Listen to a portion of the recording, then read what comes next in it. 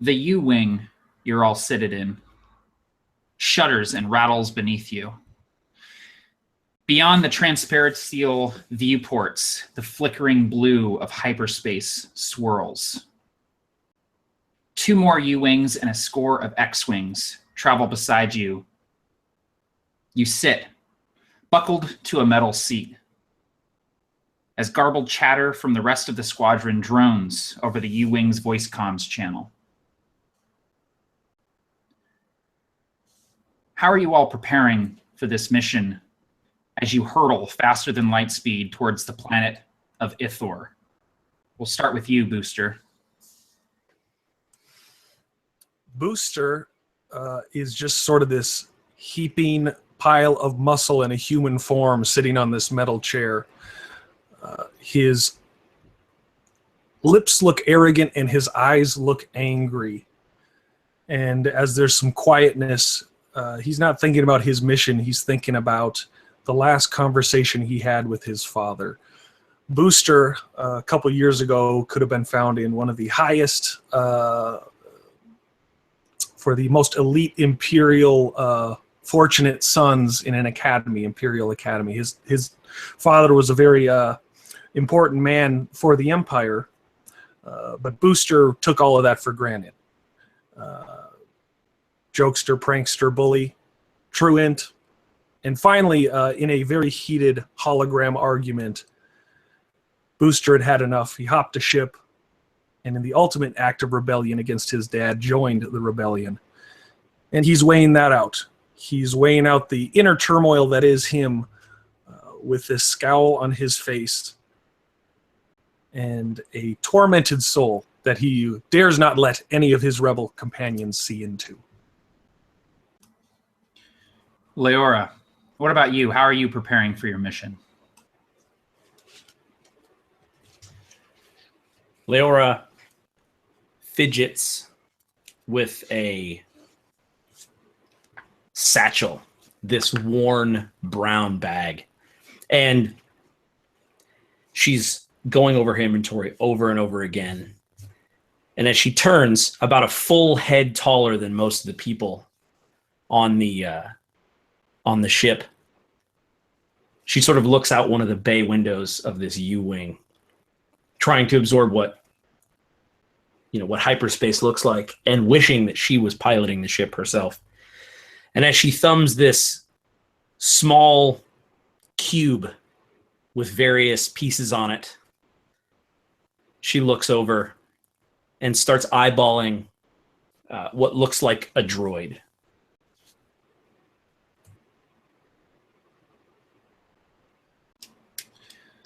So ST4N, how are you preparing for your mission with these organics in your squad? ST4N is sort of a pre-mission check, some diagnostics, mostly old, brushed, iron-looking material. An older style droid sitting there, large cylindrical head, eye slots all around. And ST4N is sitting on the U-wing and playing with his brand new magnetic hands, sticking them together, different various parts of the ship, seeing what things are magnetic and what things aren't. Not really needing to worry about what some of the organics like, psyching themselves up, getting ready. For him, mortality is a very different thing, but he tries not to bring that up too often as he, watches the fidgeter and fidgets himself with his hands.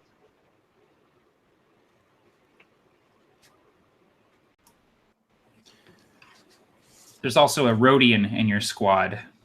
Davin, how are you preparing for your mission as you hurtle towards the planet Ithor?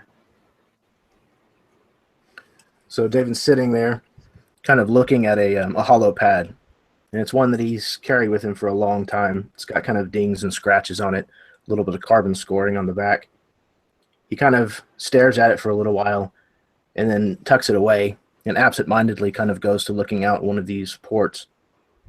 And he watches for a while And then, almost instinctually, he pulls the hollow pad back out and looks at it again. He thinks for a second, and then he tucks it down underneath his seat because he doesn't want to take anything identifying down to the surface below, just in case they don't make it.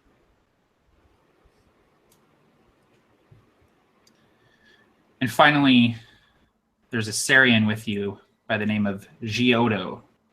How are you preparing for the mission?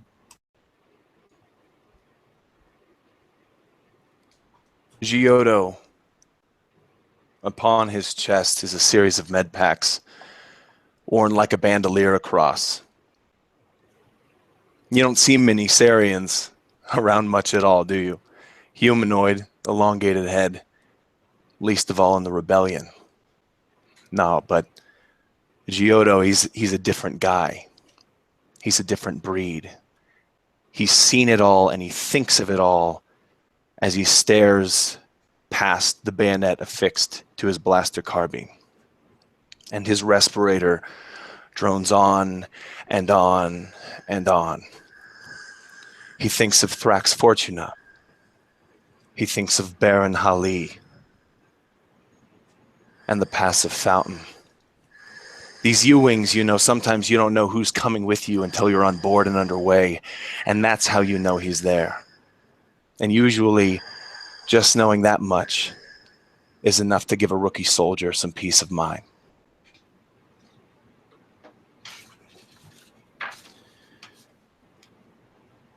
As you all continue sitting in this U-Wing, this troop transport, the ship shudders again as hyperspace fluctuates around it, and a shrill alarm blares to life.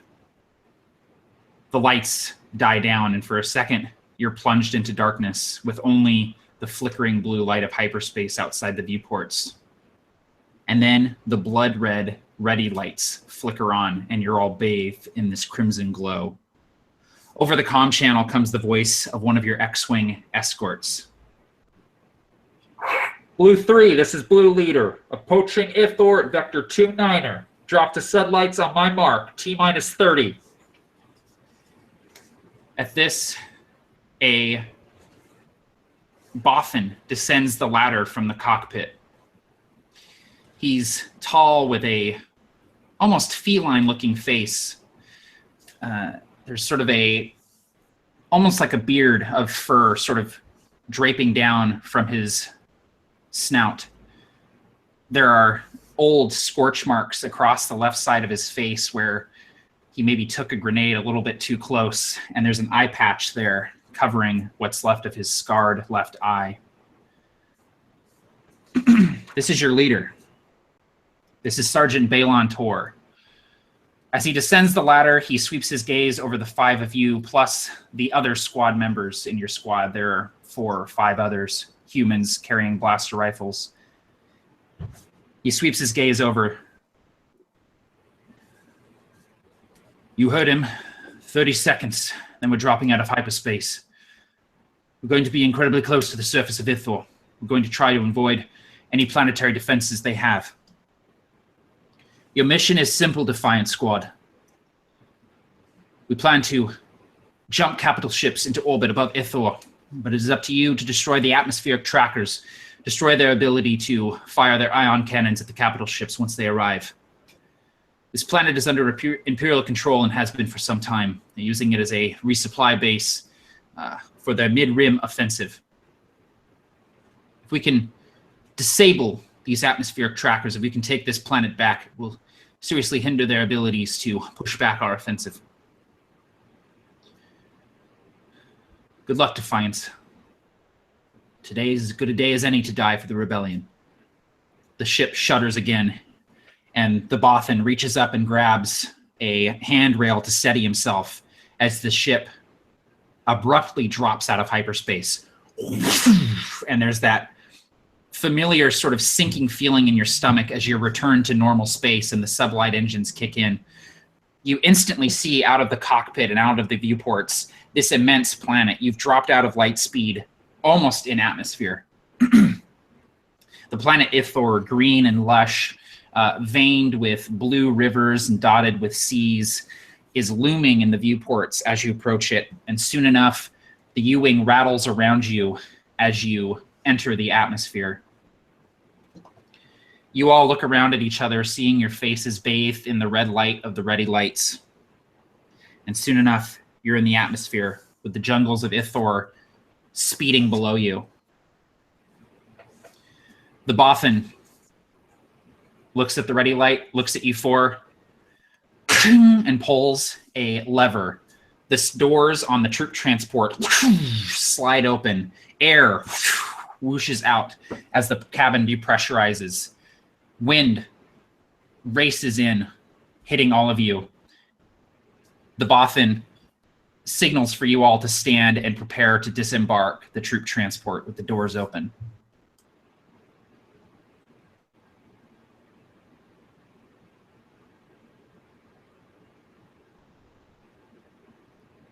ST4N grabs his blaster rifle from next to him, standing, and drapes it over him. And when it's time to jump, he would probably go first, saying something like, a common human meatbag style sort of sentiment, like, bombs away, or the Star Wars equivalent of Geronimo, a very drawl voice. So he stands and looks at everyone and says, "What's that they say? Bombs away." And he'd hop out like it. I think immediately you'd see right behind you, ST4N would be Giota. Right as you say bombs away, you would hear the pop of his respirator open with a and he would say something along the lines of, "War is not always the answer, my friend. We do this because we must." And he would jump after you.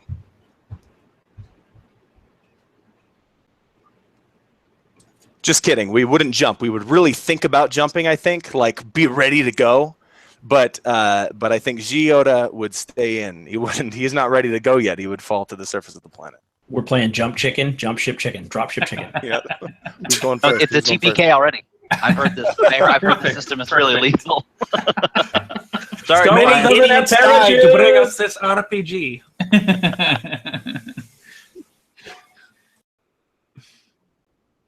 So, but you all stand up, you gather your gear, and you move up to the edge, the lip of this of the U-wing. You see the jungles below you speeding by, and you can see off in the distance your X-wing escorts flying low with their S-foils closed, just sort of closing formation around the U-wing. And your sergeant sort of nods to all of you as the U-wing begins to descend, getting close enough to the ground for you all to jump out. And as you descend, there's a bright flash of green light. You hear the unmistakable whine of blaster fire from the ground, and you see one of your S-wing escorts explode in a ball of orange flame as it takes a few of these bolts to the hull. You see the wreckage of it start to fly toward the U-wing as more green blaster bolts lash out from the surface of the planet. The debris hits the U-wing. You're all knocked to your feet as you struggle for purchase. The U-wing begins to spin in the air. You smell smoke. You see fire. You hear your sergeant yelling something at you. You hear alarmed panic over the comms. And then you hear and you see nothing as dense foliage overtakes you.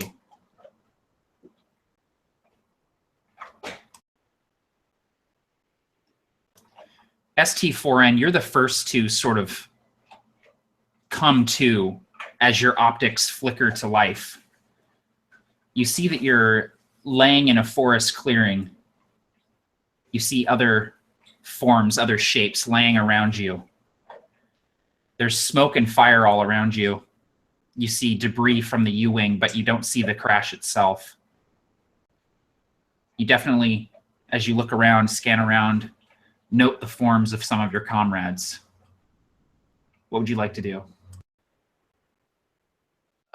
Slowly, like you said, coming to and looking around, ST4N would begin scanning. You mentioned some of these are my comrades, but knowing what the mission was,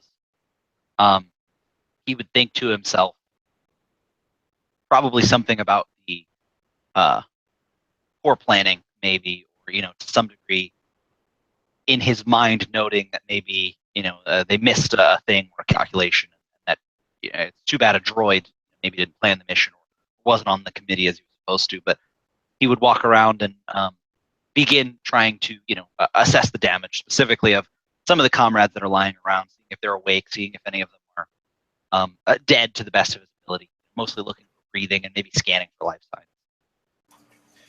The first couple of squadron members that you come to are dead. You kneel beside them to check their pulses, and you see that they're sort of bleeding, having hit trees on the way down. But eventually, the third person you check, the Sarian, Giotto, you see that he's alive and coming to.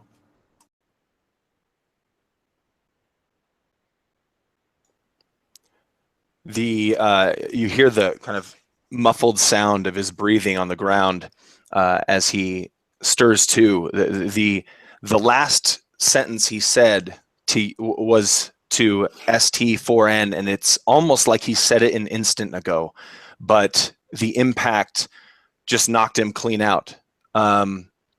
He comes to, and you hear that as he turns to ST4N and says, "What's the damage report?"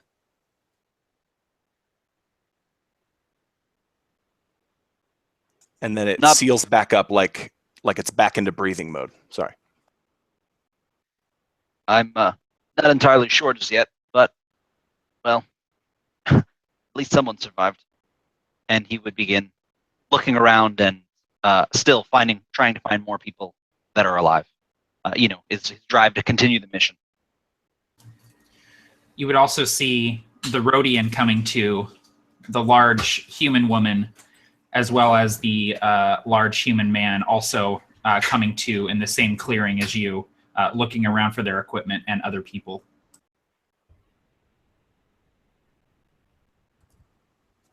Yeah, Davin kind of sits up, his eyes never having closed, because I don't imagine the Rhodians actually have eyelids.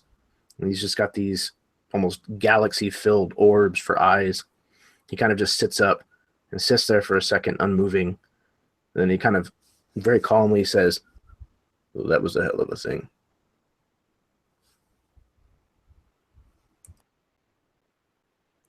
Booster looks over, says, "Bunch of laser brains piloting this ship, if you ask me." Picks up his hunting blaster, inspects it to make sure it's okay, and looks up at the sky, looks around in the jungle, and just shakes his head. He can't believe we've crash landed like this. And Leora sort of rolls without even opening her eyes yet, looking and fumbling around for her pack, that satchel of gear, and she finds it, and it would have been strewn all over this forested area if it wasn't for this 2 strips of well-placed adhesive, this sort of black mesh tape that tapes it closed. And she sort of just grins, puts her sack on, and looks over to ST and says, "All right then, how bad is it?"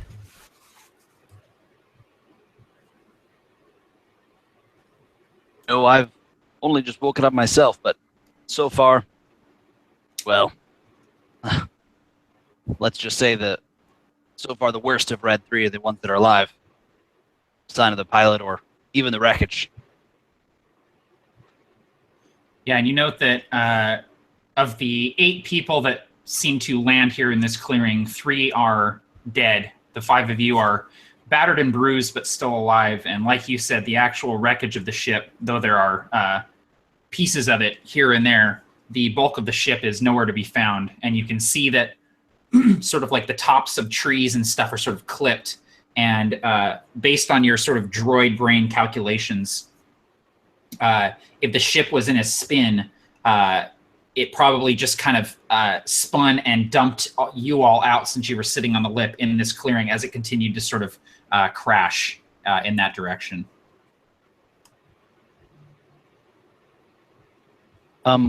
Based on that and these droid calculations, would I still have a pretty good idea of where we were based on where we were headed? Or would it be we're all going to try and find our way after this? Like any idea whatsoever? Or so you're not super familiar with the planet, but you know that you were headed towards one of the atmospheric trackers. The plan was the X-Wings would cover you from the sky against any TIE fighter patrols, things like that. You were going to drop down maybe an hour, 2 hours south of the atmospheric trackers, unload there, and then make your way towards it undetected. Obviously, that has not happened. The Imperials were prepared for you, and even though you dropped out of hyperspace essentially in atmosphere, they were able to track you across the planet's surface and hit you with AA fire.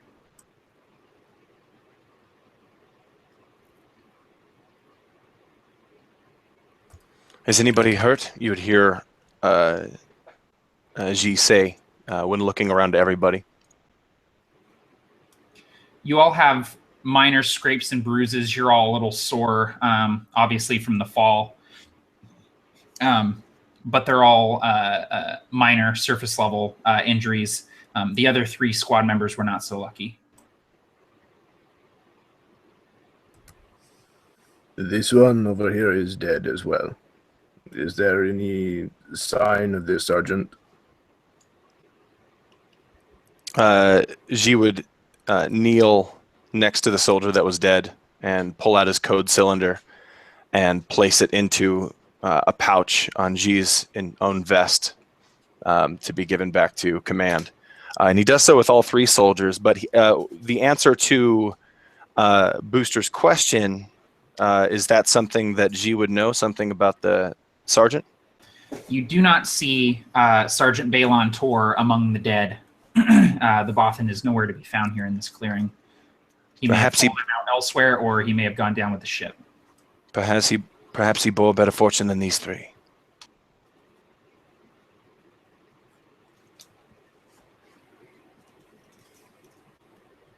Well, it seems we have a choice.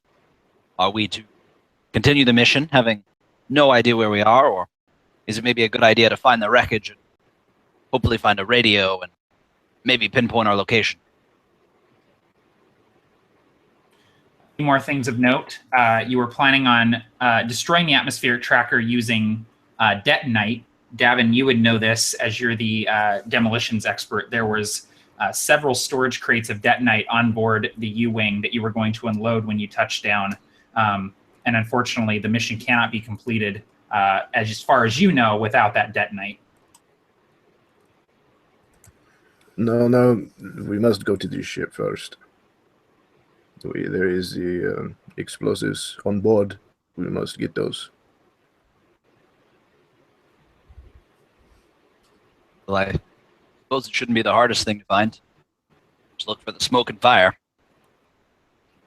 Have you tried to raise anybody on the comlinks?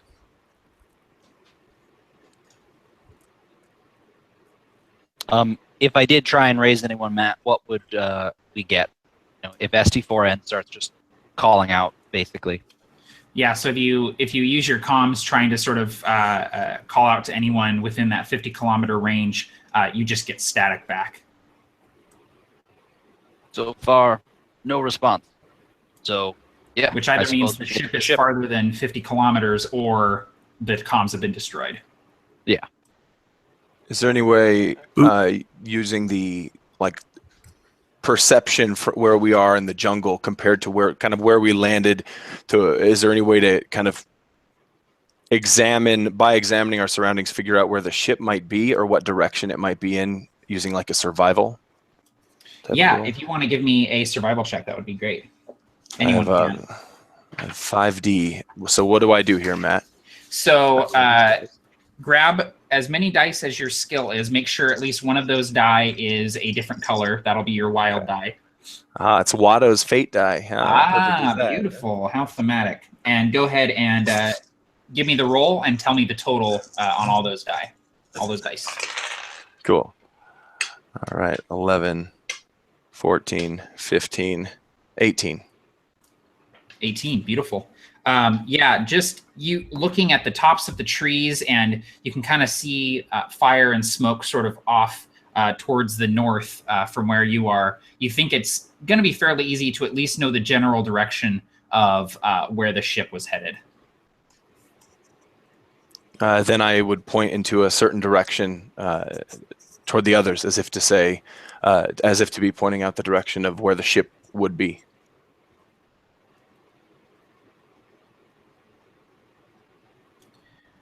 As the five Booster, go ahead. He just sort of sees where Giotto points and starts storming that direction. You can hear him muttering, "This is just great. That AA fire wasn't even that bad. I could have outmaneuvered that." And just keeps heading towards the jungle. He's not too happy.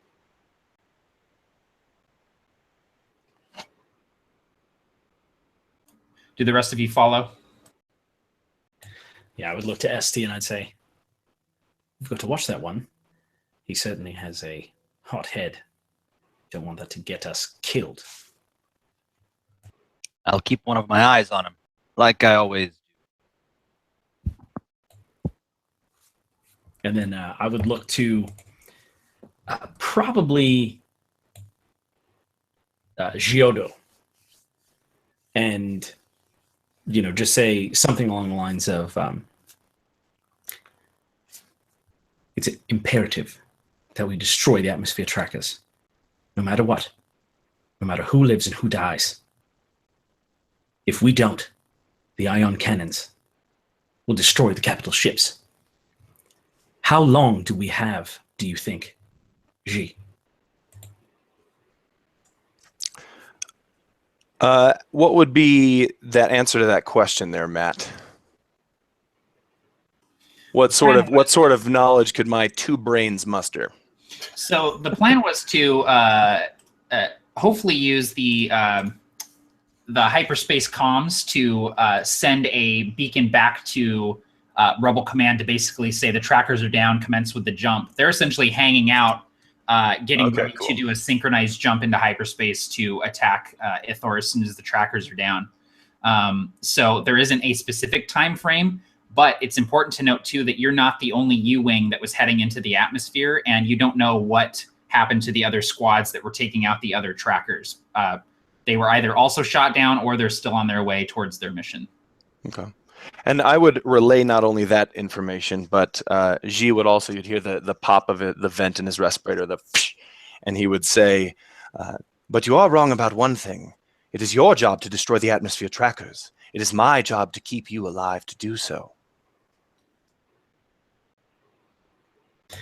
And Leora would just grin and begin to walk following Booster's loud tromping, breaking sticks and pushing branches aside, muttering about laser brains.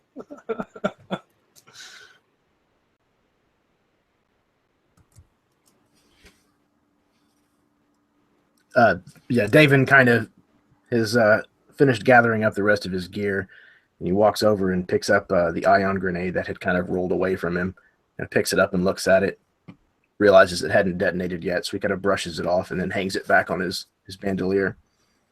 And then he kind of looks around and shrugs and says, "Okay, let's do it." And he starts walking off after the rest of them.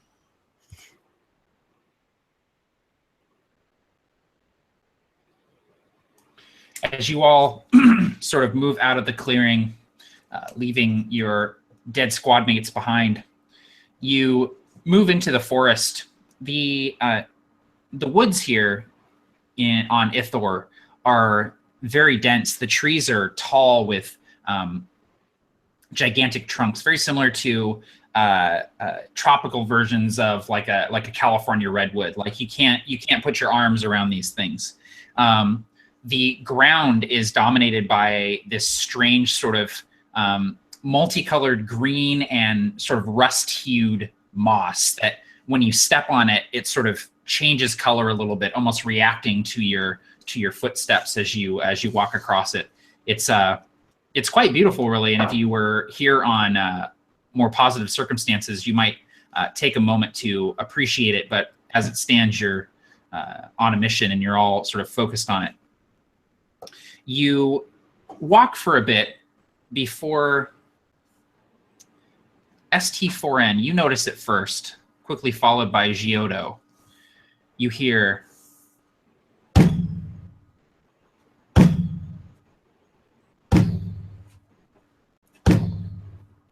and soon the booms, you can hear on the edges of them some sort of mechanism.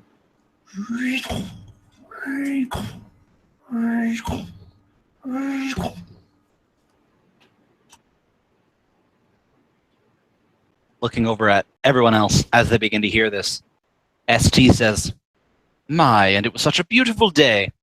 And he sort of maybe ducks behind one of these redwoods and looks toward the area to see if he can get a better look at what's happening, even though as a soldier, he probably has a pretty good idea of what's headed toward him. David says, "I've got a bad feeling about this," and ducks behind a tree. Booster says, "Quiet! Do you hear that noise?"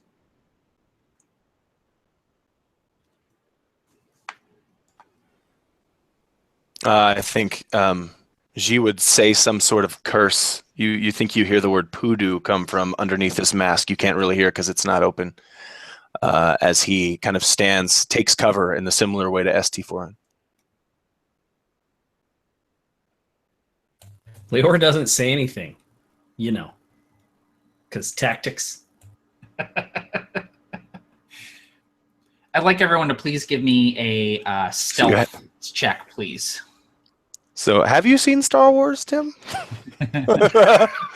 Throw a rock at him, Ewok.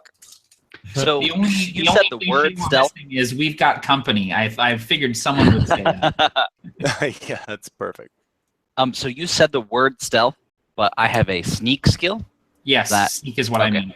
Just making sure. No, we're playing. Is that a dex? We're playing 5th edition Dungeons and Dragons. Dude, I'm always using rope. That's perception, actually, right? Yeah, sneak is a perception check. Yeah. Oh. Does one die always have to be a different color? Yes, you always have a wild die. Okay, cool. Even if it's somehow your only die. And if that rolls a 6, wild, that's when it's crazy. Yeah. Okay. So if it rolls a 6, roll it again? Yeah, if it rolls a 6, you can either roll it again and add it to your roll, or you can decide to have some sort of special effect, which you can kind of narrate similar to Edge of the Empire. What if you're like Booster and just rolled snake eyes, including on your wild die? That's not good. We'll deal with that in a second. I have one called Hide. Would that work as well? Or do you want specifically Sneak? Because I think there are two different things. Yeah, Hide will work. I think no, Hide is like sleight of hand. It's for stowing things away. Yeah. Cool. It's kind of confusing, but I looked that up before the game because I was like, wait a minute, is this a move silently, sneak sort of situation like 3rd edition?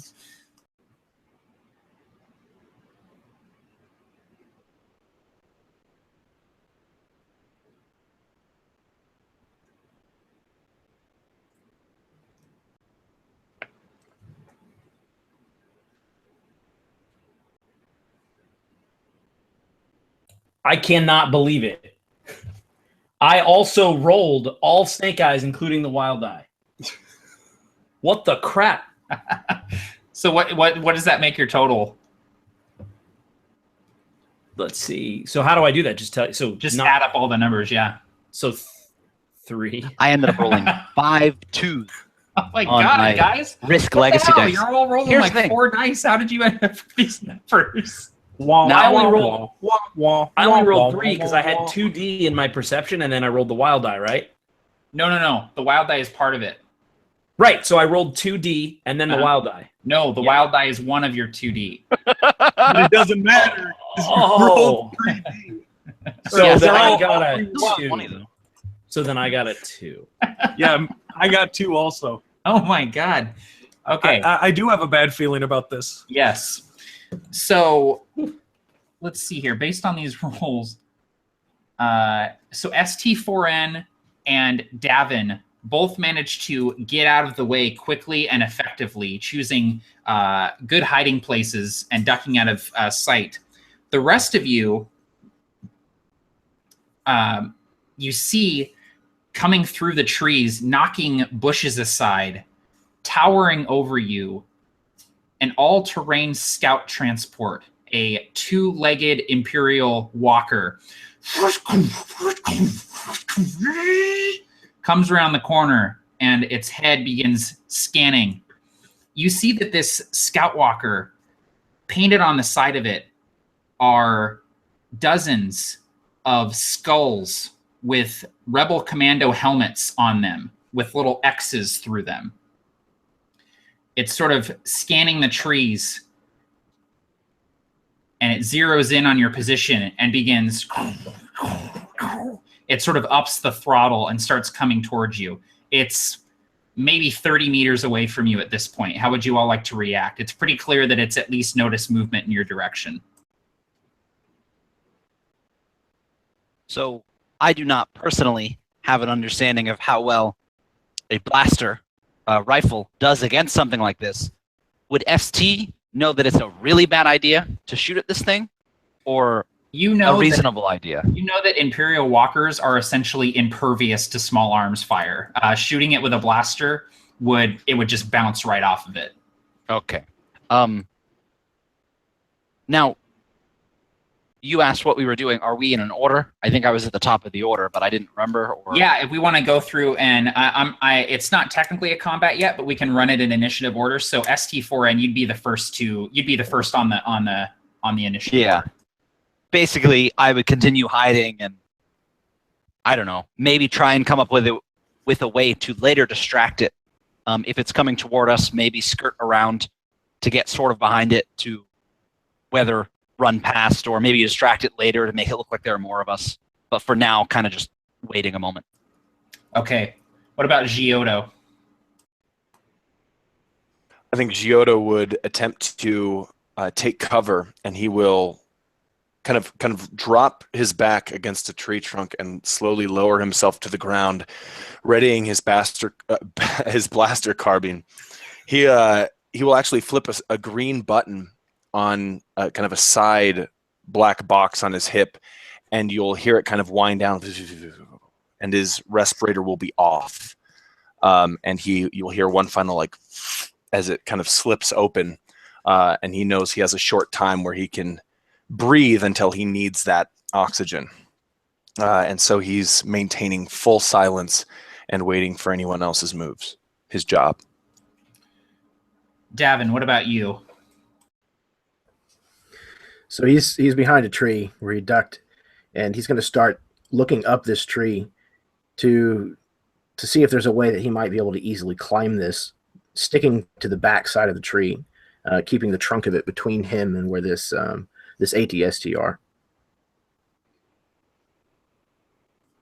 Yeah, give me 1 second. I'm opening up the complete skills list because I'm realizing it's a really good idea to have that open. I think climb is under strength, if I'm not mistaken. Yeah, I believe you are right. Yeah, climbing and jumping are under strength. So go ahead and give me either climb or strength.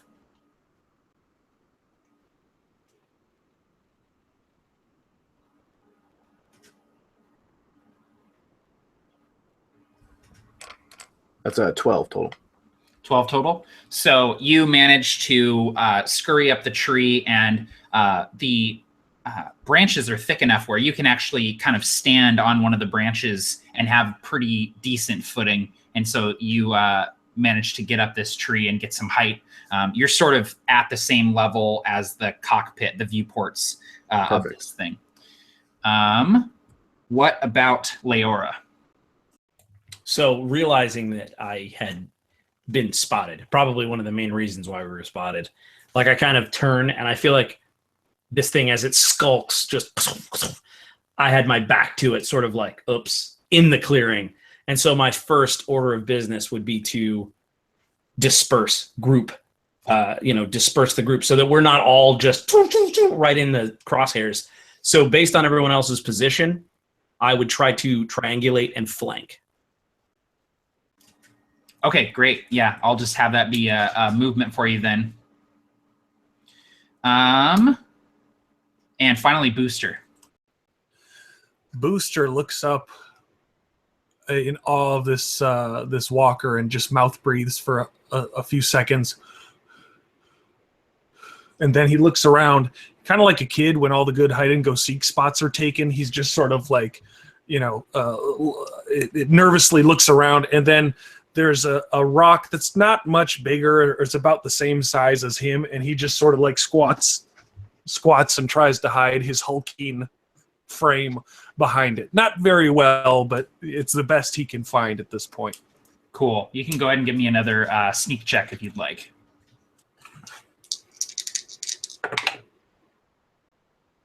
Seven.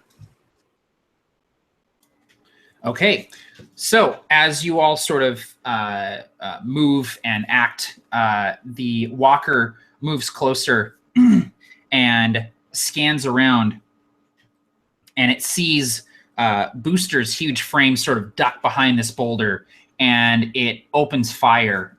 You're all almost blinded as this green flash just erupts, and it fires its blasters in Booster's direction.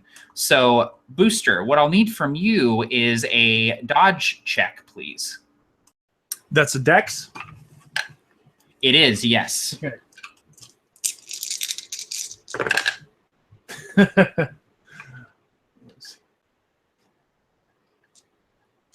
8 and 1 on the wild die. It's been nice playing with you, gang. You guys are making it real easy on this with the TPK here. Okay, so I'm going to go ahead and roll damage here. Okay, so I got a 8 energy on my damage. So go ahead and roll your strength, Booster, adding any applicable armor to that roll so we can see how much damage you take. He has a blast vest, and I think that adds 1 die. It'll add +1 for energy, I believe. So so add what +1 to the roll. To the roll, yeah. So roll your strength and then add +1 for the blast vest.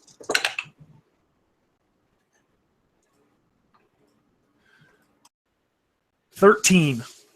13. You negate all of the damage. So I imagine that even though you don't really get out of the way, you sort of throw your hands up, and the boulder that you're sort of crouched behind just explodes around you, and bits of rock sort of pelt your blast vest as you duck down, and your ears just ring as this energy blast just goes off all around you. The walker sort of continues moving, and it's sort of doing that thing where it's moving in one direction, but its head is turned the other direction, and so it's sort of circling around you as it zeroes in for another shot with its blasters. ST4N, it is your turn. What would you like to do? So ST, basically this thing has shot at us and it's circling around. So ST would be trying to. I'm not really sure. He knows the small arms fire can't really do much. As far as I know, currently he's not the person that's being fired at. So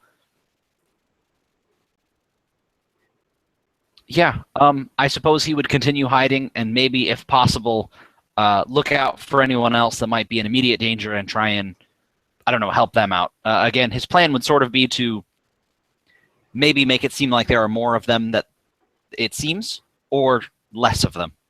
So I think in this case, less, trying to make sure everyone's hidden and everything, but otherwise, just kind of staying out of range and getting ready for the moment to sort of maybe duck out and get away from this thing. Perfect. Okay, Giota, what about you?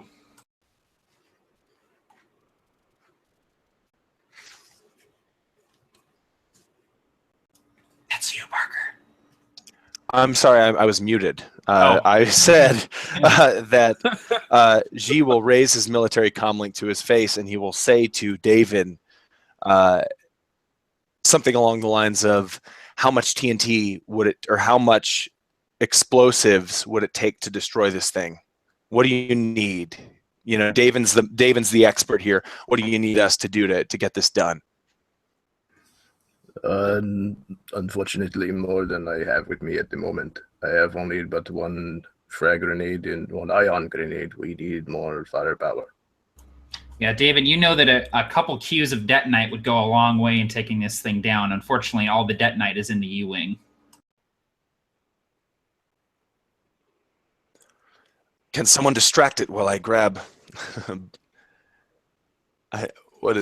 Booster? I mean, are you hiding in front of this thing? How close are you to the ATST? Could you kiss its feet if it asked you to? Well, Booster hears you say, "Distract it." And he says, "Do I got to do everything around here, laser brain?" And he takes out his club, which was also like his hazing thing when he was in the Imperial Academy. He was always getting in trouble for starting these kind of fraternity, but not supposed to type things. So his club's got all these markings on it. And he kind of wants to try and get underneath this thing and ging, ging, start slamming on the legs, so, as it's trying to get underneath it while he's creating this diversion. That's perfect. So what I'll have you do is, let's see, what skill will work for this? Let's go with Walker Repair. I'm just kidding. I put points in there. Yes. Let's 5D. I have 5D. That's the weirdest thing. Why don't you give me some sort of like perception, if you have any perception-based skills, like he ain't too perceptive and he ain't too knowledgeable. I'll give you that for sure. So, but it doesn't matter. I can roll whatever you need. Why don't you give me what would it be? Melee combat for the club? Yeah, give me a melee combat roll. And if you don't have melee That's combat, a dex or a strength? Yeah, it'll be dex, yeah. Okay.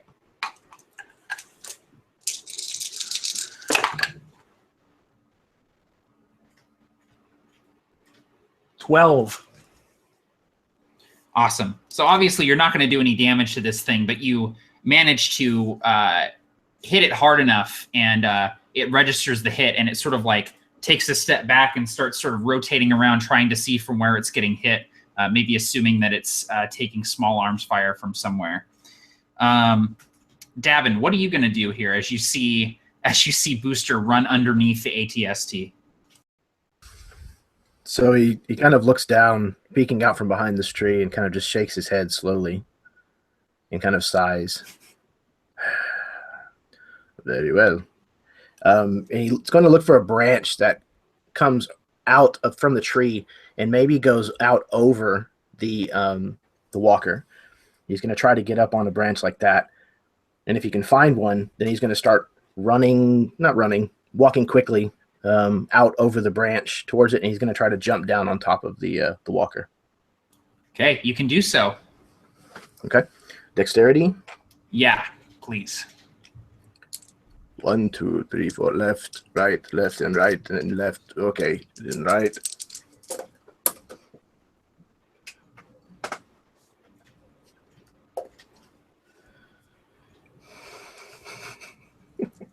An 8, and I got a 1 on the wild die. Also, do not forget that you guys have character points and force points that you can use after you roll, but before I tell you if you succeed or not.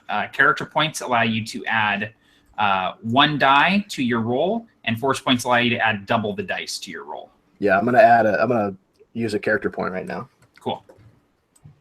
Is it a legal move to spend a character point followed by spending a force point? No, you can only spend 1 per round each. Cool. And you can't combine them, so. Okay, so I got a 10 total, but I did get a 1 on the wild die. Okay, so that is a succeed, but with complications. And so what happens is you sort of run to the end of this branch and you leap.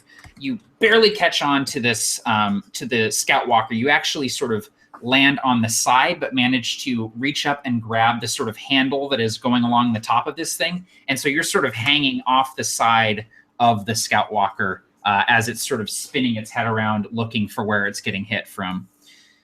Leora, what would you like to do? So seeing this and seeing that they've obviously got it covered there, I think what I would try to do is just be one more distraction. You know, this thing has rebel pilot skulls on the side of it. And so I understand immediately this is a foe that kills. This is a foe that's deadly. So to me, I'm going to just quick draw my blaster and just start pinging the windows. You know what I mean? Just like, just trying to pop fire at it just so that it's just one more like, what's going on? Perfect. Okay, go ahead and give me a blaster check. All right, I'm excited to do that because it's a lot of dice. Yeah, that's a fistful of dice, baby. It is a fistful of dice, baby. I see what you did there. Here we go. Hey, that's the name of your channel. You got a YouTube's with all that. Man, that was a lot of dice.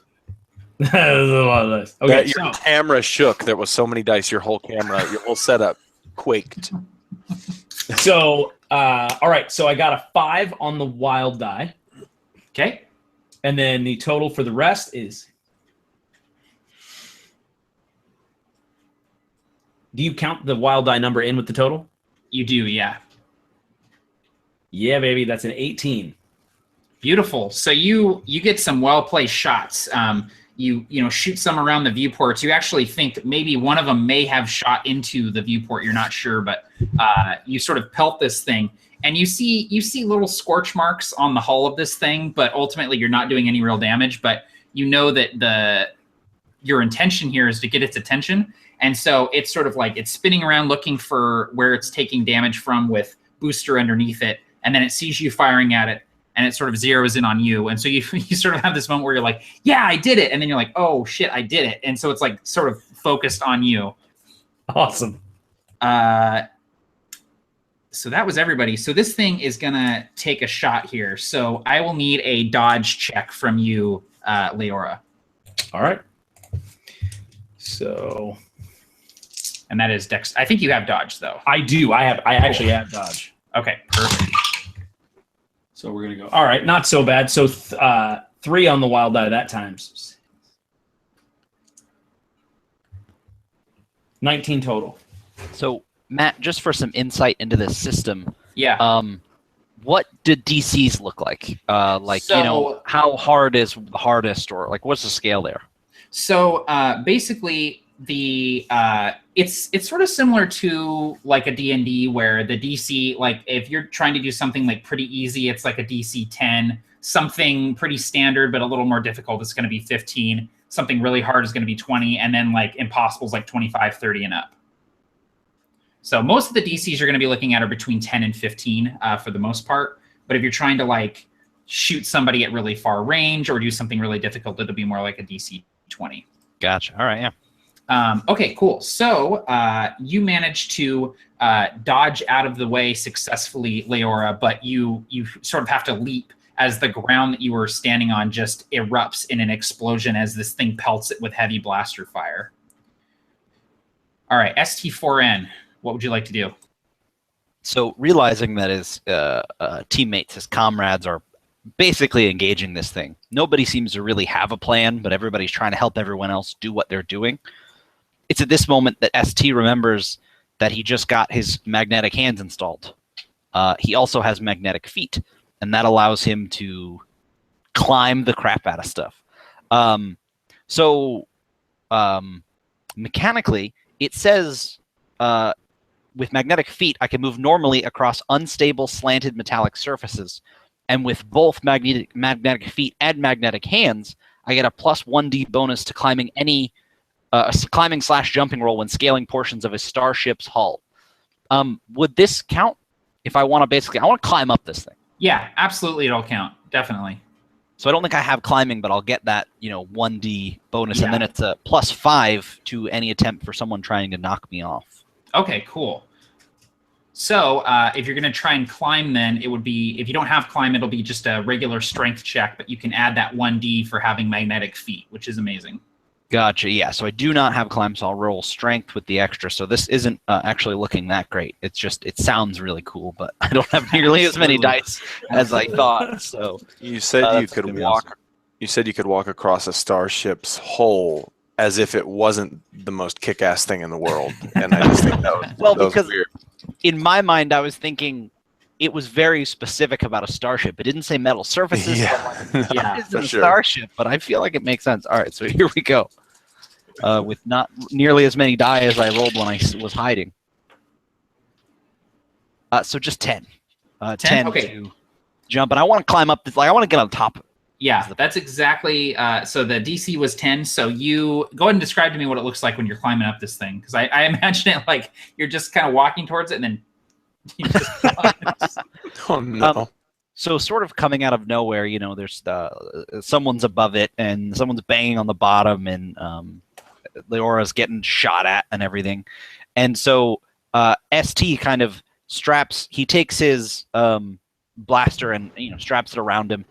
And he sort of breaks into a very sterile-looking droid run, and then just kind of jumps. And he hasn't had the chance to really put this to use yet. So his hands, kind of stick to the probably one of the legs, and his feet as well. And he just clambers up this thing, and clangs as his hands and feet kind of really stick very hard to it.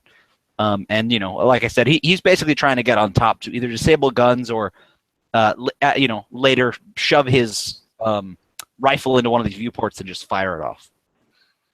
Beautiful. Okay, awesome. So Giotto, you are up. You are seeing ST4N climbing up this ATSD. You see that Davin is sort of hanging off the top of it, and Booster is underneath it as Leora is taking fire from it. What would you like to do?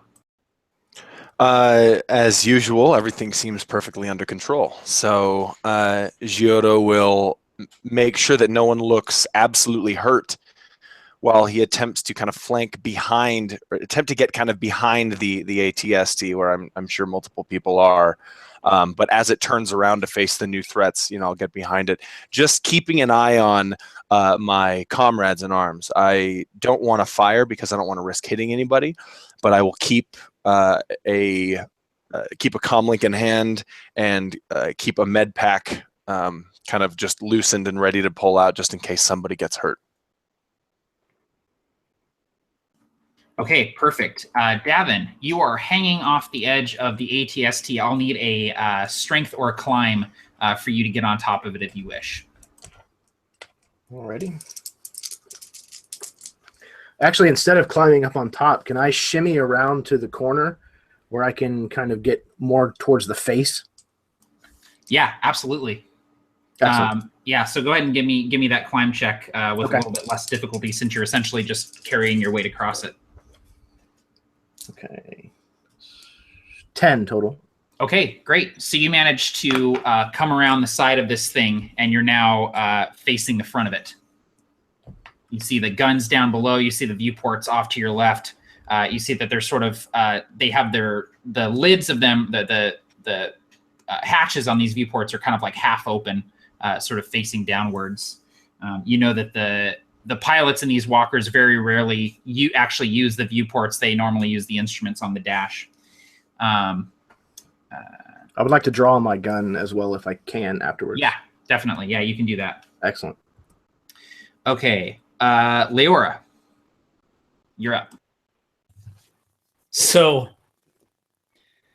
after seeing, this thing take a few shots at me and moving out of the way, and then now watching another one of my Defiance Squad mates go toward this thing and try to get on top of it, I would just I'd have to sort of laugh and figure it out. So now at this point, we've got two hanging from it. One with magnetic boots, one sort of grasping on, climbing it. You have Booster hitting it like it's a baseball. So what, at this point, would I be able to do to this thing? Like, in other words,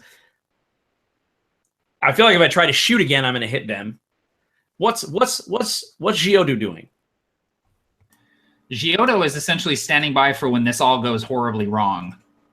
Giotto's doing exactly what you're about to say you're going to do. We're going to wait for, just make sure no one screws anything up. Okay, yeah. So I think that's what I'm going to do.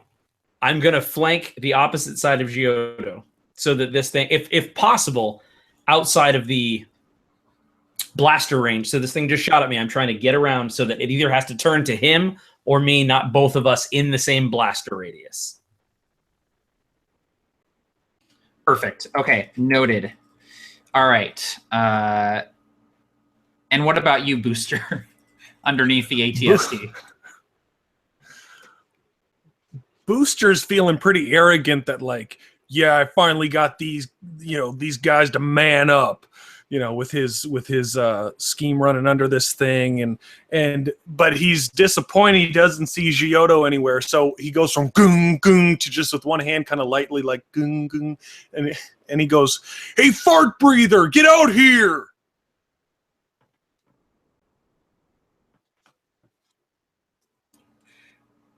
I need to know if by fart breather you were talking about Giotto or one of the pilots in the ATST. Giotto with Giotto's respirator. I figured as much.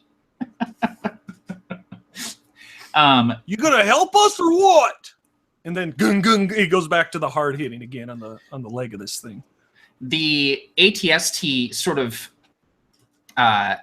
is going to do two things. It's going to rotate its feet around, sort of stomping beneath it. And so I will need a dodge check from you, Booster. It's also going to begin wildly spinning its top turret around. And so I will need strength checks from Davin and ST in order to stay on it. And I think ST, the DC for it trying to whip you off will be worse because you have the magnetic, right? Yeah, I'll get a +5. Okay, cool. So just add 5 to whatever you roll since it's an opposed check.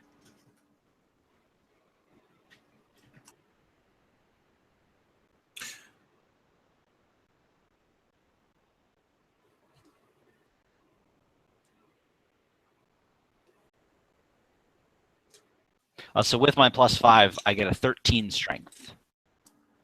Okay. All right. And then what did you get for the dodge, Booster? And dodge again, that was a 4D, or that was on the dex again, right? Yes. 16, 6 on the wild. Oh, beautiful. Okay, so you can either re-roll that 6 and add it to the roll, or you can have something cool happen. Oh, Booster wants something cool to happen. I was hoping. This campaign's getting boring. Anyhow. We need some cool stuff.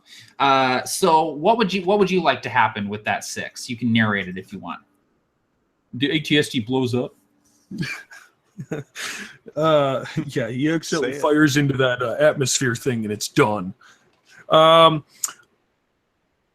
gonna say that with all this spinning, actually the rubble from the rock Booster was hiding under that nearly got him killed kind of gives way under one of the legs of this ATST, and at least wobbles. Now I'm not sure what'll happen, but it's sort of losing its footing on this chicken walker. Perfect. Yeah, it does that thing where like the logs roll under the walker and turn to the Jedi, and it goes woof, woof, and so it kind of starts like wavering back and forth, and it's sort of even more so with the spinning, it's sort of throwing its weight in one direction and then the other as it begins to wobble. Unfortunately, Davin and ST, you are both hurled from this thing. I will need strength checks from you to avoid this damage. The damage is 6 physical damage. So make sure if you have Blast Vest, you add that extra die.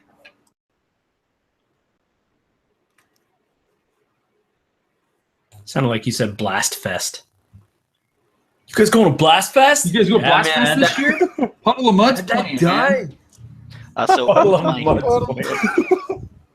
with my plasteel shell armor, I get 15 on the strength check. Okay, cool. So you avoid all that damage. What about you, Devin? I got 13 total. Okay, cool. So you both avoid. You manage to avoid the damage. You sort of hit the ground and roll and come up on your feet. The walker is sort of wobbling and trying to regain its footing. You imagine the pilots inside sort of rotating the gyroscope, trying to get this thing to stand up straight again. The five of you are all standing in the clearing as this thing is sort of wobbling back and forth. What would you like to do? Shall we leave?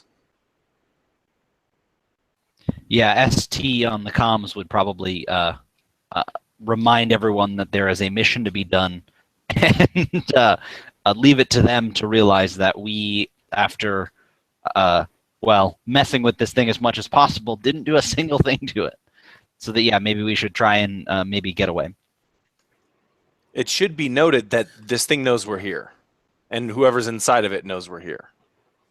So that's something that Yeah, you that imagine Giotto that would bring up. even if you escape now, the ATSD is likely going to be hunting you for the foreseeable future.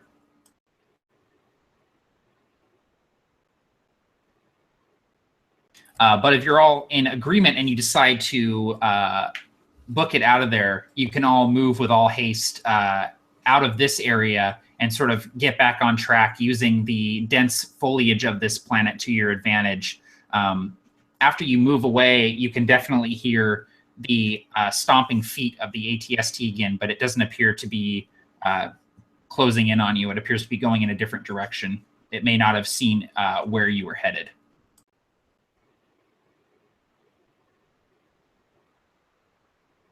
As the five of you continue, did anyone take any? No, no one took any damage. The five of you continue on your way, and you can kind of hear in the distance sort of sounds of battle. You hear distant AA gunfire. You can hear sort of sublight engines echoing over the forest. You hear blaster fire. And so it's clear to you that at least one other team made it to the ground and are actively trying to complete their mission. And so you know you're not alone on this planet, even though they are quite a distance away. There are a few times as you're walking that you hear TIE fighters overhead sort of scouting around, sort of flying high above you over the treetops. But you're not in much danger from being spotted from them being under the treetops as you are. You have some time amongst yourselves to sort of talk and strategize if you wish before you arrive at your destination. You seem to be on the right path towards the U-Wing because occasionally every few minutes you find a piece of wreckage in your path. Booster says, now that I saved all your skins, what's the plan?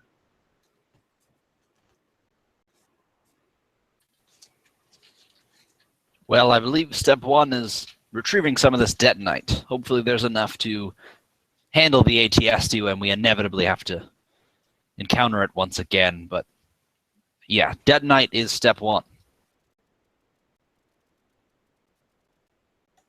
Step two is those atmosphere trackers you hear as Giotto begins to power up his kind of hip box again, his respirator, and you hear the seal close as the oxygen becomes flowing.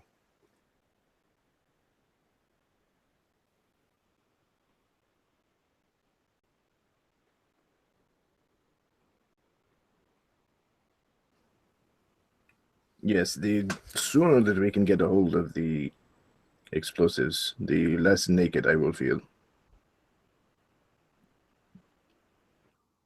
Well, thanks for that mental image. Hey, fart breather, you know what direction we're headed again? But fart breather so many times, it's just, I'm sorry. No, you got to. I think that actually by this time Giotto would be kind of on the track to the U-Wing, pieces, or he might be picking up pieces and examining them, mentally putting them on the ship, trying to determine the aerodynamics of the ship as these pieces begin falling off, like that sort of thing. So he figures that, like, whatever, 2 clicks to the northeast, and we'll be there. And he responds to you as if you're not saying these things. He's completely droned you out. He's probably, I imagine that he's probably served alongside of you a few times, and has the ability to communicate with you naturally without responding to any of your childish, whimsical banter.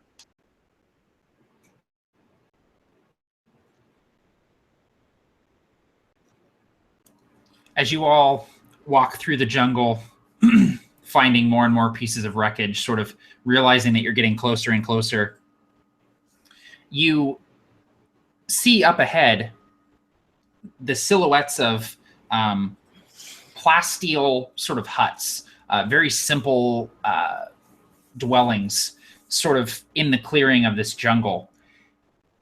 But more importantly, you catch the unmistakable gleaming white glint of plasteel stormtrooper armor. And you hear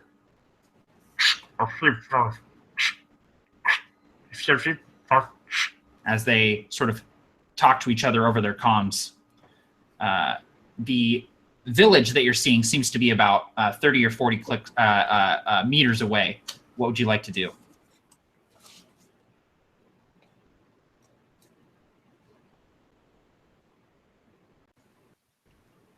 Over the comms, ST would, for anyone that didn't necessarily see this, kind of give everybody a hold up. Let's see what we're dealing with first. Maybe he wants to use his, what are they called, macro binoculars? Macro binoculars, yeah. To try and take a look and, kind of, I don't know, maybe kneel somewhere or get a little higher, maybe climb something, I don't know, and just give a shot and see if he can maybe suss out how many there are or exactly what's going on. Yeah, you get a good vantage point. You all are well covered here in the foliage. You know that you're still far enough away where as long as you don't yell out, "I'm looking at Booster," they probably won't be able to see you. I realize I'm like looking right at Nathan, but I realize you can't tell that I'm looking at him. And you manage to get a good vantage point, and you look through the macro binoculars. So go ahead and give me a perception check, please. And I believe with the macro binoculars, you get to add some dice to that roll. Maybe. I don't know if that is true. With macro binoculars, you get +3 dice using perception-based skill to see more than 100 meters away. Perfect. So +3. +3 dice? Yeah. Holy cow. And while he's rolling, Booster with a gain a little too hot on the comlink says, "I think there's some stormtroopers down there." 18 total. So, gain a little too hot on the comlink. Gain a little too hot. It's like clipping a little bit. There's a little bit. I know. It's so like true. he talks too close to it. He just always talks like into it, like way too close. Like it's only gonna work if it's touching my lips. Yeah. So what you see, ST, is around, you count just in your sort of scanning with the macro binoculars, you see 8 stormtroopers sort of in this village. There are 2 groups of 2 sort of patrolling the village, sort of looking around, looking into the jungle, all cradling their E11 blaster rifles. You also see 4 of the stormtroopers guarding what looks like a group of Ithorians. Ithorians are strange-looking humanoid creatures. They have these hammer-like heads with eye stalks on both sides and 2 sets of mouths on either side of their heads. These Ithorians, there's maybe a dozen of them, are all on their knees with their hands bound with binders, and these stormtroopers are sort of standing over them. Occasionally you see one of the stormtroopers sort of kick one of the Ithorians if they sort of try to get up or move around. They've obviously been detained by the Imperial garrison here. Other things of note, you see the plasteel huts sort of circling the village. There's maybe a dozen buildings here. You also see what looks like a sort of old land speeder sort of tucked behind one of the huts here. Probably the only vehicle these Ithorians have to get to one of the more major cities on the planet. I mean, you said 8 stormtroopers total, or was that 8 and then 4? 8 total. Okay, gotcha. So relaying this to the group, ST would suggest maybe getting in a sort of a surrounding, and then trying to all strike at once, sort of with something stinging to. I got a really bad cramp in my foot. I'm sorry. Oh, it's those magnetic feet, man. it's the magnetic feet. I got a cramp. Roll for cramp damage. Oh, I rolled a 1 on my wild die. But yeah, basically suggesting that we all circle around and try to take a bunch of these guys out at once. A good old whatever we did the last mission kind of thing. You guys know, back on Alderaan, back on Enoch 3. Back on Enoch 3 when we saved those Ithorians.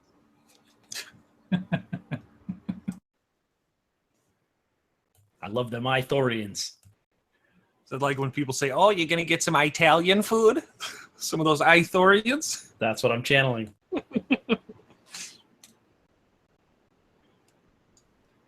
So are we all in the same kind of collective area? Yeah, you're all grouped up right now. ST moved away a little bit to get a better vantage point, but you're all sort of in one huddle right now. Cool. And so all of this is just something that we've kind of discovered on the way to the U-Wing. Yes, exactly. Okay, cool. So I in support of the surrounding the village sort of thing, understanding how these things go, take as many prisoners as you can. If you don't need to fire a shot, don't fire a shot. And he will just kind of nod to ST and kind of look to the others and prepare himself to, I don't know, maybe himself he'll start moving, like crouching away, like crouch walking. What do you call that? Crouch walking away to try to stay hidden from any Duck of the troopers. Duck walking, quack, quack, quack, like this, like penguin walking. No, that's how Syrians walk. Okay, let's not be weird about it. But no, he's going to find kind of some cover in the distance around the village. Booster, who is a legend in his own mind for his hot rodder skills, back on the streets of the academy on the weekends, chimes in and says, "I'm going to go in after that land speeder, see what I can do. Fart breath, try and cover me if you can, okay?"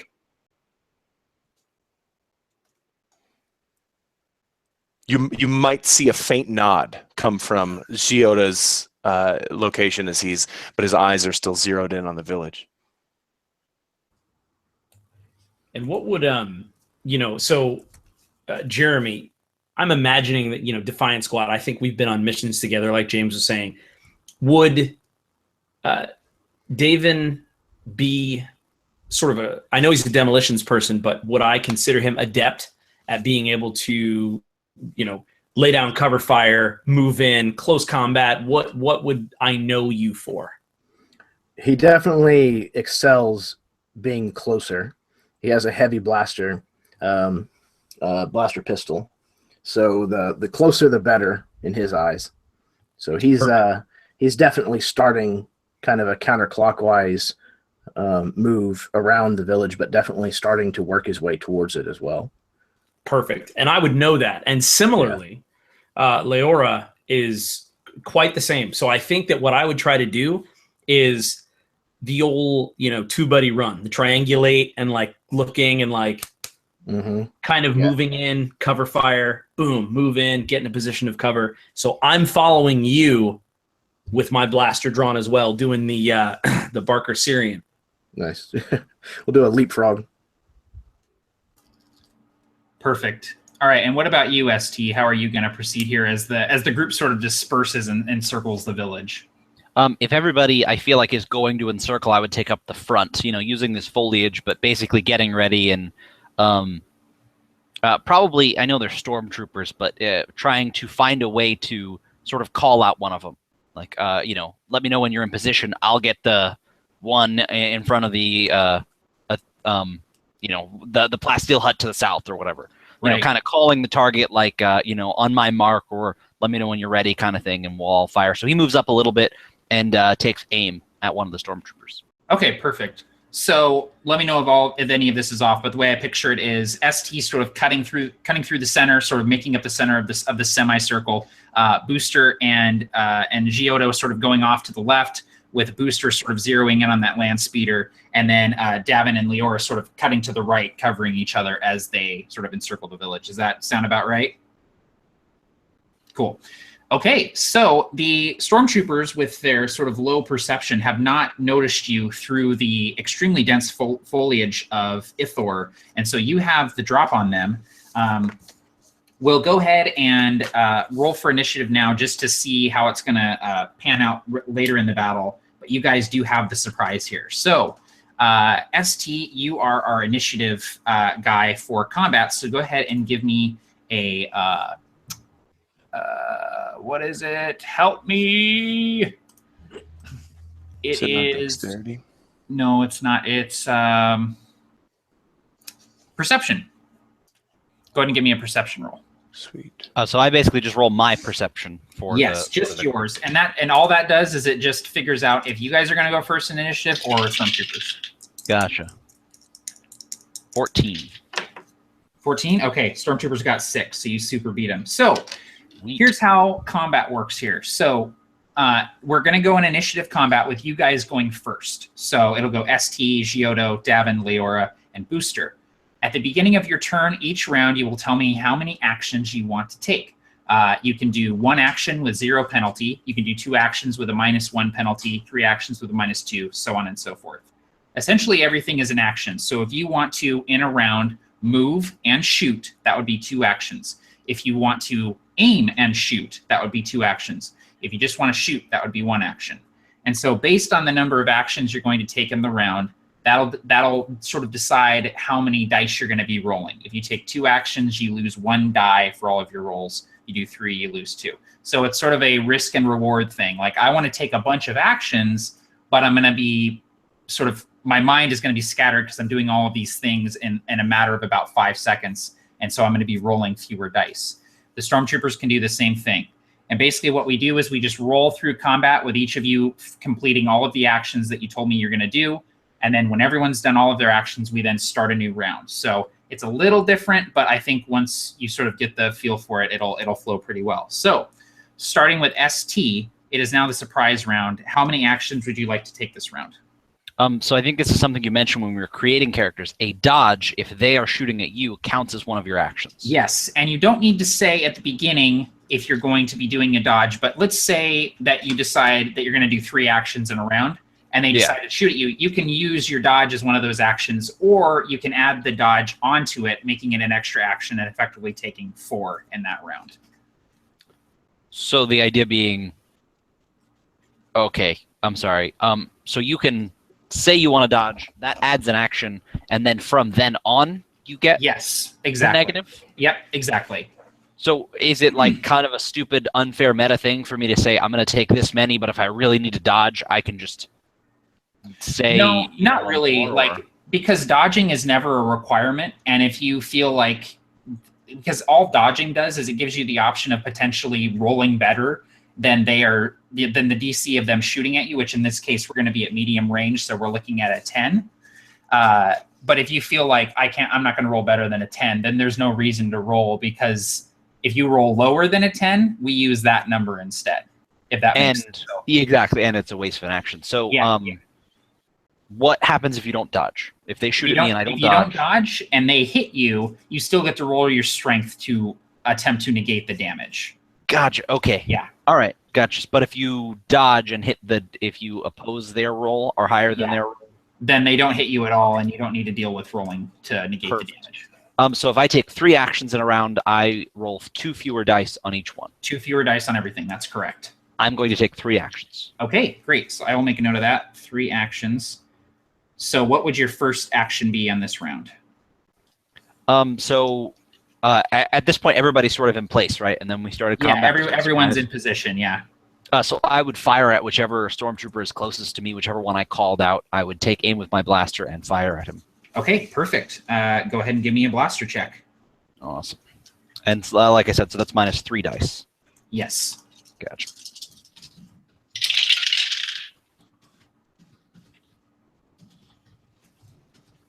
So 17 on the first one. 17 is absolutely a hit. And then I just rolled the damage for my blaster, which is 5d, or my blaster carbine.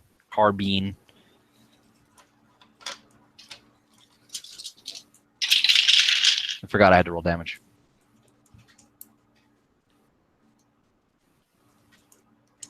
18. Holy crap. 18 damage. Okay, cool. So the stormtroopers have a... Damage doesn't get reduced by the actions or anything, right? It's always just the same. Always the same. Yep, exactly. So they get 2d on their strength plus an extra d for their plasteel armor. Oop. Oh, Lord. That signifies the stormtrooper actually dodging, but into the bolt. Yes, Die. exactly. No, you hear the bolt bounce off his armor like a ding. Okay, so you're going to be doing a total of 6 damage based on my strength roll. So I reduced reduced your damage by 12. So 6 energy damage on the stormtroopers. Perfect. And again, sort of just meta questions, getting an idea of the relative. Was that a relatively high roll, or that's like average what you rolled, or? That's a pretty good damage roll. Yeah, like 6 damage is enough to do a wound to a stormtrooper. In which case, a wound essentially just kills them outright because they don't take multiple wounds. So Awesome. Your shot drops one of the stormtroopers. Oh, and actually, I'm sorry. One more question. Ranges. I forgot how that worked. Was I at medium range, and did I do? So you guys are going to be at medium range unless you specify to me that you're going to move up to short. And so I rolled everything normal. I forgot what the difference is. I'm sorry. The distances just dictate what the DC is going to be. So medium range is 15. That's what you set. Yeah, Got medium range is 15, short is 10. If you're at point blank range, it's 5. Perfect. But Okay. being at point blank is not always the the best idea. Yeah. Okay. All right, cool. So that was ST's first action, and you said you're going to take 3, so you'll have 2 more. Okay, cool. Giotto, so how many actions are you going to take this round? First off. I believe 2. 2? Okay. Yes. Giotto will. Giotto, sorry. Will. I think I've said Giotto like half the time because my file name is called Giotto, but my character is Giotto because I can't spell words. But he would look to where Booster is going exactly because he's covering Booster. And so where exactly are you headed, Booster? And what sort of enemy presence is located there? And that's a question, I guess, for Nathan and Matt. Well, Booster's trying to keep on the outside with whatever foliage coverage he can still keep, while making it on the outside of this village, but getting closer to that land speeder. Okay, yeah, cool. So he's heading towards the land speeder. So then what we're going to move, so we're moving as one of my actions. And then the other action will be to take aim at the stormtrooper, one of the stormtroopers near the land speeder, understanding that this is where Booster's going, and that he'll need he'll need cover. Is this all happening simultaneously? Do I hear the blaster fire from? Yeah, it all happens simultaneously, but you take your actions one at a time. So your first action will be it can be moving. I sort of assume that you're sort of moving towards your destination already. Cool. So if you want your first action to be aiming, you can do that instead.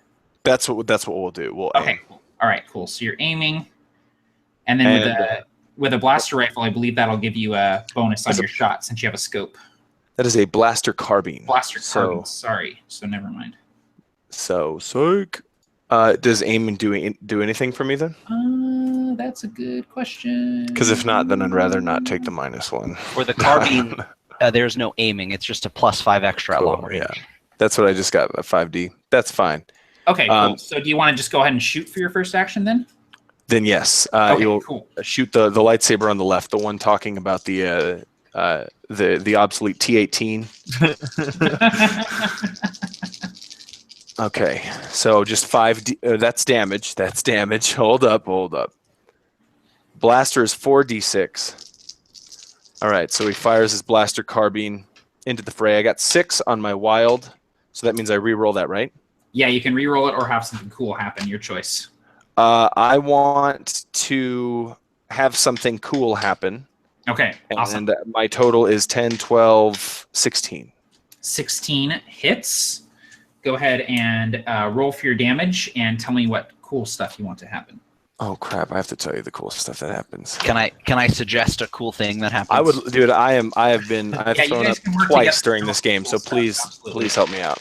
Okay, so this is mostly a joke, but I like the idea of one of the other stormtroopers going in shock and creating a Finn type situation from Force Awakens.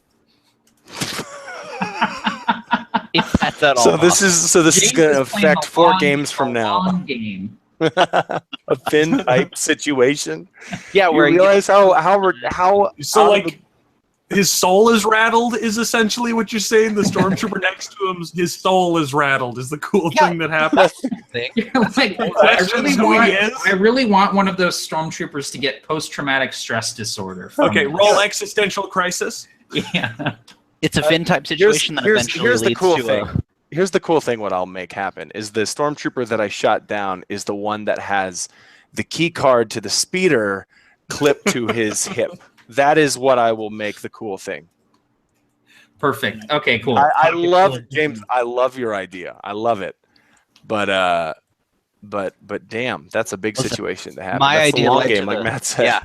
My idea led to the resurgence of the Jedi. I mean, nothing huge or anything. Right? Just whatever. A key card. I would say that's a pretty good thing. Okay, so another stormtrooper goes down. He does the stormtrooper. Oh man, that was a perfect Dark Forces 2 stormtrooper death sound. Oh my god, I've never done that before. First try. So legitimately, yeah. Do you practice sound effects? No, I don't. I destroy them. I'm just even afraid to try. James, you have to understand something. I'm not good at very many things, but I am good at that. So the second stormtrooper goes down with a scorch blaster hole in his plasteel chest plate. He does an exaggerated flail and falls on the ground, his E11 blaster falling away from him.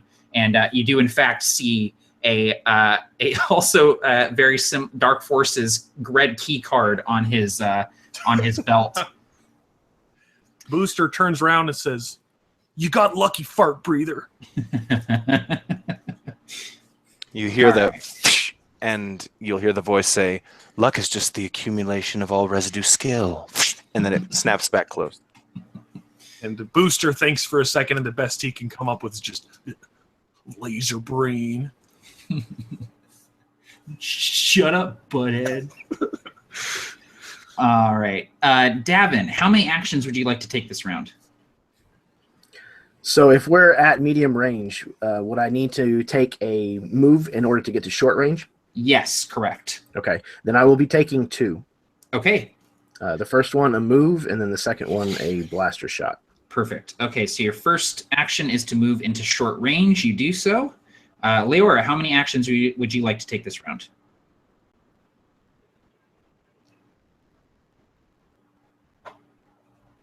Leora? Oh, you cut out, and I thought you were still talking to Booster. Oh, sorry. No. Leora, how many actions would you like to take this round? I'm going to do 2, and I want to use both to fire on the stormtroopers. 2 actions? Okay. Yes. So I'm going to keep it pretty now, real light. quick, I'm going to check something for you. Your blaster may have a rate of fire of 1, which means it can't fire more than once. Oh. So let me check that really quick. Sure. You have a blaster pistol, correct? Yes, I do. Okay.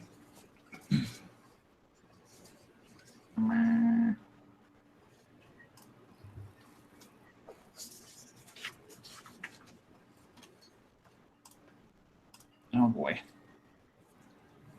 That's not what I wanted. Okay, yeah, rate of fire of 1. So you can take 1 attack action, and you can use your other action for something else, or you can just take 1 action, your choice. Okay, so then what I'll do is I will stick with one attack action. If I'm close enough, still at the medium range, Yeah. to, ping one of them, I'm going to just take that one action and just try to hit one of them in the head. Perfect. So one action. Go ahead and give me a blaster check. All right. Looking for that 15 if you're at medium range. Yes, sir. I'll go ahead and roll their damage soak ahead of time. Oh, yeah. We did it. We did it big. We did it real big. All right, so... Yeah, dude, that's 20. And then the damage is separate, correct? So my blaster check is first. Yep, and then you roll your damage. Perfect, which this is 4d damage, and that's unmodified. Do you still roll a wild die with damage? No, just with your checks. Perfect. The wild die in that was a 3, if that matters. Okay. Yeah, it doesn't matter. It only matters if it's a 1 or a 6. Otherwise, it's just a regular. Gotcha. Die. Okay. In my mind, I thought it was weighted like 3 means okay, 4 means all right. Yeah. 5 is like nah, but almost. Almost there, man. Almost. All right. So damage is 6, 7, 8, 9, 10, 11, 12, 13 damage. 13 damage. Beautiful. Another stormtrooper hits the ground. So at this point, 3 stormtroopers have been taken out in the surprise round alone. There are 5 left. Nice. Okay. Booster, how many actions would you like to take this round? Aiming is one action, yes, and then Yes. firing's another one. Okay. Yeah. He's going to not if be. you have a gun that lets you aim. Oh, I have a hunting blaster. I'm trying to see where it would say on here what I have for if it would let me aim or not. Let me see here. Actually, no, it'd need a scope or something, right? Yeah. So I think he'll just kind of maybe stop to steady because he's going to fall. He's going to stop and he's just going to take a shot because he pulls up this hunting blaster and there is a fine ivory type shoulder mount on this, and a long name has been scratched out that has been inscribed, and above it just Booster has been etched into it. And you can tell that this has been the hunting rifle on many a let's fix our family type trips his dad has taken him on that haven't worked. So so he gets out the hunting rifle and is going to fire a shot at the nearest stormtrooper to this land speeder that he thinks should be his because he's seen it and he must have it. Perfect. Go ahead and give me a blaster check.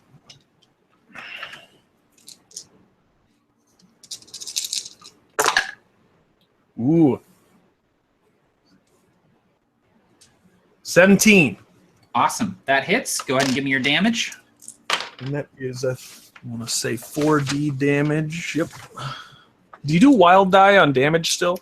You do not. Just regular. So, or it just doesn't matter. It doesn't. Yeah, you count can. towards I mean, it. you can. I'm not going to stop you from rolling it. It just doesn't do anything. 15. Okay. I'm having a booster moment where I can't add small numbers. So All right. So you peg the second stormtrooper that was sort of patrolling around the village and drive him to the ground with a well-placed shot from your hunting rifle. He goes down. There is now a clear path to the land speeder. Now, remind me, Booster, how many actions were you going to take? 2 or 1? I was just going to take the one. Okay. He was cautious, so he didn't actually, somewhere inside of him, he did doubt himself. He'd never let the gang know, but he doubted himself he'd hit this guy. Awesome. All right. So that was a surprise round. We are now in normal initiative, and you guys get to go again. So, ST, you are up with your second action. I forgot about the whole fire rate thing, even though you told us about that. So ST is gonna probably move into short range, sneakily if he can. Obviously, they know someone's there, but I want to move into short range, hopefully hiding behind something, sort of in the commotion, and getting ready to, I don't know, do something I'll figure out later with my third action. Okay, cool. All right, Giotto, you have your second action. What would you like to do? If the stormtroopers, are there no more stormtroopers by the speeder? There are no more by the speeder. There are still 4 stormtroopers near the center of the village around the Ithorians. Okay, so that's where Shiota will head, is near the center of the village. Is it a ways away? Yeah, you'll have to use a move action That's my action. to get there if you want. Yeah. That's what I'm going to do. I'm going to use my move action to get there. Looking for hurt civilians along the way. Okay, perfect. All right, Davin, you have a second action. You used your first one to move up. Would you like to take a shot for your second? Yeah. So I've moved in close, probably just behind one of these plasteel huts, and I'm waiting for the last, I think, of the 4 that were on patrol. Mm-hmm. And he kind of goes to round the hut, and I just shoot him with my heavy blaster pistol. Awesome. So you are at short range, so that means you're only looking for a 10 or better. Okay, excellent. And I'm 1 die short because I moved earlier. Yes, exactly. Yeah, cool. That'll do it. 14 is 16. 16. Ooh, and I rolled crap for damage. For damage soak. So you take out a 5th stormtrooper. You get him, and bit shards of scorched plasteel just fly up in a cloud, and he falls backwards. His helmet knocks off. What does he look like? It's your dad. Zoom in. It's your dad, and he tells you, "I'm sorry, but we can't go fishing today. I've got to help find this nice girl find her puppy." And the cat's in the cradle, and the silk was blue, little boy blue. No, he does the dark forces as he goes down, and has PTSD, and he has himself a fin moment. Exactly. The guy touches his face, and there's blood. Yeah, that all happens. Fin situation. Exactly. All right, so Leora and Booster both did 1 action, and they both did them already. Before we go back up to ST, the Stormtroopers get to go. There are 4 left. You can just narrate them missing if you'd like. I mean, that's pretty Star Wars. I'm down That'd with be that pretty too. Star Wars of you. Yeah. So there's a shot coming towards. Let's see. I'm gonna get some more die here. More dice. Okay, 1 shot coming towards Leora, 1 towards Davin, and 1 towards ST. Let's see here. They are at short range for Davin, so that's going to hit him. Medium range for Leora, so that is also going to hit. So we don't dodge at this point because we didn't take the action to dodge because we're in combat. Yes. Now, after I roll these, you guys can choose to use another action to dodge if you want to. Gotcha. But you'll be rolling at with some minuses. Okay, so do any of you want to dodge as they shoot you, specifically people at short range? ST wants to dodge. I had 1 more action than I realized I could use. So yeah, I'd love Perfect. Okay, yeah. So go ahead and roll your dodge. You're going to be rolling 2 fewer dice because of your 3 actions, obviously. Oh, okay. I thought that was 2 fewer dice on top of my actions. I'm like, I'm rolling like 1 die here. Gotcha. Yeah, thank you. So, 6, so I'm rolling 4. Gotcha. And wild die on everything but damage. So this. Yes, that includes dodge. Ooh, and it was a 6. So as far as anything cool, would the same thing apply? Like, does it have to do with him shooting me, or should I just keep it? So I got a 6 on the wild die. Mm-hmm. So I could re-roll it, or, I could have something cool happen, right? Yeah, exactly. Yeah, you can. Does it have to be like he shot at me and it went past me, or can it just be something else cool? No, it could be something else cool. Like you can get pretty narrative with it, just like you do in Edge of the Empire. Like, oh, I find this, or I managed to duck behind cover, so I have cover next turn, or something like that. Like whatever you want to do. I have an interesting one, and as the GM, you might want to, I don't know, you might want to veto this, or you might feel like it, but I like the idea.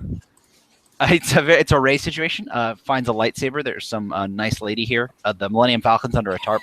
All of those. No, so I say the name of the hammer-headed aliens wrong. In my mind, they're Ithorians. What are they really called?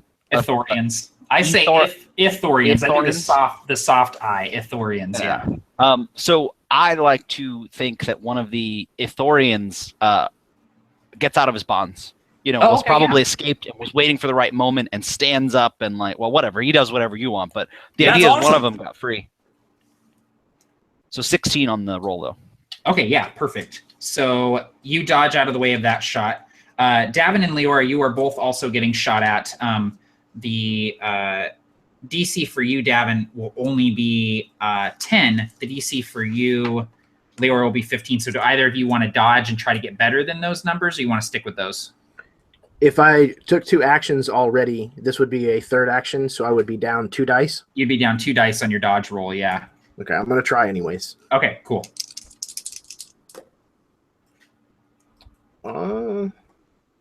11? Yeah, that's better than 10, but not quite enough to dodge the shot. He still hits you with his roll. Okay. What about you, Leora? You want to stick with that 15, or you want to try to do better? So I'm thinking, so just to understand the system a little better. Yeah. So as of right now, if I do get hit, is it like a life or death thing? Or is it like, oh, well, no, you typically are going to be at half hit points? Or So whenever you get hit with damage, you roll your strength, you add any armor you have, and it's possible to soak that damage and not take anything. Right. But there's essentially there's a sliding scale based on how much damage you take. You can be stunned, you can be wounded, you can just be outright killed. Most of the time, you're going to get stunned or be taking wounds depending on how your soak roll goes. Gotcha. So is it fairly common to be killed? Is what I just want to make sure I'm like, no, I'm not going to dodge. And you're like, Leora, you're dead. So just based on what I remember about the system, it's not super easy to die. And you each have a med pack, and you also have a medic with you. So even if you take wounds, you're still looking pretty good, because you guys haven't used a single med pack yet. And I think you have between you like 17 of them. So. Oh, geez. Could you use a force point or a character point for damage soak? Yeah, because it is a check. It's a strength check. So yeah, you technically can. Cool. So I'm not going to opt to take another action. I'm not dodging. Okay, perfect. Okay, so let's see here. All right, so your 13, 14 does not get hit. All right, so Davin, you're going to be taking some damage here from a blaster rifle. So get your strength roll ready here. And that does not get reduced for taking multiple actions, is that correct? That's a good question. No, it does not. Okay.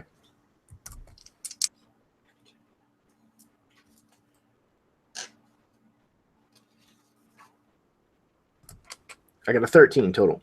13, you negate all the damage. That's exactly what I rolled. Nicely done. Blast vest. Oh, I didn't even do the blast vest. Yeah, the blast vest, so that would have given you 14 against the energy weapon. Perfect. So you actually get a hit point back. No, I'm just kidding. I'm just kidding. I'm healed. All right. It's opposite day. So we are... Okay, so and James, you took your third action, so we are done with that round. All right, we are now at the start of a new round. So, ST, how many actions do you want to take this round? So again, I almost feel bad, but basically I want to take 2, maybe a move and a shoot. Yeah. But later, at any time, I can just say I want to dodge. Yeah, but exactly. because they are after us, well, I guess we would all go, then they would go, then it would be, because there was a surprise round last time. Yeah, right? so you'll take one action, they'll take one action, then we go back to the talk, you take one action, they take one action. Okay, so if I dodge, if I act, they act, and I dodge, it's effectively like I'm not getting anything extra for sort of metagaming. Okay, that's what I was afraid of, but that makes sense. Plus, the more actions you've taken before, and then if you dodge, it's like your dodge roll, you're rolling with like 2D on your dodge roll. So exactly. Okay, that makes sense. So it balances out. So I would say probably just one. One action. Okay. I'll do 2 just in case. I'm gonna do 2 just in case. Seems safe. All right. What is your first action? So I am going to again fire at the closest stormtrooper. Okay, cool. How are we looking there? Did we all take one down? Or I don't think mine went down, right? The one I shot at? There are 3 stormtroopers left, and they're all in the center of the village, standing around the Ithorians. Okay, yeah. So I'm gonna shoot at just pick another one and shoot at him. Indiscriminate murder, Yeah, just slaughtering them. And only one fewer dice now, so I got a bunch. Okay. All right, here we go.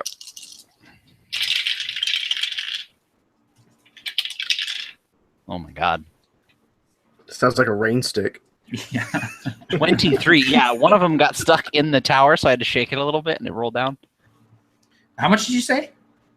23. 3 23, sixes. yeah. And You moved into short range, right? That's what you were doing on your turn. Yes. Last time. Yeah. So you super. And one of them was wild, so I want to make it cool. I don't know what other cool stuff happens. My shot goes into the atmosphere and hits a Star Destroyer and it blows up. And it hits our mission maybe thing. the guy that you shot was just about to call for the alarm, but you killed him, and he's the only guy with the comlink that can do it. So The guy we you can shot keep was it 3 days away from retirement. Yeah, the guy. No, the guy you shot has a lovely picture of his wife and his kids in his pocket. That'll be a cool thing. There you go. No, the guy that we shot is an atmosphere tracker. Okay. He's solely responsible. He has a T-shirt that you blow open his breastplate, and underneath it says "Atmosphere Tracker" right here on a T-shirt. And all I got was this lousy shirt. So I'm just gonna keep going. The Athorian, I don't know, gets it in his head that he's gonna attack one of these stormtroopers. Yeah, screw it. He's out of his binds. He sees me. I wink at him with my robot eye, and he I don't know, starts friggin' strangling this other stormtrooper. I need to roll damage. Yes, you do. I rolled to make stupid jokes. Oh look, 100. Oh look, 100. 20. 20 damage. Okay. Man, stormtroopers are pretty good damage soak, but you guys are taking them out like crazy with these rolls. It makes up for the crappy rolls against the ATST. Yeah, that was an interesting little thing. Two critical fails, like that's statistically pretty rare. Okay. Awesome. So you take out another stormtrooper, only 2 remain, and the Athorian just tackles one of the other stormtroopers and is sort of just like hanging off him. The stormtrooper's doing their get off me, like trying to elbow him back, trying to wrestle his blaster rifle free. All right. Giotto, how many actions are you going to take this round? I would like to take 2 actions this round. 2 actions? And what is your first one? The first one is I'm going to raise my blaster carbine and fire at the 3rd stormtrooper. Okay. You are at medium range, so 15 is what you're looking for. Okay. Oop. 1 dice less than I had. I rolled a 1 on my wild die, and that is 4, 5, 7 total. 7 total. Okay, so you miss and a 1 on your wild die. I'm sorry. I made a mistake. I rolled too many dice because I forgot that I am taking a second action, so it's minus 1. So I'm going to take away the 3. So I rolled a 4, and I have a 1 on my wild die. Okay, so you have run out of ammunition in your power cell. You're going to need to use an action to swap out to a new power cell on your second action with that roll of a 1. Awesome. Now, does that mean I will have to, if I want to reload the weapon, or I can just do anything I want, but I won't have a reloaded weapon if I don't? You can do anything you want, but you just won't be able to shoot until you Awesome. swap in a fresh power pack. Okay, very cool. That's actually kind of perfect. All right. Davin, how many actions would you like to take this round? I've only got a rate of fire of 1 with the weapon I've got, so just the 1.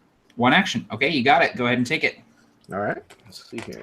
You're at short range to both of the remaining stormtroopers. Excellent. I'll take the one on the right. Okay. That is 12, 14 total. 14 total. Okay. Wow, first time a shot didn't just outright kill one of the stormtroopers. So you get a glancing blow on this stormtrooper. The plasteel armor, it sort of bounces off of it. You see a scorch mark. The stormtrooper kind of stumbles backward into one of the plasteel huts, not taking enough damage to kill him. Okay. Leora, how many actions are you going to take this round? I'm going to take 1 action, and I pre-rolled it. Oh, good boy. So Good kitty. Good kitty. So it is a 17 because Okay. I get that 5D blaster, which is so nice. Oh, yeah. And then the damage because I get that 4D damage, was 12. 12. Okay, let me roll soak. Another stormtrooper lives. So you hit, but again, glances off of the armor, just leaving a smudgy scorch mark where it kind of ricocheted off the plasteel. Gotcha. All right. Yeah, feel free to pre-roll anything you want, guys. Booster, how many actions are you going to take this round?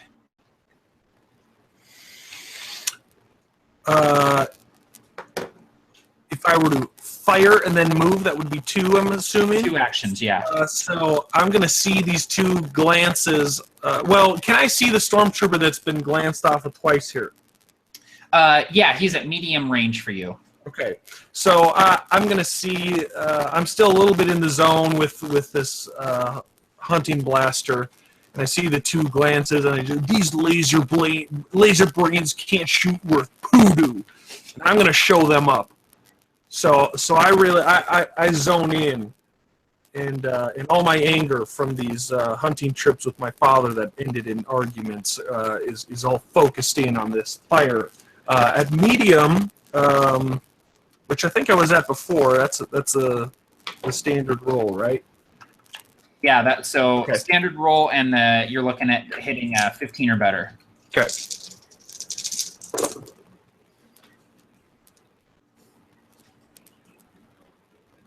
18. 18 is a hit. So go ahead and give me some damage.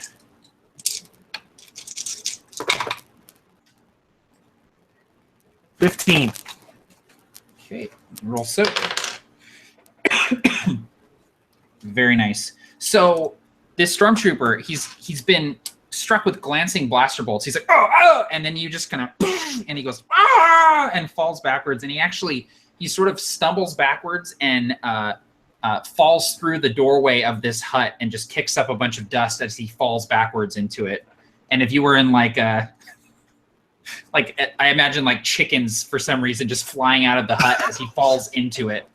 Like space chickens. Yeah, space chickens somehow. They're aliens. They have like a third leg or something. I don't know. All right. Good job, Booster. So that was your first action. It is now, there's 1 stormtrooper left. And he's looking around, and he's got an Athorian sort of on him.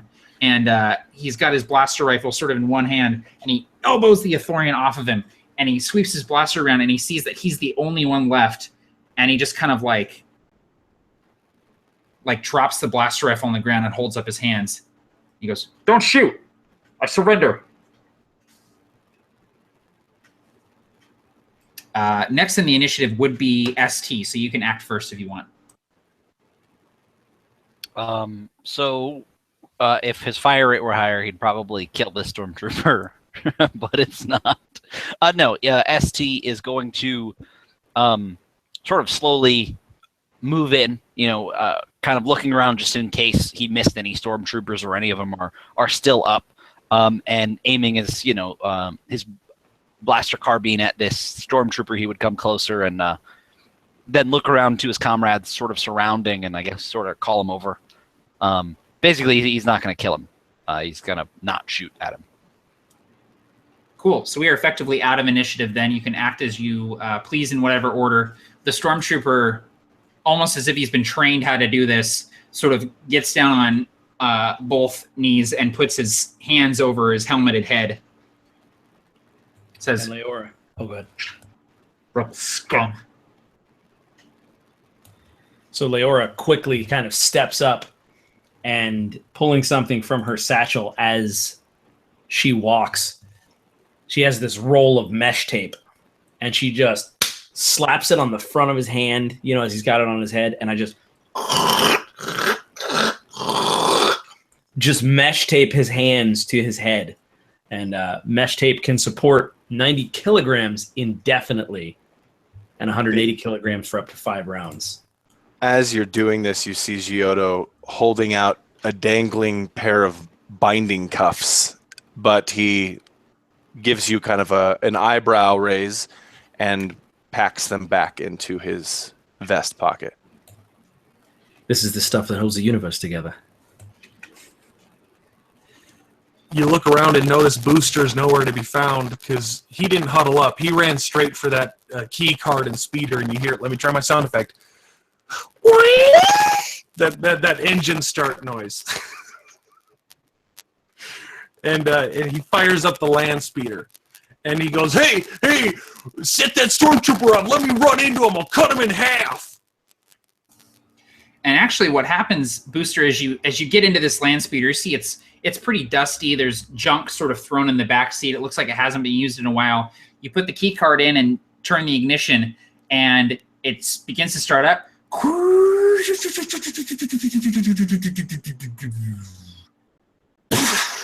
And black smoke just starts coming from the hood. Booster just starts punching the dashboard.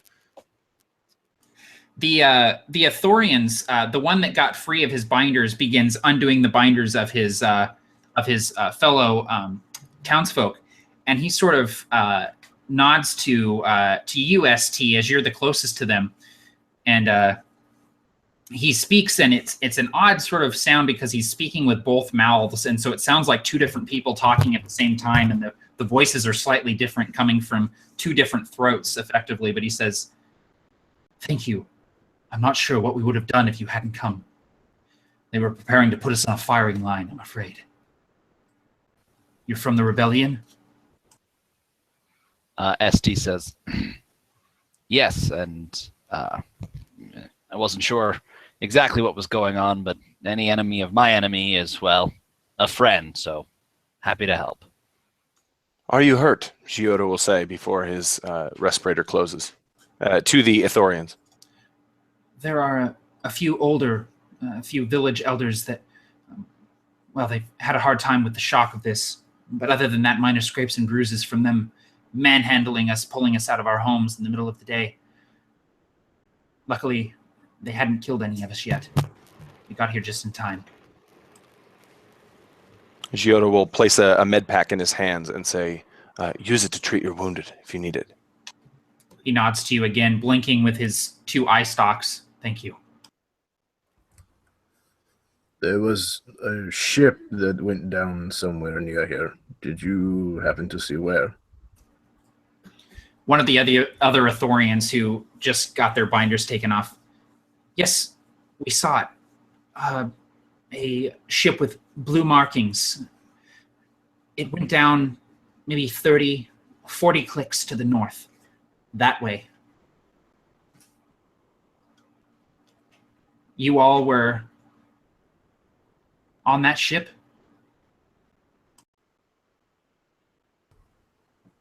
Yes, unfortunately, before it went down. We should go. The Ithorian kind of looking around. It's a long walk. It'll take you days to get there without proper transportation. That land speeder over there hasn't worked for many years, but if you can get the engine working, you're free to take it. We'd like to help however we can.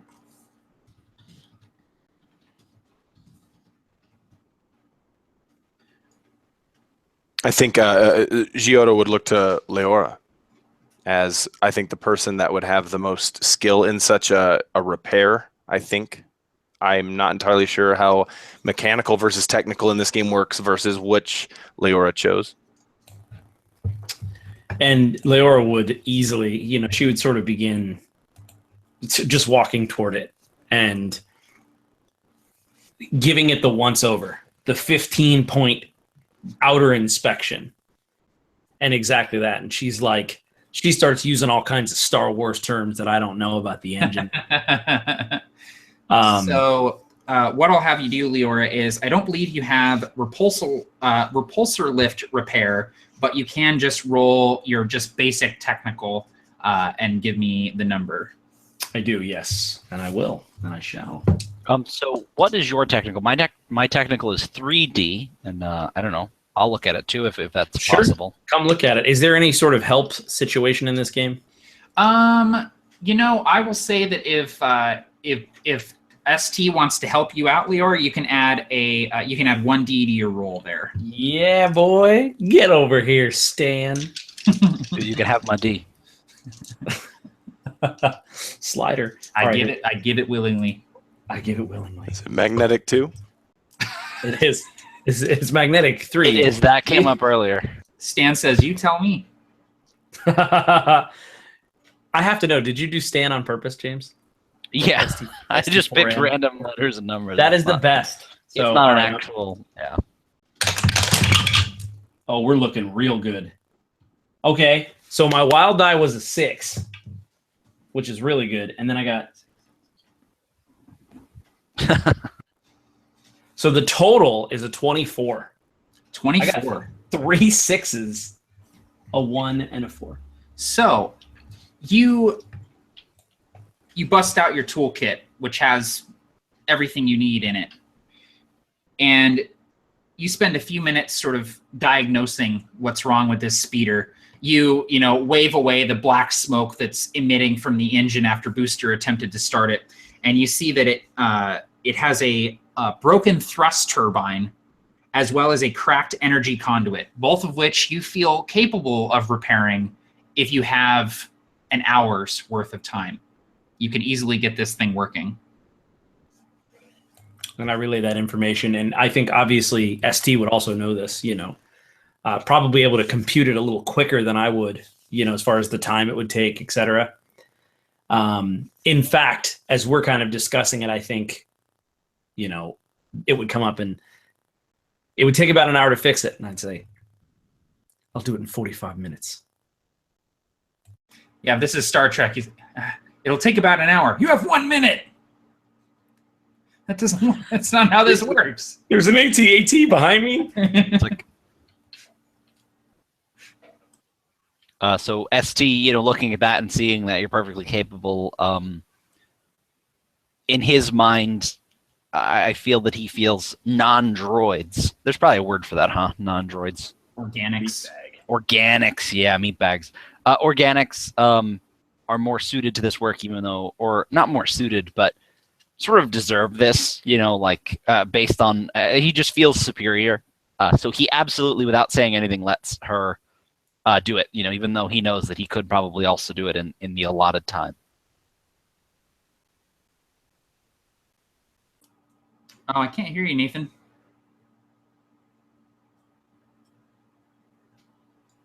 Uh-oh, the microphone finally went kaput.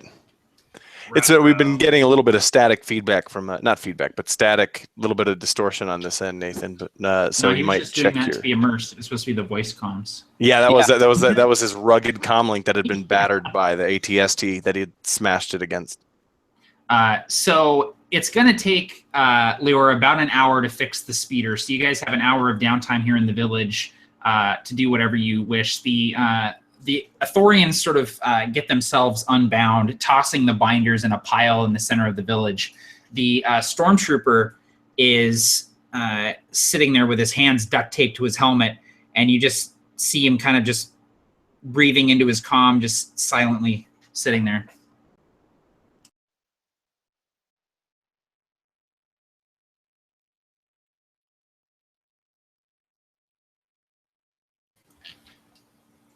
I feel like as everything else was going on, I would ask my companions first, but I would likely end up asking the stormtrooper if he could. I would ask almost in an uncommonly polite way, less of an interrogation and more like I'm asking where the corner store is.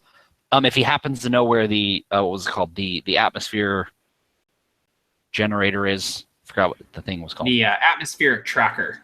Yeah, the atmospheric tracker. Basically, I would go near him and sit down, sort of a weird, dark, iron-looking droid and say, "Excuse me there, fellow. Do you know where the atmospheric tracker is from here? Would you be able to point me in the right direction?" And kind of, I don't know, give him a droid sort of smirk, if possible. The atmospheric tracker, is that the big ugly spire the Imperials built last month? If so, it's to the north, maybe 50 clicks. You're close. Why, thank you, good man. Can you tell me more about the situation there? The guards and, I don't know, anything else, maybe some codes I need to get in. And again, just being very polite, but weirdly so because I'm interrogating my enemy here. He says, I'm not stationed there, so I don't know. But it's probably a garrison of stormtroopers.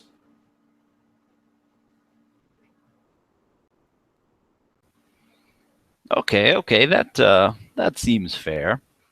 And again, he would look to his sort of compatriots because I don't know, he's not in the business of just killing stormtroopers, but he's seen enough movies to know that the one you let get away is the one that ruins the mission later. Gonna have a Saving Private Ryan situation here. Yeah. Davin walks up to him with his heavy blaster drawn and kind of pointed at his head. And as he gets over the last couple of steps, he kind of says, "We should at least disable his comlink."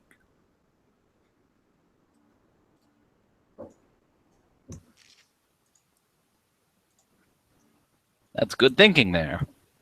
And then he would realize that his hands are currently stuck to his helmet, which are probably where the comm links are, and realize this is not as easy a task as it would have been if the helmet came off more easily. I can just make him quiet. Is my mic working now? It is. Yes. And it Very sounds nicely. good too. Booster also has an idea on how to solve this, and with his hazing club, wants to move in and just take a bat right at the comlink transmitter on this helmet. Awesome. I'm not going to make you roll for it. You step up and bits of plasteel just go flying, shards of it, and this stormtrooper, and he kind of falls over with his hands duct taped to the helmet. He sort of falls over and starts writhing on the ground. Oh. That works too. And when you hit it, there's a sharp as the comlink sort of cuts out.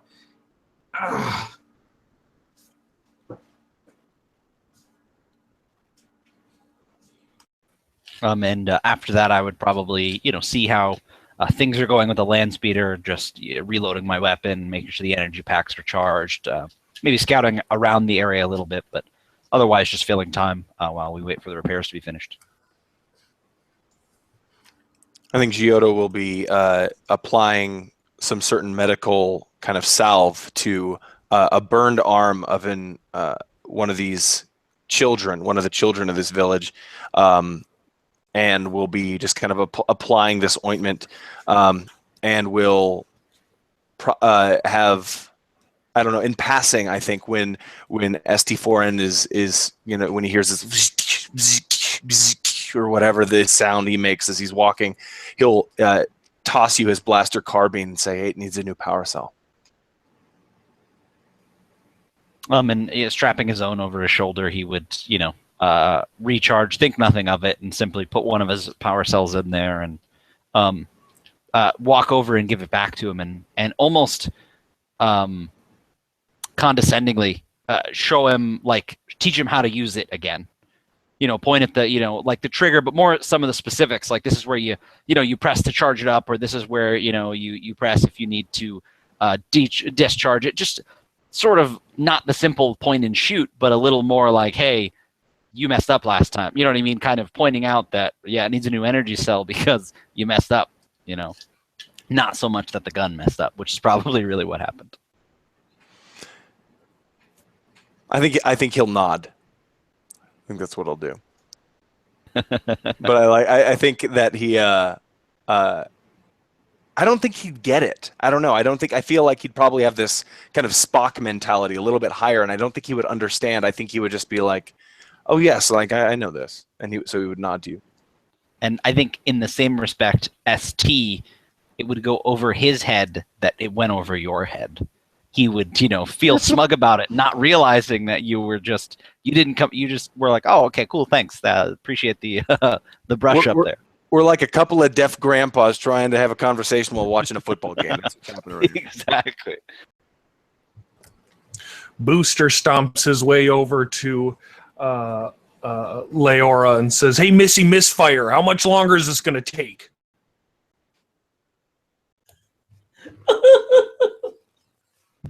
Missy Misfire is the best thing. I was just about to say, can we talk about how awesome the nicknames are? Missy Misfire. And she says, I've got about 30 minutes left if you stop bothering me. Hand me that Star Wars tool. And Booster sort of looks around like, oh. You see, he's never had to do his own repair in his whole life, so he's not quite familiar with tools. So he like kind of guesses which one, and starts to bring it over. And Leora says, There, it's that one. Give me the hydro spanner. Well, yeah, duh, but you were gonna need this one next. I know what a hydro spanner looks like. I'm gonna go talk to Snotskin over there. And I just walk away. That's perfect.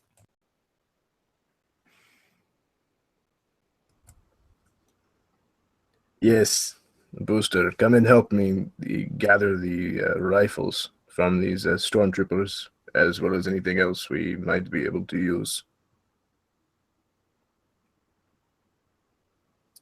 Booster starts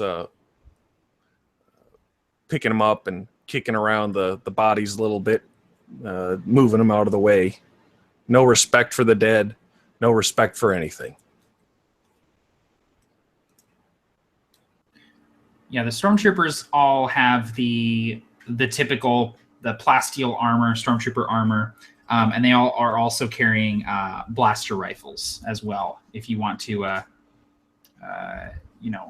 scour for power packs or whatever you want to do with them. Yeah, I would certainly grab any power packs that were around, and any other equipment they might have. Probably a few of the things that were holding the Athorians, the handcuffs, I forgot what they were called. Yeah, the binders. Yeah, you can definitely grab some binders.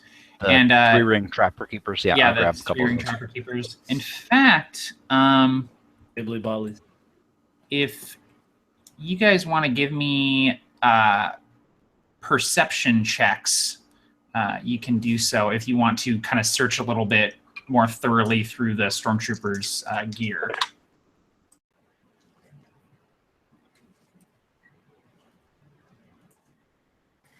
18 with a 6 on the wild die.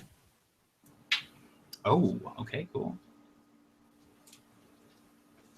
Damn. 2 of you got crits on the wild die. Okay, cool. Same here, 3 with a 6 on the wild die. I love this Wormwood dice tower, man. Yeah. This dice tower is like... Yeah, I got a 13, and my wild die also got a 6. Damn, okay. I got a 1 on my wild die. What do I find? So you guys spend a few minutes sort of searching through the, all the stormtroopers sort of have, they have, utility belts with different things. You find a few containers of the, what's it called? Synth rope? Is that what it's called? What's the liquid rope stuff? Syntherope is the stuff that I've got. It's kind of the liquid that solidifies cord. Yeah. Syntherope. Synthrope. Yeah, so you find some of that, enough for you all to take one. You also find 2 frag grenades that a couple of the stormtroopers were carrying. And let's see. Where is it? Oh, I have a sheet of it right here. Sorry, 1 second.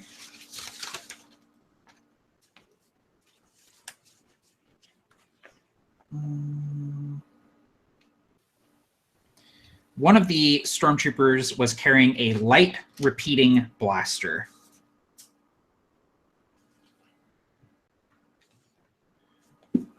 I'll pull up the stats for that.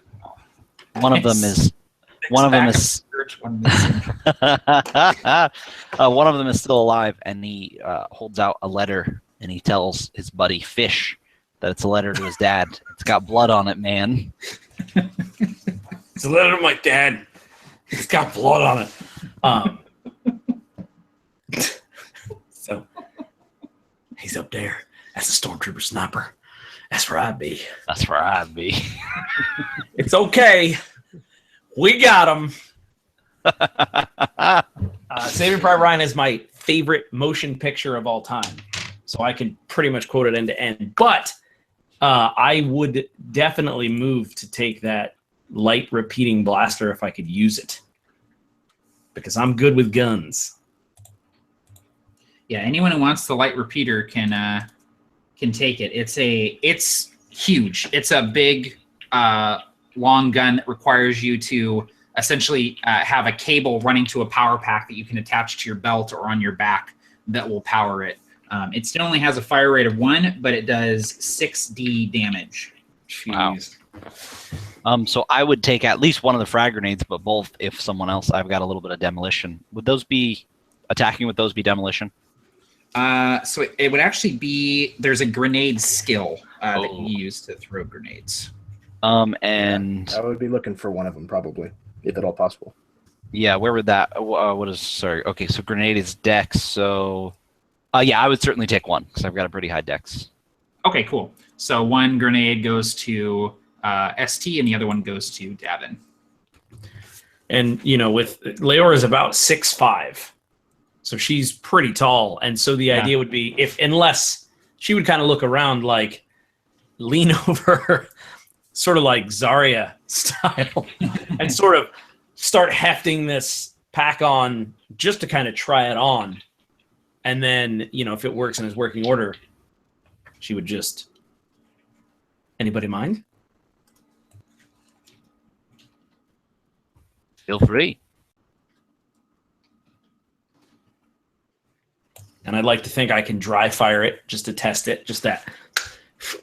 It's not a minigun, right? No, it's kind of like a minigun though. It's a large weapon. It's like the I don't know if you elephant gun remember- of blasters, right? Yeah, like I don't know if you remember, but in A New Hope, one of the sand troopers has this big old. It looks like a big tube with a handle on it. Yeah, And he's like cradling it. That's what a light repeater is.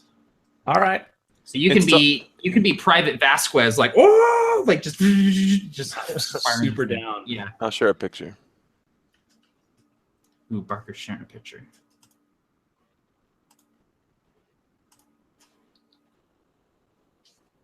There she is. That's so cool looking. Always loved the look of that gun. That's a light repeating blaster. The stormtrooper, didn't he have like a bigger one than that one? No, he had a light repeater. Okay, cool. Yeah. That's like what you spray into the jungle shooting at the predator? Yeah, yeah, Right. exactly. That was my thought as you Jesse Ventura. Yeah. Yeah, exactly. All right, cool. And then you can all take some of the synth rope if you want to. I will also grab some as long as there's enough for everybody. Yeah, there's plenty for you guys to take some. All right, cool. So about that time, Leora, you're able to finish up the land speeder, get it to working order. You close the hood, test it, and it starts hovering a few feet off the ground as you turn on the repulsors, and you see that the turbines are working correctly, and it's probably in better working order than it has been in many, many years after you are done with it. The Ithorians sort of gather. The leader, the one that got free of the binders when you were in the combat, he sort of comes forward and addresses you, and he says, "Again, I cannot thank you enough for saving me and my people. If you are here to drive the Imperials away from our planet, I can guarantee you that, well, the leadership here would be eternally grateful, and you may find a new ally in the Alliance to restore the Republic." He looks to the other villagers. "Please take the land speeder. It's the least we can do, and it'll get you to your destination faster.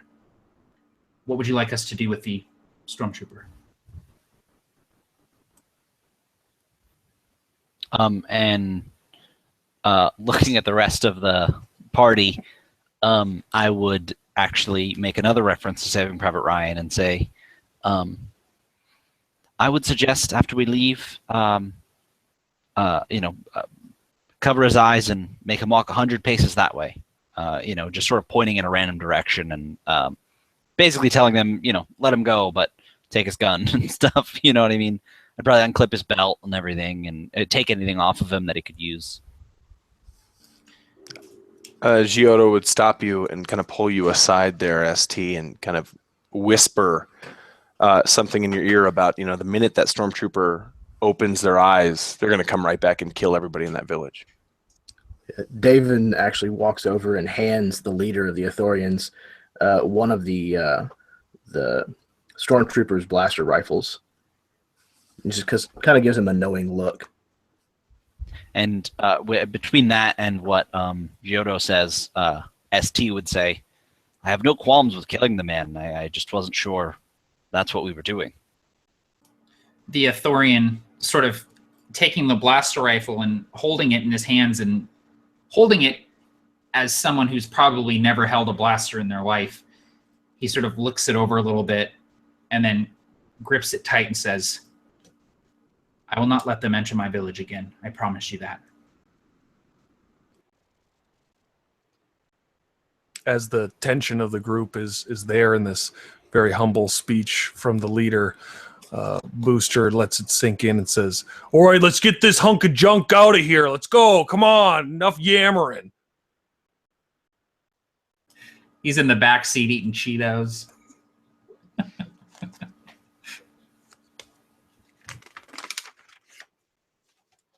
The Ithorian kind of chuckles a little bit and inclines his head to Booster and says to the rest of you, again, thank you. I won't keep you anymore.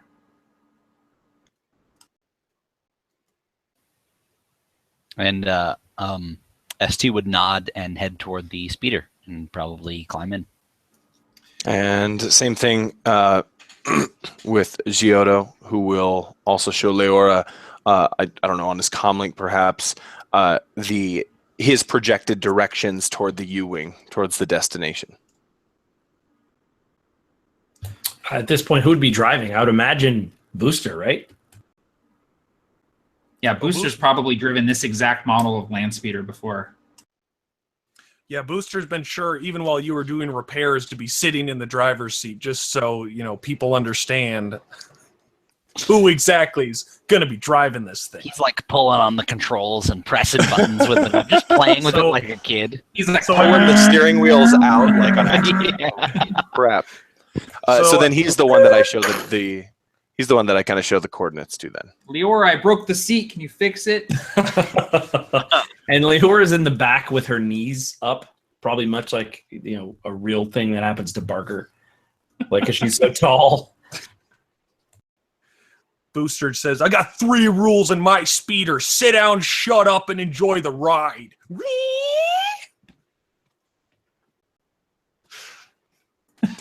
Nathan, can your character be played by Bill Paxton?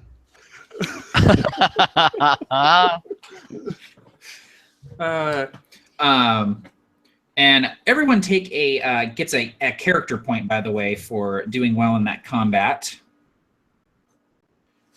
And the speeder hovering off the ground. Booster, you sit behind the controls. The hum of this thing, the feel of it, you've been here before. It's like coming home, and you push the throttle and this thing just takes off. Leora did a good job tuning up this engine and getting it into working order. You're going to be making that 50 clicks to the U-Wing with no problem at all. You're zooming through, maneuvering through the trees. You're piloting it pretty deftly, considering how dense this jungle is. And the 4 of you sort of hanging on for dear life as Booster keeps it, the throttle at max. As you're driving, you sort of pass by this little sort of, wall of trees. And as you pass by it, you're sort of looking back, you look forward, and something bursts through the trees in front of you, sort of crashing through. And the ATST sits in your path. You're driving directly towards it. It swivels its head and immediately takes a shot at the land speeder. Booster, I'd like you to please roll your repulsor lift skill to try and avoid the damage. Poodoo! Just a reminder about your character points. Oh, yeah, that's right. And your force point. This is Captain speaking. Please don't forget about your character points. Captain Hoodoo. This is Saboba up in the pod racer cockpit. Let's try spinning. That's a good trick. 23. That's a poodoo. That's a poodoo. 23 on the roll. 23. Yep. I put all my points into not many things, but repulsor lift operations was one of them. Booster's like, I got one job in this squad. You immediately jerk the controls to the right, and the land speeder, with as much speed as it has and the force with which you're turning it, it actually comes up a little bit, and you all sort of hang on as it almost gets some air coming up off the ground. The explosion goes off behind you as you avoid the blaster fire. You zoom past the ATST, it swivels its head and begins giving chase behind you like the T-Rex in Jurassic Park, and you guys are in the Jeep. So you're driving at full speed. You know the ATST can't keep up with you with this speed, but it's still going to try and take a couple shots. Would any of you like to do anything as you try to avoid this ATST that's chasing after you? I want to get this grenade into the viewport of. I want to chuck a frag grenade into the viewport of this thing. So that is going to be a difficult check because you are moving at very high speeds, and this thing has a tiny little viewport. So it is going to be a very difficult check. So it's going to be, you're going to look, trying to hit 30. What am I rolling? Let's see. I'm not. I wouldn't happen to be rolling dexterity, would I?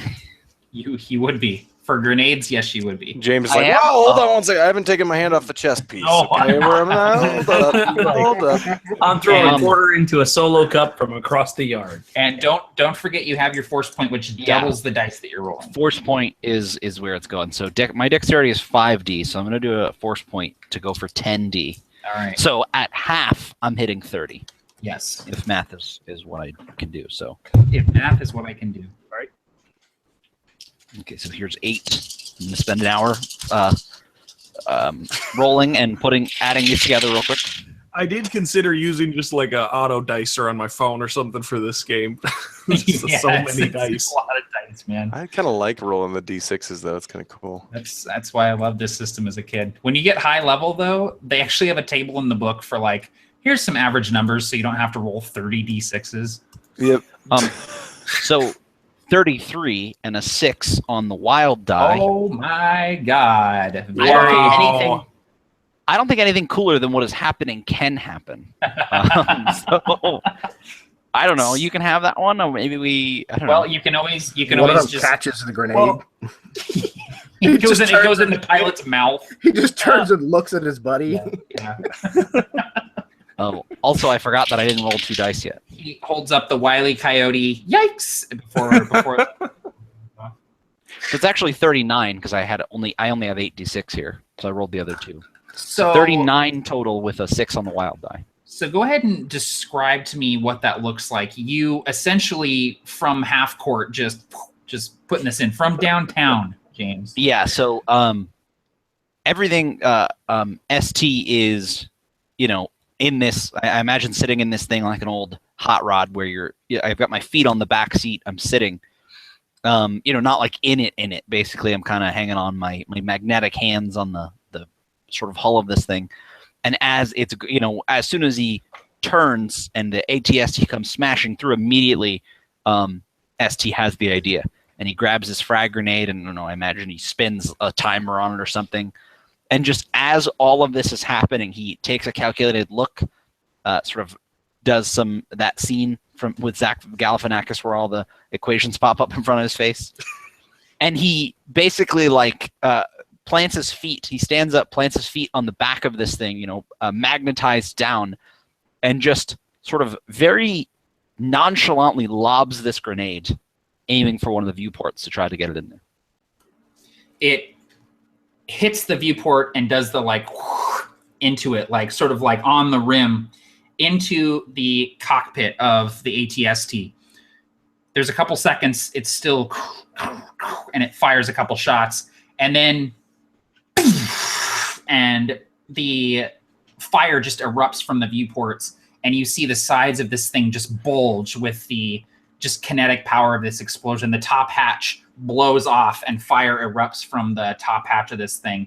It takes a few more steps and then just careens down, sort of stumbles over itself, falls into a smoldering heap on the ground as any sort of controls or motor in this thing just get completely destroyed. And it lays in a smoldering heap behind you as you continue driving away in the land speeder. And Booster, Just like, go ahead. Booster looks at the droid and looks at the wreckage and says, "Even a broken chronometer's right twice a day." Davin is kind of standing there with his mouth partially open, and he keeps like a Star Wars equivalent of a matchstick in his mouth most of the time, and it's just kind of dangling there. And he looks over at ST4N, and for a moment he just doesn't say anything, and then he looks like he's going to cry, and he says, "That was beautiful." And he just reaches out and puts his hand on the droid's shoulder. And very, very droid tongue in droid cheek. He almost takes a moment to recount something he's heard before, and he says, "I am one with the Force, and the Force is with me."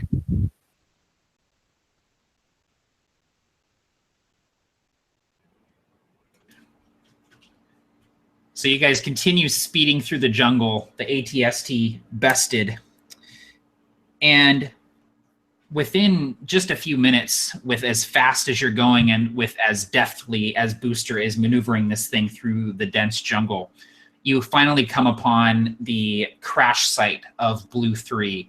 You see the mangled form of the U-wing, the two sort of wing tips pointing backwards at crooked angles. You see smoke and fire sort of just rolling out of this thing. The passenger doors bent outwards. It looks like it sort of touched down nose first, so it's in this sort of small crater. And as you come around the side, you see through the sort of wind, through the windscreen, you see the pilot slumped over the controls, blood sort of pooling in front of him. What would you guys like to do? Was the pilot dead? The pilot is definitely appears dead, yes.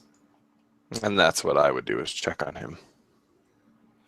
As you enter the U-wing, you see that all of the controls or all of the screens and stuff are just flickering, sparking, completely inoperable. You see the 3 crates containing the detonite secured in their crash webbing near the back of the ship. You see the mangled form of the pilot slumped over the controls, and you also see laying dead near the detonite the form of your sergeant, the Bothan Balin Tor. His one good eye closed forever.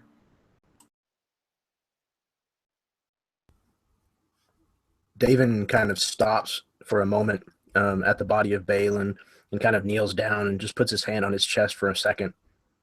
And then just without saying anything, just gives him 2 or 3 pats and then moves on to the crates of detonite and starts unloading them. Leora would immediately run up and begin fumbling, keeping a false cool, just fumbling for a med pack and just taking it out and just sort of trying to administer this first aid and not allowing herself to admit that it looks like our sergeant is, Balin Tor is probably gone. As this is happening, ST, sort of seeing this and understanding it, would put one of his magnetic hands on her shoulder as this is happening. And he would say, he would try and think of the phrase, but what would come out of his mouth would be, "I am sorry for your sadness."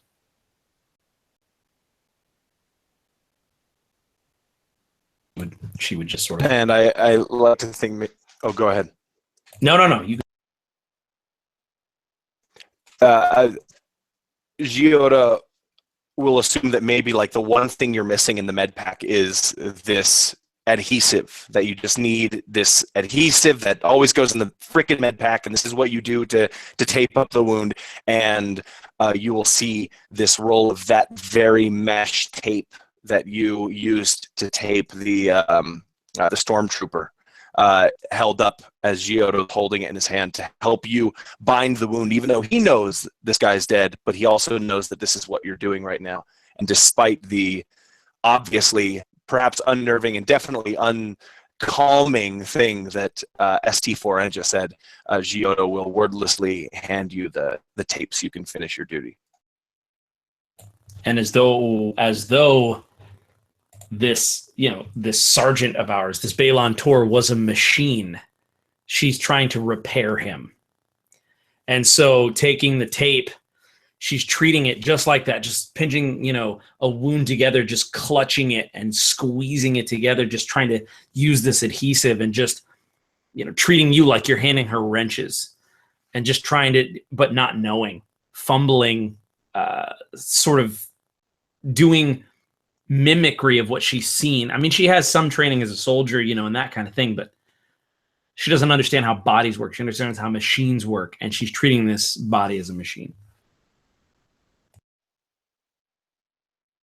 I think the last thing Giotto would do is pull out the code cylinder from the sergeant's breast pocket or like area on his chest and actually hand it to Leora. And she takes it, understanding, she can keep her emotions in check. She takes it and she puts it in her pocket. And then she actually, one of the coolest things I loved about the character art that Matt found for me was there's this cool red armband. And so one of the things that I wanted to do, Matt, if you'll allow it, is basically take a red piece of cloth from Balon Tor and then sort of tie it around my arm. Yeah, absolutely. And that's that red band. Very cool. Well, I hope other people got it. I couldn't see anything. Did you guys see the screen share? Yeah, I did. Okay, well then that means other people did. My bicycle skier's taking the internet to space. They're slow getting back.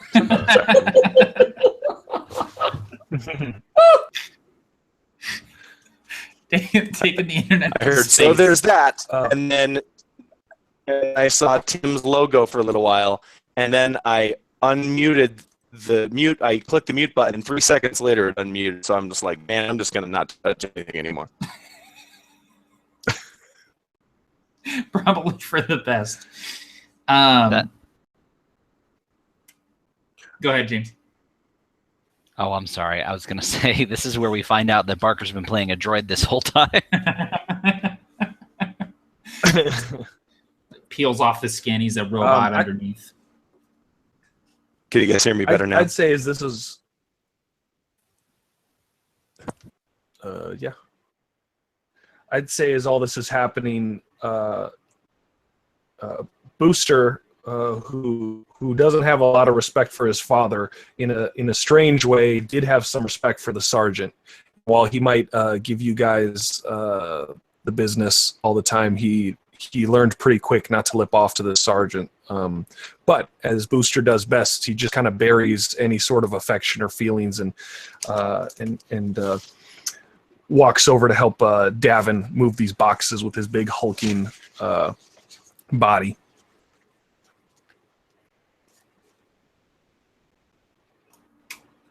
Yeah, and the crates are fairly heavy, but luckily you have this land speeder, and you can kind of, using the crash webbing and some other equipment that Leora might have in her toolkit, including the mesh tape, you're able to secure the crates to the back of the speeder pretty well for their trip to the atmospheric tracker. So is Detonite like big, like crates or like boxes of like plastic explosives? Like this is like huge, like highly explosive stuff? Yeah, essentially in each crate, there's about 20 cubes of Detonite, which is essentially plastic explosive. There's also wiring and remote detonators. So it's everything that Davin needs to do his job to the best of his ability, which is make huge explosions.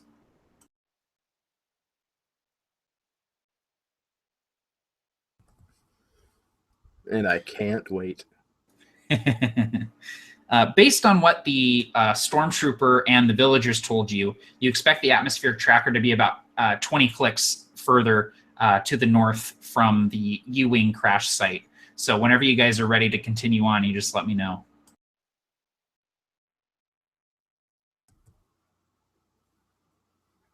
Yeah, I'm good whenever everybody else is, especially once we get it all loaded up. Perfect. So you get it all secured to the back using the crash webbing and Leora's mesh tape, which has come in handier than I could have anticipated. And you all get back in the speeder, and Booster takes off with it. You continue through the jungle. A couple of times while you're driving, you hear TIE fighters above you returning and leaving on patrols from the atmospheric tracker. You know you're getting closer to Imperial activity just based on that. And eventually you see the structure, the atmospheric tracker. It's this, it's a tall sort of spire-like tower with a dish on the top of it pointing upwards. It has catwalks encircling it all the way up. And based on the sort of holographic blueprints that you were shown prior to leaving command, you know that there are 3 support pylons that are sort of critical to this thing staying upright and staying operational. And if those 3 support pylons are taken out, then the whole thing will just come crashing down. The dish itself is, you're maybe a couple kilometers away from it at this point, getting closer and closer. And you guys just let me know how close you want to get before you start making a plan here.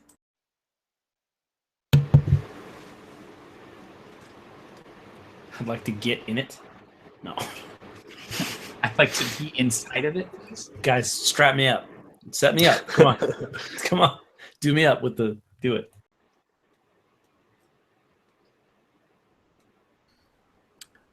I guess let's head towards it until we see some kind of sign of resistance. Would be my vote. Yeah. I would imagine Booster would actually be bobbing and weaving through a little bit more denser foliage for cover, just in case anything shows up, a scout or anybody looking around. So maybe it's a little bit bumpier ride now, and he's slowed down a bit to try and get us closer as we can see this thing as we approach.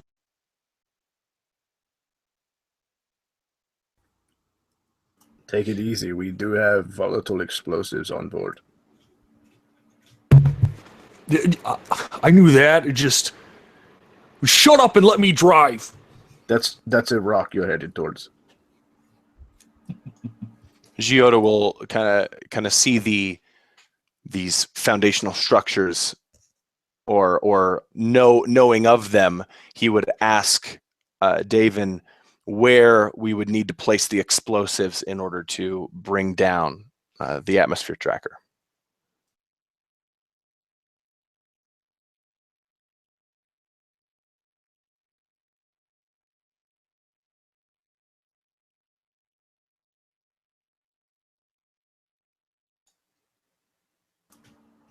Assuming Davin knows the answer to that information. Well, there are 3 crates that they gave us, and there are 3 pylons, so he starts counting on his fingers. I think that's 1 per pylon. And he would kind of ask you if you'd prefer us to split up. How far apart are these pylons? You're not exactly sure, but you know that they're sort of evenly spaced throughout the spire. So you imagine that they're at least like, between 40 and 60 meters apart. And are they kind of in a row, or are they in like a triangular shape? They're sort of in a triangular shape, yeah. Okay. Yeah, we should definitely split up and park this in the middle if we can. The less time we are here, I think, the better. And ST would mention that he also has some demolitions experience, so he'd be happy to, try and take care of one. So we're still headed there, but have not yet sort of met any resistance yet, but we can probably see it. Yeah, you can see it in the distance, and you can see, TIE fighters flying overhead in patrols. They're probably, if the other squads have hit the other atmospheric trackers, then the Imperials are probably on high alert trying to protect this one at this point. So there's quite a bit of Imperial activity even at this distance. What about that garrison the Hammerhead guy was talking about? It's at least like 10 stormtroopers.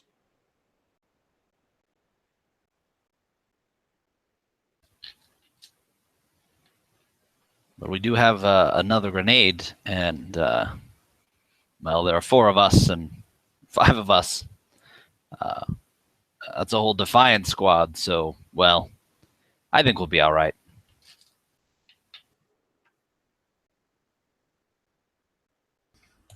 Agreed. I say we move in. This is our job. Let's do this. For Sergeant Balon tour. For the sergeant. And truth be told, the more Imperials that we are able to kill, the happier I will be. They are a cancer. They should be dealt with. I can follow you around from pylon to pylon if we move in slowly and quickly. Wait, I meant slowly and quietly. If we move in slowly and then quickly, they won't know what to expect. We go like this, and then we can catch up like we're in fast forward. Like we're buffering. The Imperial officer in the command center is like, it's okay, they're approaching slowly. No, now quickly, now slowly again. It's like when the NES would slow down. There was too much going on the screen. You'd kind of like lurch, and then you go back into the action. Now you're playing Star Wars Frogger. You got to go until the stormtroopers start walking. Then you got to come back a little bit, and then you go, and then go. That's the process. Oh, geez.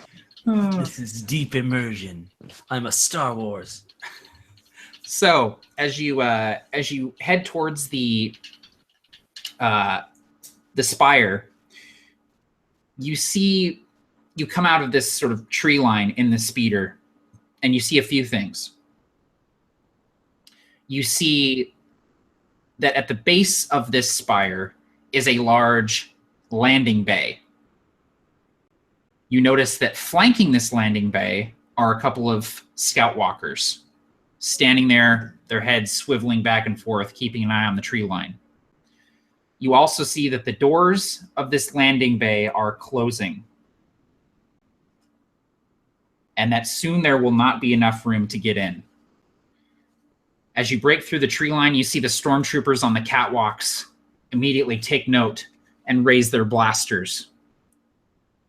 You have about a split second to decide what to do here. And Booster, you're driving. Go. Gun it, He Ethel. says- he's weighing out his options. Says, for Sergeant, boom, hits the throttle. Give me a repulsor lift check, please. Oh no! So Boba pulled the little peg thing off the speeder before you got in there. It's working. It's working. Oh god! Let's try a spin. That's a good trick. When I was barrel making my roll. character, I thought that repulsor lifts were elevators, so I didn't put anything into it. No, they're specifically the like land speeder, things like that. But I'm yeah, an atmospheric weapon. I've got 16. That explains the whole elevator repairman conversation that I laughed at but didn't really get. But I still laughed at it. I was like, oh, yeah. I thought, man, this game is real specific. You need to press this button this way. This way. All right, I've got a 16, but he's feeling the force, and he's feeling something of this father figure that he had in the sergeant. So I'm using a force point on this too. Hell yes. Which was Great call. 9 Are you- More. 25. Force point Force or point. a Force point. point, so double the amount of dice. Awesome. Okay, so what happens is you've just got the throttle pushed to this thing, and you're pushing it beyond what this thing can do. That you're all just sort of blown back into the seats. The storage crates in the back are clattering against the crash webbing. Both of the scout walkers point their guns down at you and start firing. There are blasts going off on either side. Boom, boom, boom, and you're just deftly weaving through them. The stormtroopers start opening fire, just a hail of blood red blaster bolts just peppering all around you, dust, dirt kicking up in all directions. And you get closer and closer to these doors. They're closing. It looks like there's not enough room. And then you cut through. Both engines on the sides get ripped off as the doors hit. And you manage to make it through. The turbines die, and the land speeder just crashes into the ground, skidding to a halt with sparks going up on all sides. And you come to a halt in the center of this landing bay in the spire.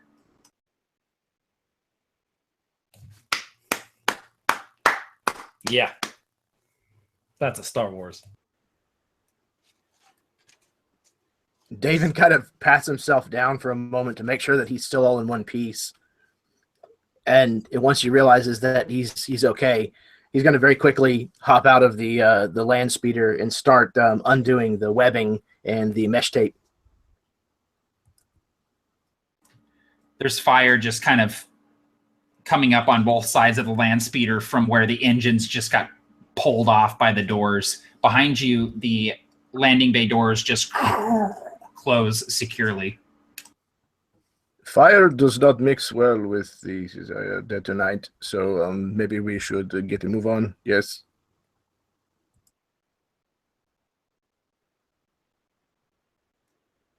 Yes. Shall we? Giotto grabs his blaster carbine and hops out of the speeder. Don't just stand there, bucket of bolts. Let's get moving. And ST. ST would hop off as well and grab one of the sort of detonite, these large charges, I imagine, and would sort of, I don't know how big it is. I imagine it's kind of a large thing, and he would kind of be hefting this, ready to bring it where it needs to go. They're walking away. Booster kind of goes up to Leora and says, "That's why they call me Booster."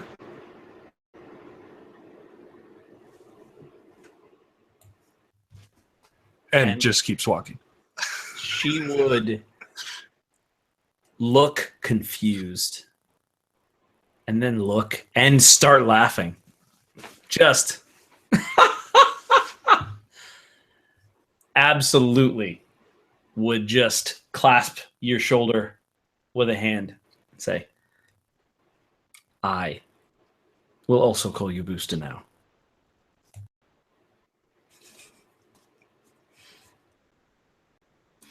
As you are unloading the detonite from the back of the land speeder, you can make out, Davin, you can see the bases of these pylons here in the landing bay in their sort of triangle position on either side of this thing, sort of rising up through the structure of the atmospheric tracker itself.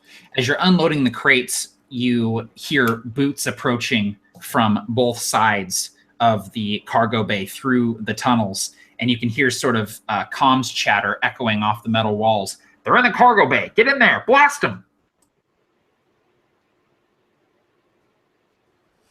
So That was a David, good stormtrooper. yeah. Thank you.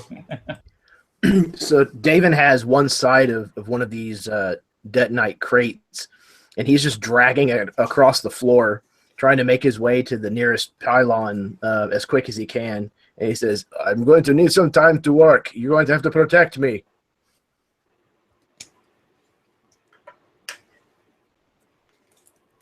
Leora pulls that new huge blaster out, finds the mechanical piece on it that charges it up and says, I'll protect you.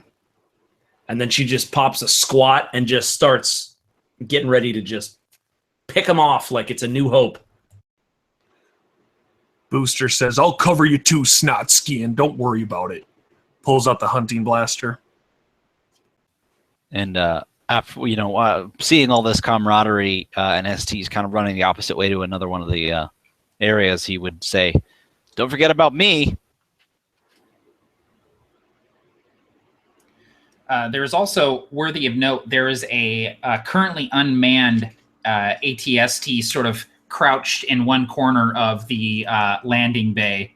Sort of its legs are sort of lowered so that you can climb up into it if you so wish. Just a little minor detail. There's a big weapon of doom that you can jump into to really murder everyone. An empty neck just in the corner of the landing bay. Oh, also, it's you can climb into it. Huh, weird, huh? I mean, I don't know. There's like a door on it in case, just on the off chance that someone would want to get in there and use it. There is. Come on. I'm just throwing it out there in case anyone wants to. So essentially, you guys have about one round. We'll go ahead and go an initiative here. So ST, give me the initiative roll, if you please. You guys basically have one round of actions until the stormtroopers come through into the cargo bay. So does this get a wild die? It does, yes. Okay, well, nothing came of it. 17 on 17. Okay, great. Perception. Great. It's perception, right? It is, yes. Gotcha. Okay. Yep. So you guys will be going first. So starting with ST, how many actions would you like to do this round? I'm gonna go with 3 actions. Okay, and your first action? All right, I'm gonna go with 2 actions. 2 actions, and your first action? So I don't know exactly how far I got, but so we're in the area, and these pylons are near us. Well, like in this, the support beams we're trying to blow up are inside this landing bay, or they're somewhere else, or the bases of them are inside this landing bay, and they're essentially it will require a move action in order to get between 2 of them. Gotcha. So I was running toward one of them. So for my first action, I'm going to continue bringing this bit of demolition to the pylon. Cool. And that'll be my first action. Okay. Giotto, how many actions? 2. And your first action? The first action is Giotto is going to run kind of in a way to a location somewhat not far away from Davin, but distant, so Davin can work and we can draw their fire towards us and not towards the big ass creative explosives that Davin's working with. So perfect. So I will move to cover as my first action. Yeah. Cover close. Maybe I'm behind the speeder wreckage or something like that. Yeah, there's plenty of like cargo containers and all sorts of stuff here in the bay, cool. so you can easily find some cover with a move action. Definitely. And then Davin, how many actions are you gonna take? I'm gonna take 2. I think the first one is going to be moving the rest of the way to the pylon. Okay, you got it. And the second one is going to be installing the explosives. Perfect. Okay, so you move to the pylon, and then you're moving to a different pylon than ST is moving to. I'm assuming you guys are gonna split up and do 2 at once. I'm assuming. Yes, that is correct. And we're gonna bump into each other at the same pylon and kind of look at each other, man. Did you bring the Dead Knight? No, I thought you had it. You guys look back, and Booster has the detonite somehow. All right, Leora, how many actions are you going to take this round? I think I'm going to take 2. 2? All right. Yeah, and then so regarding this weapon, I'm not going to use the aim if there is one. But essentially, I'm going to just try to lay down cover fire. Yeah. While he's blowing up those pylons. So I'm going to try to use 2 actions and see how that works for me. Okay, cool. So your first action is fire on any stormtroopers, essentially. Okay, cool. That both actions actually are going to be firing. Well, you can only use 1 with this guy. It's got a 1 rate of fire. Oh, you know what confused me? That surprise round, in the first combat, we don't choose. Oh, yeah. It's per round you choose your action. Yeah, so every round you say how many actions you're going to do, and then every time it comes back around, you decide what you're going to do. Totally. That makes more sense. Then I'm just going to do the one. Okay. Cool. Light One action. repeating doesn't. It's more than one time? it's confusing because it's called a repeater, It's but it repeating, it has a rate of fire of 1. Yeah. Okay. But it does that 6. It's like how it's called Greenland. Yeah. Exactly. That's exactly right. Exactly right. Yeah. Exactly. All right. No, this is the light repeating version. You'll like it. No, it's called the light repeater because it lightly repeats one at a time. It's freaking Star Wars buzzwords in the. Yeah. Yeah. It lightly repeats. All right. Booster, how many actions you going to take? Booster has one action on his mind, and he gets real close up to Leora and says, "I've got an idea," and starts running towards the ATST. Yes, awesome. All right, with your move, you are moving towards the ATST. Perfect. Yes. Okay, we are back up at the top. The stormtroopers are going to be arriving at the end of this round of actions. ST, you've got one action left. What would you like to do? So I've made it to the pylon, right? That was my move action earlier. Basically, I want to set this explosive up and run the other direction. Is that the next thing I can do, or what does that take? Yeah. So give me a. So I have demolitions. Yes. So give me a demolitions roll, please. Okay. And what do character points do? Because I don't want to mess this up. That allows me. You can add a single die to your roll using a character point, and you can decide to use it after you roll. So I'm just going to go for it because I've got 6 of them. Okay. Cool. So I'm going to add 1.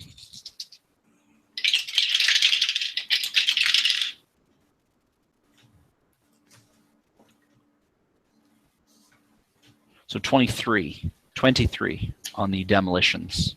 Awesome. So you work quickly and skillfully, sort of setting up these cubes of detonite on the column, doing the wires in between them, and syncing it to a remote detonator that you now have. So if possible, I didn't get a 6 on my die, but I wanted something cool to happen. I arranged them in a smiley face. Perfect. And that's the end of my action. Now, this is very important. Is it a smiley face with a nose or without a nose? Without a nose. Okay. 2 eyes. You are to these good things like Winston from New Girl is to pranks. You either go way over the top with it, or I'm going to draw a smiley face. I mean, tell me I'm wrong. See, but this time I didn't get Create a The Force Awakens right here. or you make a smiley face out of detonite. See, this time I didn't get a 6, so I was pushing it a little bit. That was the thing, is my wild die didn't come up as a 6, so I didn't know if I was allowed to do something cool. But That makes sense. luckily, the DM allowed it. If it's a 1, right. can you do something lame instead of something bad happening? Just like, but you're forced to do something embarrassingly lame. Like if you're a stormtrooper, you bump your head on the door frame as you're walking through. Stormtrooper definitely rolled a 1 on his. I don't even know what he was rolling. Then. Can't see a thing in this helmet. All right, Giotto, it is your second action. What would you like to do? Okay, and there are no stormtroopers here? Not yet. They're going to be showing up here shortly. Okay. Well, I rolled a blaster roll to be all cool and prepared. Can I shoot the door controls?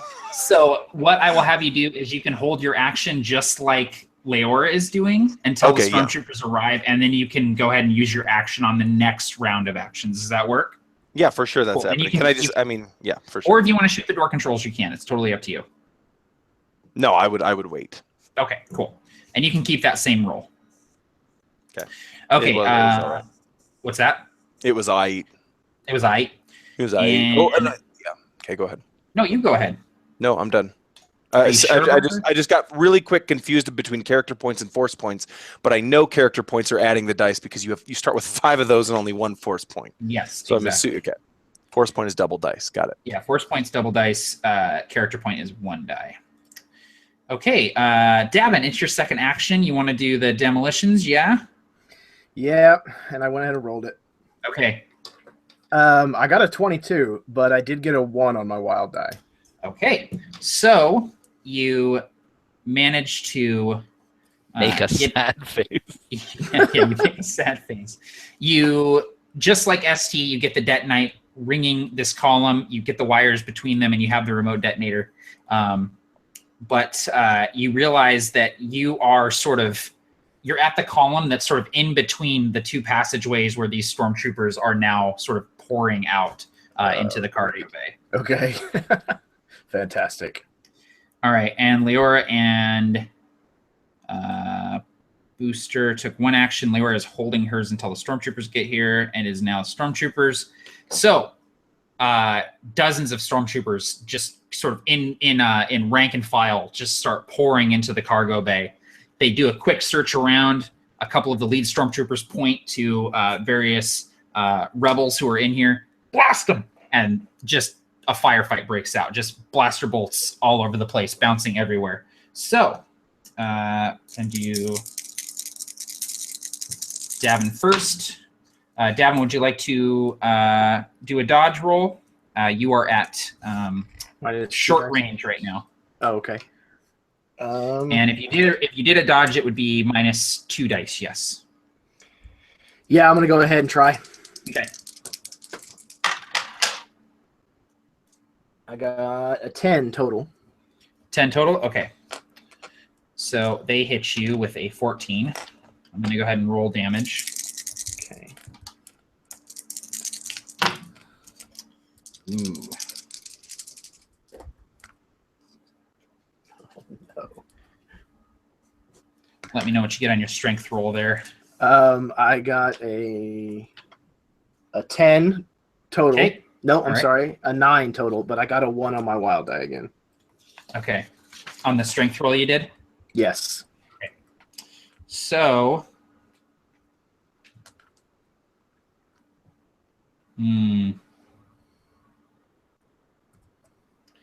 so you have taken a mortal wound, Davin. He's the only guy that can do the thing. Or it's like Terminator 2, he's got the detonator and Listen, let me tell you what. Matt and I will do that joke for the real length of the movie, so be careful. Miles Bennett Dyson. So, oh, wait, I got to read this. This is worse than I thought. Hang on. Do it anyway. Hold Do on, it. I gotta go to the death and dying. My little quick Great. reference here Awesome. is not doing the trick here. and Matt now starts for a musical flipping intermission. Matt starts flipping through the Egyptian Book of the Dead, the actual Book of the Dead, Like, oh, it's not looking good. rolling verses like it's a roll table. Yeah. Okay. A long time ago, in a Tutankhamun far away. Coming far away. Okay. Mortal wound. Where are you at, buddy boy? What the hell? I'm gonna look at him too. Mortal wound. So I probably should have figured out how people die in this game before I ran it, but You're like, no, everyone's gonna You be didn't, safe. you didn't think we'd do anything so stupid we'd all die, though, right? Come on. Certainly they'll take the I dodge. should have known. Okay, a mortally wounded character falls prone and is unconscious. The character can't do anything until healed. The character may die. At the end of each round, roll 2d. If the roll is less than the number of rounds that the character has been mortally wounded, the character dies. Okay. So basically every round, there's a greater chance that you are just going to die. So this may be Barker's time to shine here. Jeez, awesome. Sounds like it. So mortally wounded. Okay, the character can't do anything in heal at the end of each round. Okay, cool. At the end of each round, got it. So I'm just gonna put MW next to Davin. That means mortally wrecked. Okay. All right. That was Stormtrooper shot number 1. Let's keep the good times rolling. Here comes one at Leora, but she is... Leora, did you take cover? I didn't. Okay. Cool. Mortally wounded. So, do you want to use a action to dodge, or do you want to hold and I just do. After Okay. seeing my comrade and bombardier dropped like a bag of sarlacc poop. Perfect.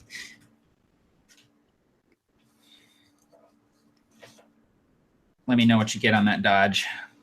Oh yeah, so that's a roll. I forgot. Yeah. I'm playing D&D for a second here. You're like, that gives him disadvantage to hit me? I'm like, yeah, so just take the lowest one.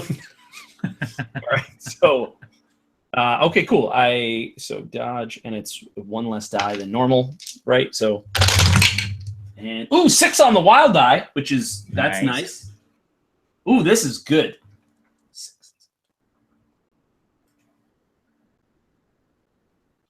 Dude, 22. 22.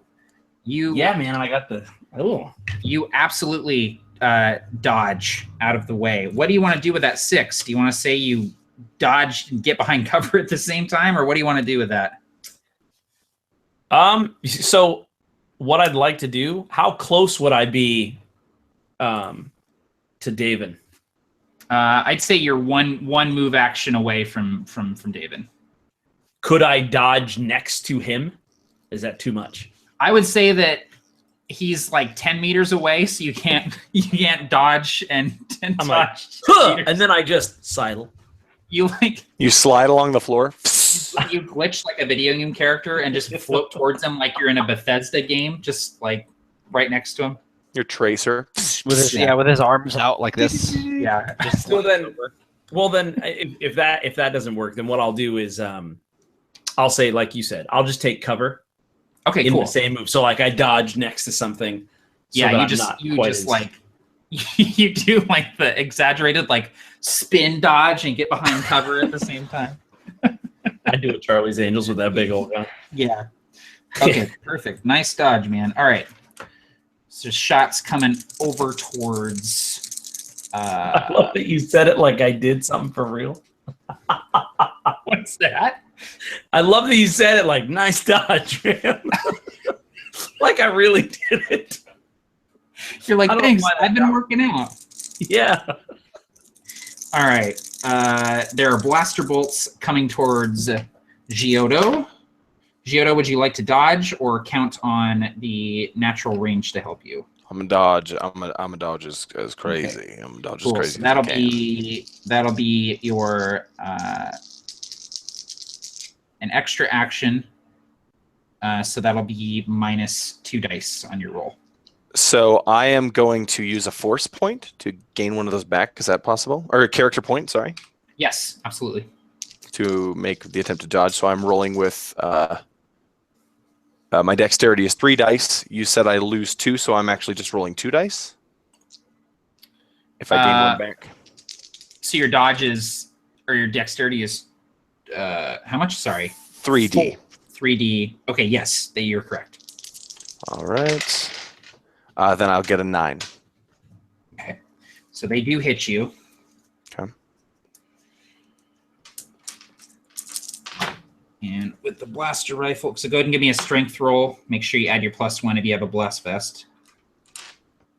I don't have any of that garbage. Oh, that's right. Oh, I rolled a 1 on my wild die, so I have a 4 and a 1 in the wild.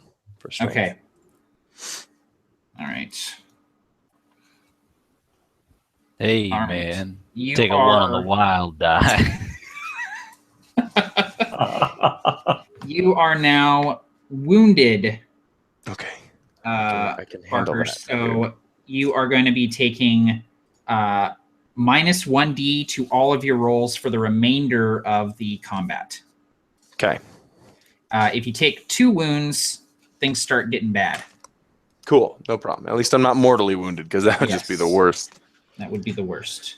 Cool. Okay. If you're and mortally then- wounded, you might as well just exit the whole thing, you know, just bail.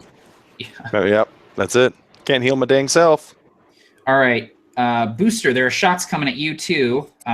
Do you want to dodge or do you want to rely on the existing DC? And if I dodge, yes, I'd like to dodge. Okay, so that'll be your second action, so -1. Yes. Minus 1d, right, from the roll? Yes, minus 1d, sorry. Okay.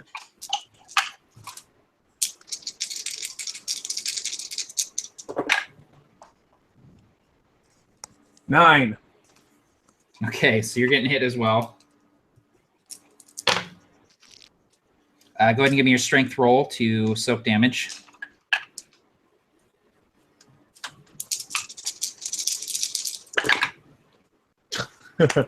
uh, 18 with the 6 on the wild die. Very nice. So you negate all the damage. What do you want to do with that 6? How close will I have gotten to that ATST by now? You're right up next to it. I want to coolly slide on that slick landing pad floor right underneath the legs to the back of it, and then start making my crawl upwards. Awesome. Yeah, you do it, and it's really cool looking. I guarantee it. It's like it was super awesome. You idiots wouldn't know what that looked like. It's Laser really cool looking. brains. I guarantee it. Okay. Back up to the top of the initiative. ST has done all of his rolls. Giotto, you had your second action held to attack stormtroopers. Do you want to take that? Can I change that action? Yes, you can. Because I think that our friend being shot changes everything for me, and that I would instead use that action to get over there so I could prepare to heal David. You got it. You move over to him with your second action. And then, Leora, you were going to do that as well with your action. Well, I decided not to. Basically, I took the dodge for free, and then I was going to just stay where I was. Oh, okay. You're not going to do your blaster shot anymore? Okay. Oh, no. I'm sorry.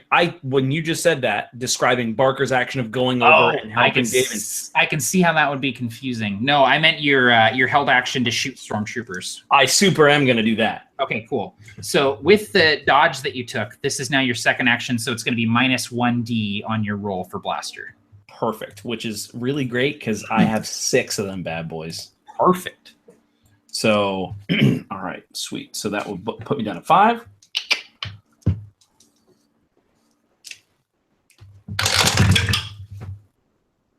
Okay. So, oh, man. 1 on the wild eye. Okay.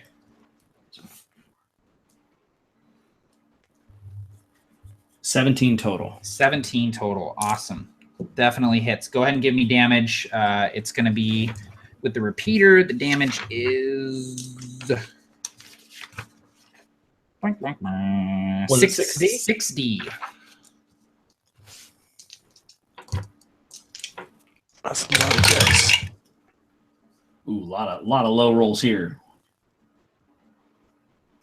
10. 10 damage. Okay. That's enough to take out a stormtrooper. Sweet. I'll take it. Yeah, a lot of 1s and 2s there. Now, the one on your wild die, you pop out from cover and you take a shot with this huge blaster, and it immediately overheats, and you have to sort of give it a round before you can fire it again. Ugh, it's sticky. No, it's smoky. It's overheating. That's mesquite. I said it was smoky, dude. All right. It is a new round. No, stormtroopers go again. No, they didn't. They already went. Okay, so ST, new round. How many actions would you like to take?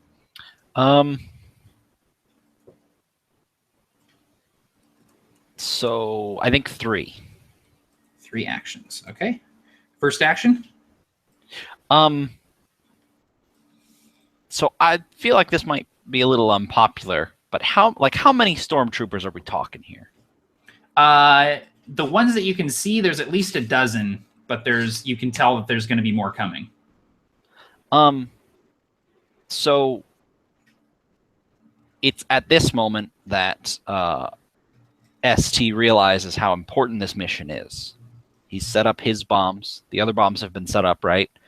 And there's currently a speeder with detonite on the back of it. ST's going to run to the speeder. Okay. That is his action. Okay. Giotto, how many actions would you like to take this round? I'm typing a question. 2. I would like to take 2 actions, and my first one would be to administer first aid to my friend here, Davin. Davin or Davin, were you able to set up the explosives? Yes, he successfully set up the cool. explosives. All right, yeah. cool. I didn't know if he was in the middle of that. All right, cool. No, he set them up like a pro. So let me look up how first aid works really quick. Cool. I do have 7D in it, which I would like, and I lose 1 because I am wounded.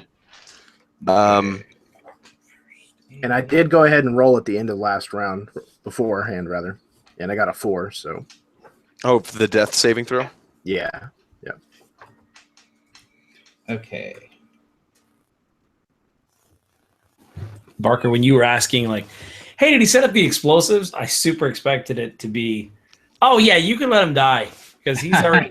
I was just thinking, I was like, oh, if he already did it, forget him. Not 2 actions. I'll just do the 1 action and then good luck. Yeah, with forget force. that. Yeah, never mind. Never mind using the force point, like all that. It's all good. No. So, Barker. Yes. Davin is mortally wounded, which means this is going to be a difficult first aid check, which means you're going to be looking for 20 or better on your roll. Here's the deal. This is the one time this game so far I've been able to administer first aid to be a combat medic for one of my friends. I'm going to spend my force point and double my dice. But first, I have 7 dice, right, because I have 70 in first aid, minus 1 again because I'm wounded. So I will be rolling a total of 12 dice. Yes. Correct? Yes, correct. Only 1 is wild, right? Yes. Okay, cool. Cantina theme music, please, Nate.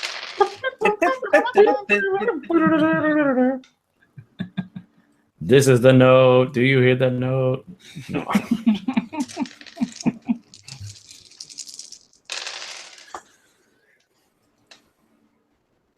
This was 2 fistfuls of dice, baby.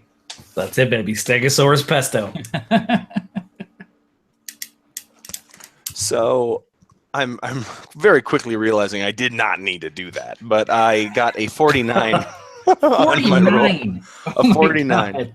That was a fairly mediocre roll. I guess that's just what happens when you roll 12d6. You just get 49 occasionally. I think I come back invincible, right? You cured his space cancer, and he no longer has erectile dysfunction. You actually brought my dead parents back to life. Alderon's back. Everything's back. It's just great. The whole thing. Alderon. So this is not written in the book, but I'm going to say since you got more than double what you needed on this roll, you actually heal him so effectively that he will regain 2 conditions. When you use a med pack, normally it's like they go from 1 condition to the least, the next least worst. Yeah.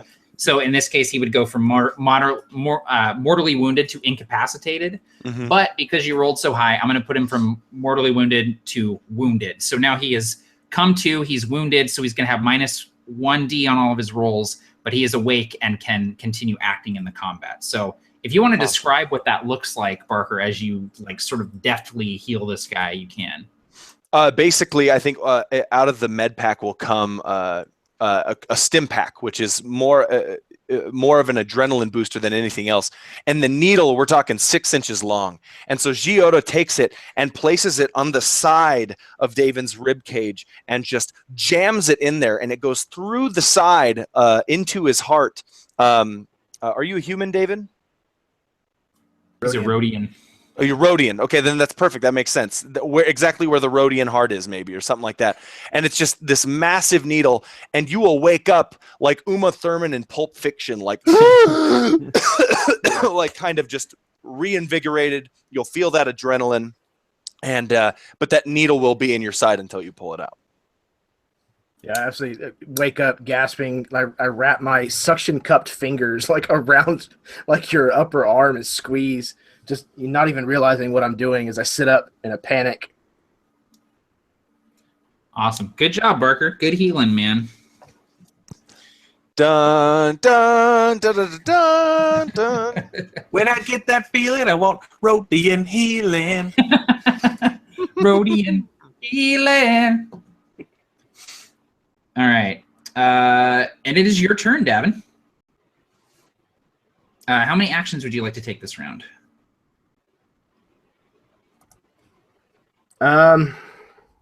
We still got one pillar left. Yep, one pillar left. You see ST running towards the remaining detonite. So I guess 2. No. I guess it would need to be 3. 1 to move to the speeder, 1 to grab, or 1 to move to the speeder, 1 to move to the pylon, and then 3 to apply the explosives. Perfect. 3 actions. Okay, great. So your first action is to move to the speeder. So you get yourself up. You feel weak. You feel that the pain is very real from your injuries, but you're able to get up and move over to the speeder. Leora, how many actions this round? I think I'm going to stick with sort of what I did, where I just keep sticking with the 1 and trying to just pick them off one at a time, Okay. safely and effectively. That also gives me one to burn on a dodge, so. Yeah. Does your gun still need to be reloaded? Wasn't that a thing? Oh, Were you the kid that reminded the teacher there was a quiz today? Come on. So 2 actions, Tim. 1 to get your Well, gun. it's up to you if you'll let me, because it was overheated. So you said I couldn't use it for a full round. I'll say 2 actions. 1, you can basically vent the heat from this thing, and then you can use the second action to attack. Okay, perfect. Cool. All right. So you spend your first action. You're I don't know how blasters work. You pop the vents open and heat starts dispersing from it. Yeah. I'm blowing in it like it's hot cookies. Yeah, you take a little bit of water from your canteen and just kind of get it on there, and it's ready for frying. It's hot enough. Poke it in there real slow. All right, get the brats out. It's hot. All right, Booster, how many actions do you want to take on your round? Well, and this is where I would love some action advisement. Yes. So I'm obviously up to this thing. I don't exactly know what's inside there either. I mean, do you make actions and somewhat predicting if it goes well, but that can change depending on other factors, right? Yeah, it's true. Like you can sort of give yourself action padding if you want, like, well, if it goes well, I only need 2, but maybe I'll fail one of the rolls, so I want 3 or whatever you want to do. I will say that, like, climbing in and getting the walker moving will be 1 action. And then whatever you want to do after that will be additional actions. Okay. And do I need to announce the second or third action? No, you only need to announce the actions that you're taking. So you can give yourself a number of actions not knowing exactly what they're going to be yet. Okay. I'm gonna give myself 3, and that first one is going to be getting in that walker and firing that puppy up. And I'm going to have this flood of memories of sitting on my dad's lap as he'd take me for walker rides in the forest, and fix our family walker rides he'd take me on. Guys, I got my dad's walker for the weekend. No way, is it full of gas? You gotta run the odometer backwards, man. All right. So what I'll need from you, Booster, on your first action then is I'm guessing you did not take what is it called? You didn't whatever take vehicle it is. No, walker operation. So what I'll need from you is just a flat mechanical check. Yeah. Okay.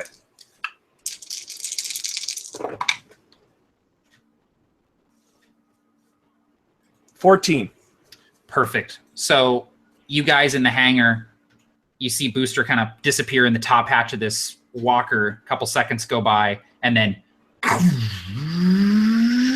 it powers up, and you see it stand up to its full height as Booster powers it up.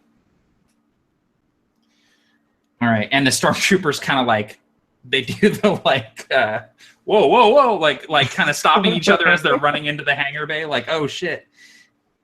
All right, speaking of stormtroopers, it is their turn. Leora, they are shooting at you. Would you like to dodge or just have them hit the basic DC, which is here at short range 10? So let me ask you if the fact that I was behind cover on my wild die comes into play. Yeah, so that you are on half cover, which gives you plus 2d to what? It says plus 2d, but Take it, whatever it is. whatever it is, I want it. Give me them 2D. Let's see here. Cover. That's Leora's new voice. She talks like this. Hey guys, I'm a Star Wars. Characters are harder to hit when they've got cover, something that hides them from attackers. Okay. The Leora with that voice, when she cooled it, just went and spit on it. That's how that Leora. Yeah. Perfect. I just spit on it. All right. So 2. okay. So basically, it increases their difficulty to hit you by 10. So they're That's trying to pretty hit. solid. They're trying to hit 20. So if you want to just count on that, because you're probably not going to roll 20 on your dodge. Yeah, I definitely do that. That's what Okay. I'll do. I'll rely on that for sure. Okay, awesome. Yeah, so they start shooting at you, and you manage to just kind of duck behind cover, and the blaster bolts just bounce off the crates or whatever that you're ducking behind. They're also going to take a shot at Giotto. Giotto, do you want to dodge or not? You're muted, buddy boy. You're muted. Sorry. Yeah, I want to dodge. Okay, go ahead and That's give me what that I'm dodge gonna do. roll. Thanks. Taking into account you're rolling one less One die. fewer. 2, actually, because you're taking 2 actions this round. Oh yeah. And the alternative is just to have them. They just would fire against the basic DC for your range, which is 15 or 10. Sorry. If he's taking 2 actions, it's just down 1 die, right? Yeah, but he's also wounded, is why I'm I said also 2. wounded, so it's Yeah. Gotcha. Okay. Yep. I'm gonna let it hit the basic DC.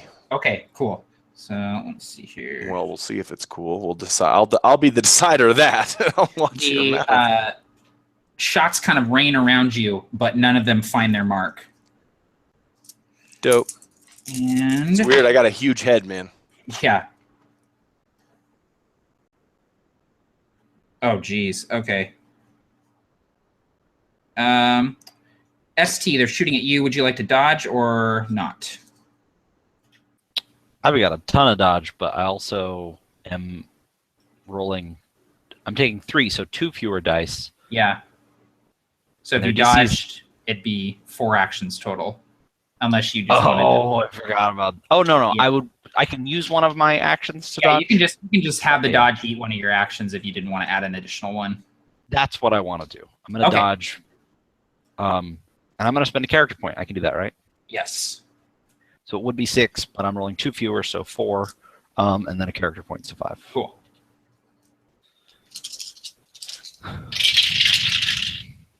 Holy cow.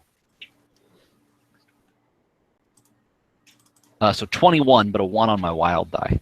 Okay. Good. I'm glad that you rolled. But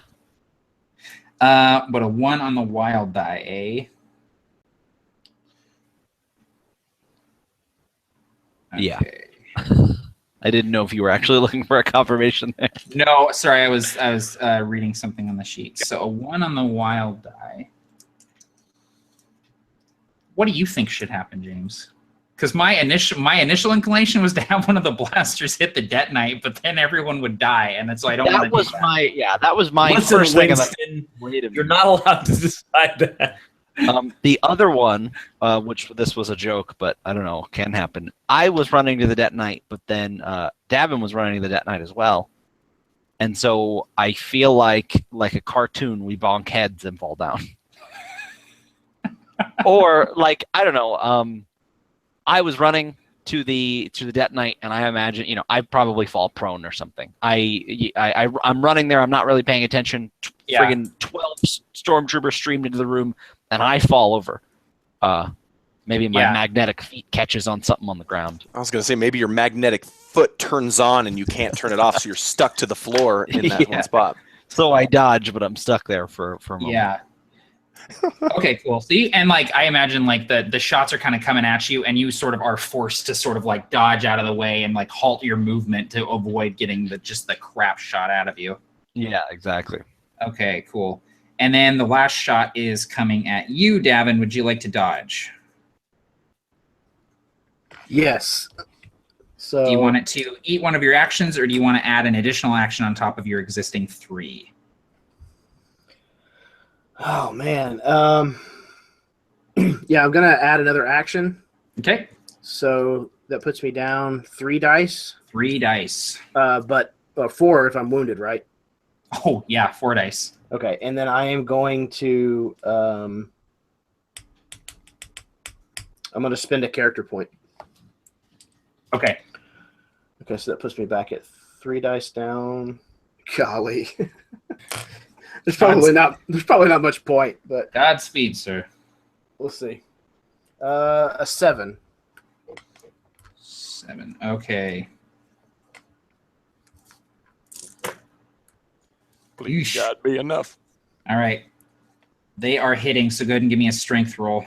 Okay, here we go. Ooh, they didn't roll too well on damage, though. That's good. Yeah. Is That's a lot of ones. energy. So a 14 total. 14, you soak all that damage. You don't take anything. All right. Now, Stormtroopers, we're back up to the top with ST. So, ST, you used one of your actions to dodge, so you are on your 3rd and final action on this round. Okay, and based on what happened, am I prone, and what does that mean for me? Does that take anything away from me, or? I'll just say that you're not quite to the detonite on the speeder yet with that action. Yeah. So, I would probably, seeing that Davin is also running toward the detonite and probably has a better demolition skill in general, and maybe a few grenades or something, I would probably take a shot at some of the stormtroopers. Okay, yeah, go for it. So with 3 actions, I'm down 2 dice, and I have 7, so 5. All right. Ooh.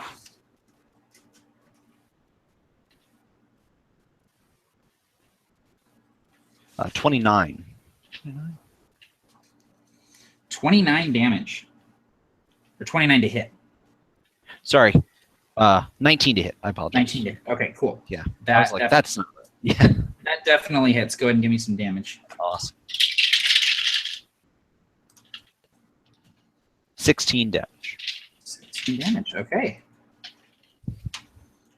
Another stormtrooper goes down. Okay. That was ST. So Giotto, second action. What would you like to do? Second action is I'm lifting up my blaster carbine and shooting a stormtrooper. In the face. Go In for it. the face with -1d, minus another one because I am a scrub. But I am going to use a character point to add that a 3rd die. So I am rolling 3 dice for my blaster, which is usually 4d. Okay. That is a 1 on the wild die, but a total of 12. 12. Okay. 12 at this distance hits. Go ahead and roll damage. I'll roll soak. Okay, I always forget the damage is 5d. 1, 2, 3. -1 because I'm wounded? Yes. No, not for damage. Not for damage? Okay, cool. Then 6 on the wild for damage, damage. 6, 7, 8, 12, 13, 14, total of 20 with a 6 on the wild for damage. Another stormtrooper goes down. Wilhelm scream it. Ow! Falls off some sort of like platform. Stories and stories below ground. He falls into some sort of like energy reactor. And the whole thing goes up. Yeah. He's like a bug on a bug zapper. Yeah, that's Fell exactly into an exhaust port. So do I take a bad thing and a good thing? So the wild die doesn't count on damage rolls, but you roll a 1 on your blaster shot. Okay. So what bad thing happens, Barker? I shoot the alarm and the entire station starts going whoop whoop whoop. There's kind of a maybe I don't shoot the alarm, but the alarm system begins ringing out, and we're aware that the Empire not only completely knows that we're here, but if we don't finish our job soon, then they're going to have some sort of new defenses up to stop the rebels from making any sort of difference when the capital ships arrive. Perfect. Okay. Yeah, and it's the Star Destroyer alarm klaxon, the that starts going. This bitch just had to do it better. So good, right? I tried. I'm like, I'm Murdered gonna do it, and then I'm like, oh man, no, I think I did it wrong. I This didn't guy's know- like, hold on. I didn't know if that's what you were going for. Let's just say it's a which Death Oh, that Star makes is it it? so Matt? much worse. It I didn't know that's what you were going for. It really depends on if you're going with a Corellian alarm system versus one from Tatooine or otherwise Hut space. It'd be funny if I didn't actually make any of the sound effects, but I just opened my mouth and the exact sound effect just came out, like there was like a sound box. And it was like, You press play on your Windows Media Player on your other screens. Like They think Carl I'm really- Winslow. That's what you've Yeah. been doing with TIE Fighters this Michael entire Winslow. time. Yeah. Carl Winslow's the dad on Family Yeah, Guy. See? Holy I shit, told you they're to get brothers. out of my house. Carl Winslow. Oh my god. Okay. Oh, all right. That was Giotto's turn. Davin, you're up. It is now action 2 of 4. Yeah. All right. So this is my second move, grabbing the Dead Knight and moving to the third and final pylon here. Third and final pylon. Okay, you do it. You grab that last box of detonite. You're just dragging it across the floor. Blaster fire just raining all around you as you do so. Okay, Leor, you have a second action after you vented the heat off of your light repeater. So I want to see if you'll let me do like a rule of cool thing. Mm-hmm. Where one of the things, when I imagined this character, I wanted her to be this like really cool close combat, like Krav Maga expert. Yeah. And so what I was going to say is, if you'll allow it, while this thing is cooling and I'm venting it and all this other stuff, I think maybe a stormtrooper comes up on me, like rushes me and is like right next to me. So it becomes this sort of like melee combat situation. Yeah, He's absolutely. like, so he comes running up and he's like, stop right there, rebel. And I'm, just drop the gun and just start doing that, like twisting his arm and just the old Absolutely. stickaroo. You go for the old vibro blade. Yeah, I'm thinking that. Yeah. Thinking that I pull the vibro blade. Just, I don't know. What does that sound like, Carl Winslow? I always imagine vibro weapons like sort of having an almost inaudible hum, like an electric toothbrush when it's in I'm your just mouth. gonna say like an electric toothbrush instead. Yeah, That low subtone. yeah. Like Almost like a super low lightsaber, but lower. like if you left a vibro blade on somewhere in your house, you'd be like, "The hell is that?" Like I could swear I hear something. You get phantom vibrations in your hand. Yeah, it's like when the TV's on, but there's nothing on it, and you can't tell if it's on or not, and it's just kind of like. That whine, yeah. Yeah. All right. Now that we've had a 10-minute conversation about what vibroblades sound like, There you go. So you can I take your turn. So melee I have a- combat is what you're looking for. yes, and I do have that. So I have 5D in that, Perfect. and I'm gonna go ahead and rock it. Dude, I promise you to God that I got another 6. It's these artisan dice. Yeah. Now It's the dice listen, tower, man. it's a lot easier to roll a 6 than it is to roll a 20. You have statistically a way higher chance of rolling a 6 than you do a 20. That's a on really good call. That is really Yeah, good call. I've rolled quite a few of them Yeah. so far. You get a lot of the 6s in Also this game, for ones. sure. Also Also ones. ones. Also Yeah. ones. What I are did the all of odds? those. It's almost like it's a 1 out of 6. That was actually the appeal of the D20 to early gamers because the statistics were more 5% than the 7 average of it if you're rolling just a few D6s. All right, Booster, yeah, shut up and sure, drive your laser ATST. brain. Booster, he's a multiple personalities. All right. What'd you get on that melee combat there? 22. 22.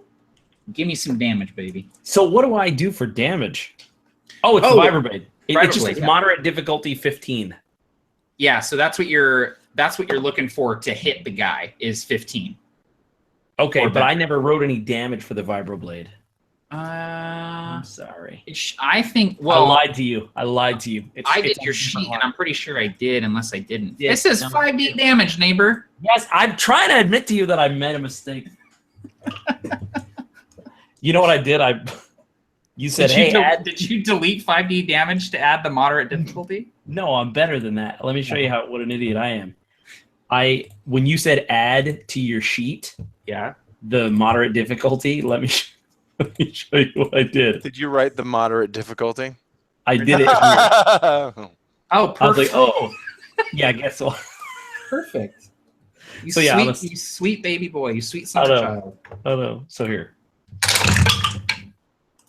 You know what? It's always lower on the damage though. I'll take it. Yeah. 14. 14. That's enough to kill this guy. What does that look like as you're taking this stormtrooper out in close combat? I think strangely economical. I think it's 2 moves and it's leverage, and he's just like, "Hey, cut it out."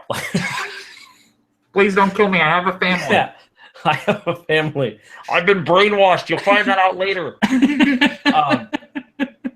So I think it's drop the blaster and in one smooth movement, take his own gun, wrench it from his hands, and then make him punch himself in the throat. Awesome. That's beautiful. He just goes down just like a clatter of armor and flesh. All right. That was awesome, man. Speaking of awesome, Booster, it is your second action. You are inside an ATST at the controls. What are you doing? Somewhere, some altruism sneaks out of Booster's callous soul, and he decides that he's gonna do whatever it takes to cover the Rhodian, putting the last of the detonite on those pillars. So I want to take shots at whoever whoever might be posing a threat, or the nearest threat, it would seem, to completing the mission. So, with your Scout Walker, you have a rate of fire of 2, and the damage on this baby is 8d energy damage. So you can kind of just, there's sort of 2 distinct groups of stormtroopers here that have come in from both sides of the landing bay. So you can kind of just fire at whatever group you want and hit multiple stormtroopers. So I could do 1 on this action and the next, and Yeah. on my third. Okay. It has a rate of fire of 2, yeah.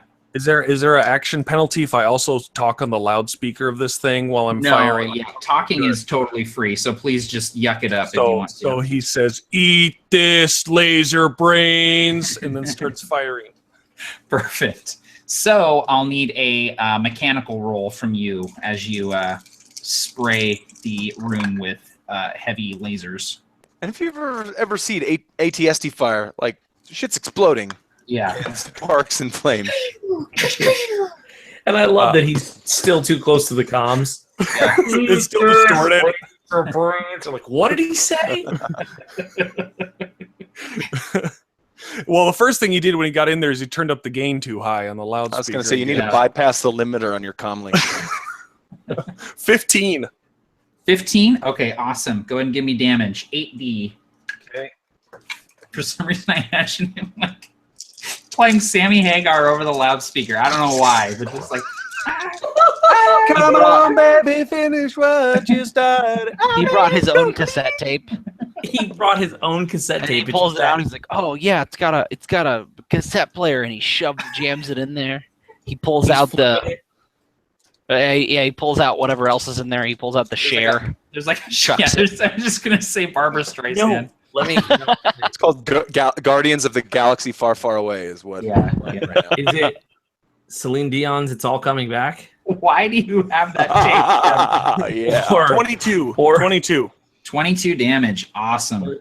Is it the original soundtrack to Beaches? starring Bette Midler and the one lady. Who didn't make it?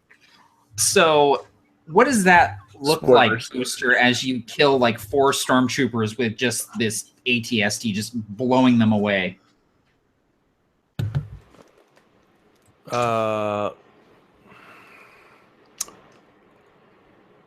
Man, now I hear Van Hagar. Not as good as the David Lee Roth days, but now I got finish what you started in the back of my head.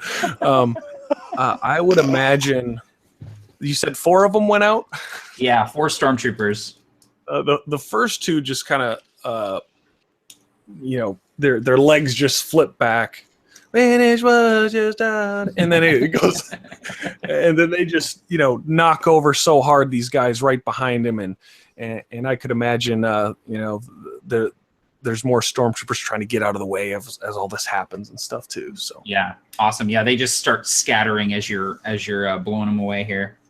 Yeah. Okay, that was Booster. The stormtroopers are not taking additional actions this turn. They already did their 2 actions, so it is back up to Davin. You have a remaining action. I am placing the detonite on the 3rd pillar as Go ahead and quickly as give I me- can. Yeah, go ahead and give me a demolitions roll. So you have taken 4 actions, Right. So down 3 dice and 3 dice down a 4th. for your wound. Yeah. All right. Somebody's my gonna force use point. a force point.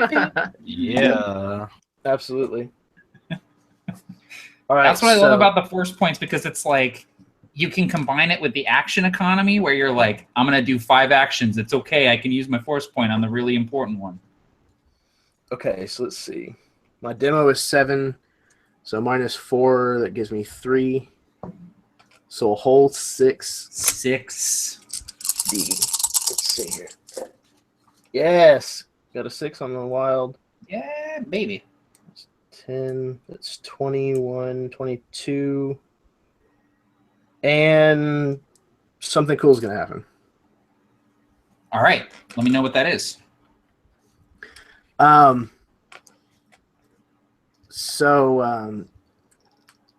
There was a secondary thing that was happening with the rebels. Yes, the rebellion was trying to enter. Yeah, so they have multiple squads taking out the atmospheric trackers, and they're also going to jump in capital ships as soon as the trackers go down. Okay, so we get a transmission on our comms telling us that several of the rest of the squads have succeeded, and that they're ready to begin the second phase of this assault, and they're waiting on us.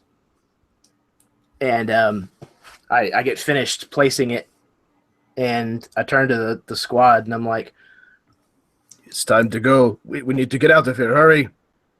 Let us find a way to escape." Beautiful. Yeah, the demolitions are all primed, ready to go. You have 2 of the remote detonators. ST has the 3rd. And Booster, you have a 3rd action that you need to take. And there are still some more stormtroopers around we can fire at. So whatever the next largest group looks like, I'm going to go ahead and fire at them too. Okay, go for it. Whoop.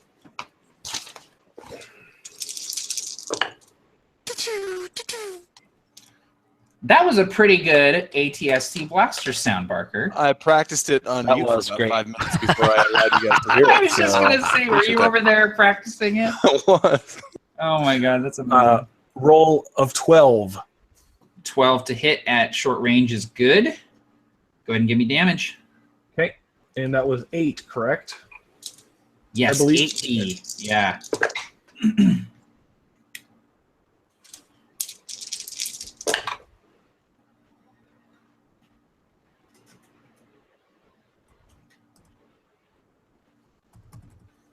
$24. 24 damage. Let's see here. That will take out 5 stormtroopers. So again, you just and like stormtroopers just flying everywhere. There's just Wilhelm screams Just ow! Yeah. All right. We are in a new round. The demo charges are placed. You got stormtroopers on the run in this walker. ST, how many actions are you going to take this round? I guess you guys can talk to each other for free over the comms if you want to try and formulate a plan on how to get the hell out of here.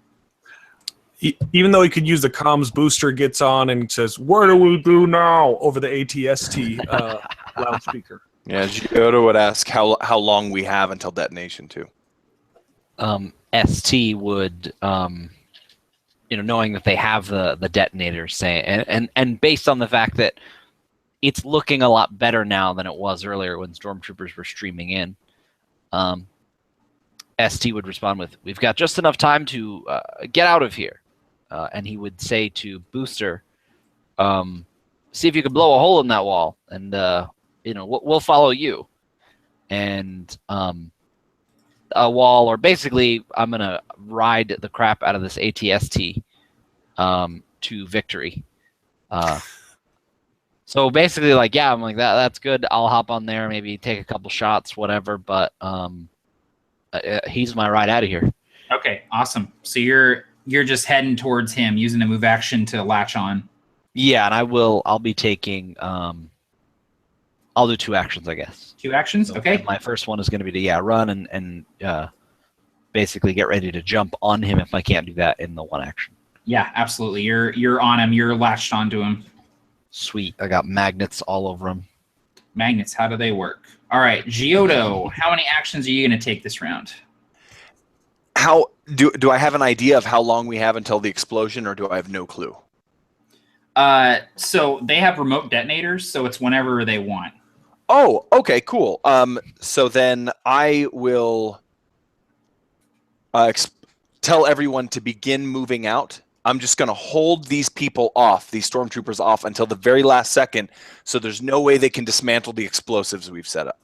Okay, cool. So I'm going to do 2 actions, and the first one, and presumably both of them, will be firing blasters at stormtroopers. Okay, yeah. Well, one of them can be, but with the rate of fire only. That's I spend my other action to upgrade it to a super repeating blaster, where I get 2 shots. No, so I have 40 minus 1 from being wounded, and I think that's it. I feel like I have another minus for some reason. You'll have another -1 for taking 2 actions. For taking 2 actions, awesome. And then I will use a character point, which means I now have 3 of those, actually. I didn't erase it. Here goes.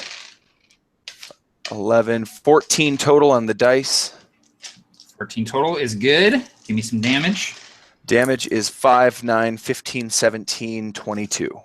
22 damage. Awesome. Another stormtrooper goes down. They're sort of like scattering in a panic now at this point that the ATST is sort of pummeling them with this heavy fire, and then you're sort of picking off the ones that are sort of, running around, scattering from the confused, blowing them away. Yeah. Yeah, you guys are doing and that. Pummeling them with insults too. I just want to make sure that's that's recorded. So that's probably I would think that's the more painful part for these. It's that psychological warfare that's really getting them. It's like someone screaming at "Aren't you a little short to be a stormtrooper?" It's like, "Oh, come on, man, you're done." Bye-bye. Oh, come on. And then he blows your legs off, which just makes it worse because now you are. Exactly. All right, Davin, how many actions are you going to take? I think 2. I'm going to throw a grenade, and then I'm going to move to the ATST. And hop on. First action, throw a grenade. Hit me with it. All right, so I'm down from being wounded. Oh, screw it. I'm going to use a character point. Beautiful. Okay, so we've got 22. 22 to hit. Okay. Yeah, definitely hits. Give me some damage. Excellent. This is a frag grenade, yeah? Yeah, it's a frag. Is also 5d, so it's 10, 20. 20 damn. Okay, yeah. I was kind of aiming kind of right at one of the doors where they were still kind of coming out of. Yeah, so you catch You catch just a bunch of them in the blast. You see a ton of body just. Oh, oh! All right, beautiful. David smiles. All right, Leora, how many actions will you be taking? So I'm thinking, you tell me how many this is going to take. I imagine it's going to take me like. Just saw the image you posted.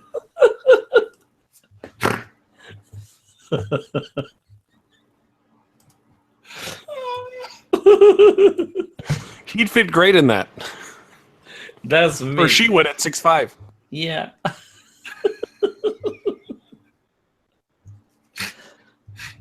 Oh no.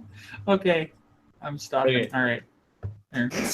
So, what I was going to say is that, like, what I want to do, even if it takes me like 4 actions, because that's what force points are for, I want to, if I can, move to this thing as it's walking by me, climb up it, and then post up in the hatch, like with the blaster, like that style. Yeah. So I don't know. What do you think? Like 4 actions?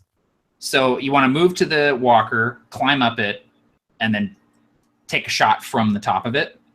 I can take a shot from the top of it. Yeah, I was kind of okay with just getting inside the hatch and, being like, just post it up in there. 2 actions if you don't want to take a shot, 3 if you do. Okay, cool. So for now, let's go ahead and just do 3. 3, okay. And we'll make it rain. Beautiful. So for your first action, you run up to the walker, and then on your next one, you can climb. That's perfect. All right. Booster, how many actions? I will do 2 this turn. And the first one is going to be firing at some more stormtroopers. Well, no. The idea of blasting a hole somewhere where we can get out of here would there be one particular place? Would it make the most sense as the door we were in, or Yeah. explain the layout a little more for me? Yeah. So the structure itself is sort of it's sort of cylindrical a little bit with the 3 support pylons. The doors that you came in are probably the thinnest portion of the wall. And you imagine that with a few well-placed shots, you could probably blow a good-sized hole in there.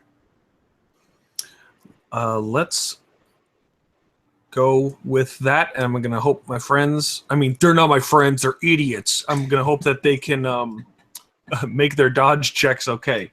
So, yeah, I'll do a first action. Take a shot at those doors. Which I would note would probably be structurally weakened because, the speeder ran into it. I'm just saying. It's true. It's true. It's a 13. 13, yep, that hits. Go ahead and give me damage.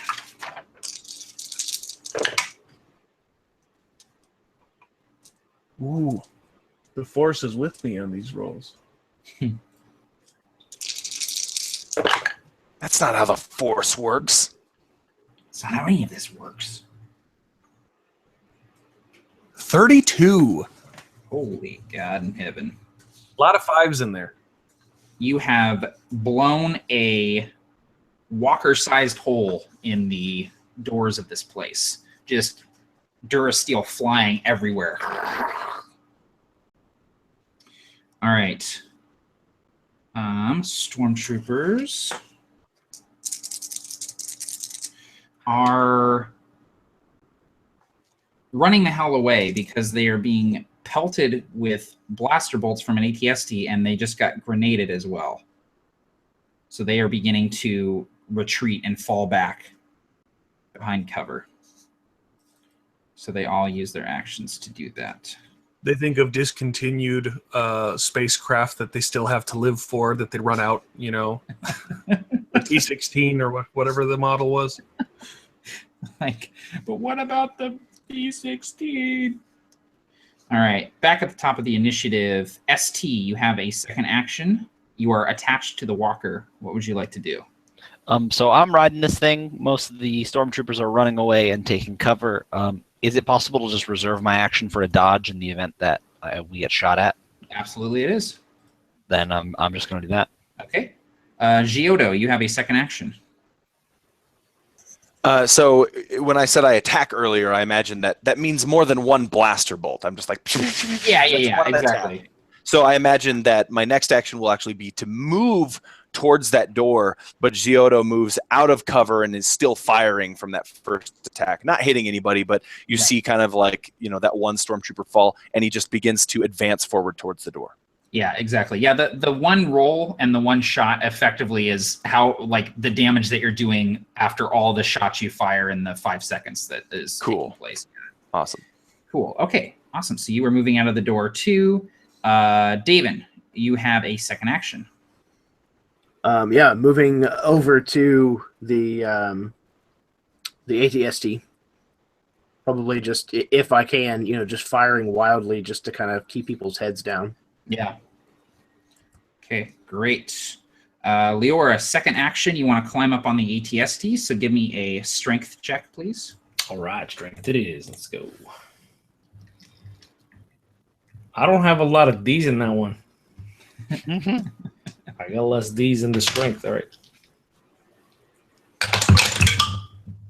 Was that at a penalty? Yeah, right? Yes, because you're doing multiple actions, yes. What's... Okay, so minus 2D for your 3 actions. Yikes, -2? Mm-hmm. What if I only have 2? No, okay, I have 3. So I just roll 1 wild die. You might want to use a character point. Yeah, I'm gonna use a character point. You're just looking for 10 because the it's not like the walker is fighting you or climbing up on it. Gotcha. Okay. Don't use a character point. Spend 1 force point to double that 1 die.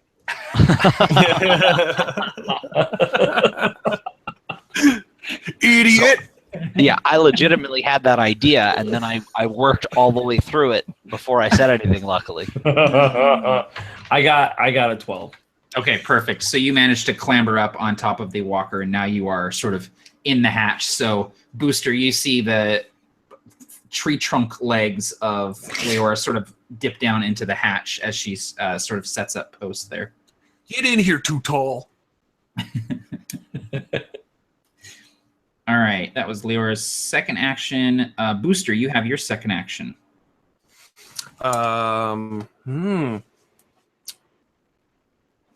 Well, I blasted through the door. I might as well taunt them a second time. So I'm going to try and fire at whatever stormtroopers are possible. Okay, yeah, go for it. They are in full retreat at this point. And this is my second action. I'm down 1 die.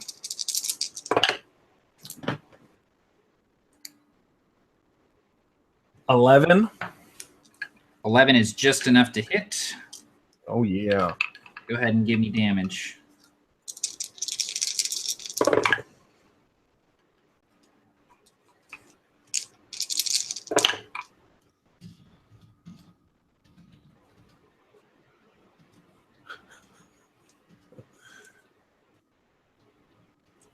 I can add. I just don't. I choose not to sometimes. Is all.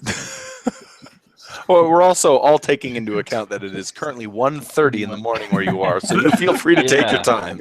Exactly. 32. Almost 32, everybody. you just blast the crap out of these stormtroopers. A bunch more of them just go flying in just a torrent of explosions. Booster just says over the loudspeaker, "I hate you almost as much as I hate my dad." You were you rolled so well on that, in fact, that you shut down the stormtrooper program entirely. Yeah, there's no more stormtroopers. Like, just that's it. It's not. It doesn't exist anymore. They That's brought all a for memo that to 6. the guy at Stormtrooper Command, and he said, "Shut it down. It's over." We're using clones from now on. Yeah, we're using clones. Exactly. Okay, so effectively, combat is over. The stormtroopers are in full retreat. They're sort of taking pot shots over their shoulders as they run into these hallways for cover. But the Scout Walker just keeping them pinned down. You all sort of either get to the walker and climb on, or otherwise head out the door. You're sort of outside now, and you see X-Wings and TIE fighters fighting overhead, just sort of dogfighting, spiraling back and forth. You see one of the walkers that was guarding the door is sort of crumbled in a flaming heap, hit with proton torpedoes from one of these X-wings that is flying overhead. Now, you can sort of end this however you want, get to a safe distance, and blow the remote detonators. What would you guys like to do?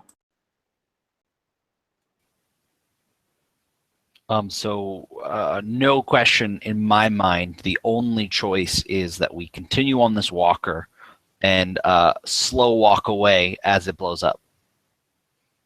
Like, blow it up, don't look back, cool guy. I put my droid glasses on. Somebody has to say something cool before they hit the detonator. It's got to be Dave, and he's the man behind the detonator. David has to say something. That's his thing. Okay. I am ready to disassemble things on an atomic level. That's perfect. Jesus. And with that, you... And I have one in each hand. Yep. Double fisting detonators. Thumb both switches, and the explosion of this detonite going off. You feel the shockwave even at a safe distance, and you see the spire. You see it just engulfed in an explosion at its base, and then it sort of drops, and then kind of tilts. And as the weight of it sort of leans over, you see the top of it just crack in half, and the thing just falls in two pieces, and more explosions just erupt, just a mushroom cloud as this detonite goes off and engulfs the spire. The X-wings and the TIE fighters just pinwheeling in the sky, dogfighting. And as you're sort of watching this unfold, the crackling in your comms sort of becomes clear, and you hear, "Defiance Squad, this is General Crix Madine. Good work." And then you see in the air, you see Mon Calamari cruisers and Carillion corvettes sort of ghosted in the high atmosphere as they drop out of light speed. And the comms signal from Crix Madine continues. "We're sending U-wings to your position. Hold tight.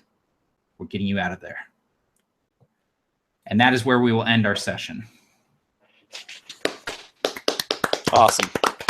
What a blast. Yeah, man. That was Man. fantastic. That was so fun. 6 hours later. Thank you, guys. That was so much fun. It was a blast. Exactly what Star Wars should be. Yeah. Yeah. Dude, things that blow up for no reason. Like Yeah. the building, it cracks, and then it just blows up again. It Like just blows up again. Just Because keeps someone blowing up. was microwaving an egg in there while it was blowing up, and so that's why it just went up. Yeah, that wooden guard tower, it totally exploded. It did, dude. This is a parked AT-AT like 2 miles away that blew up. Just randomly, it just exploded.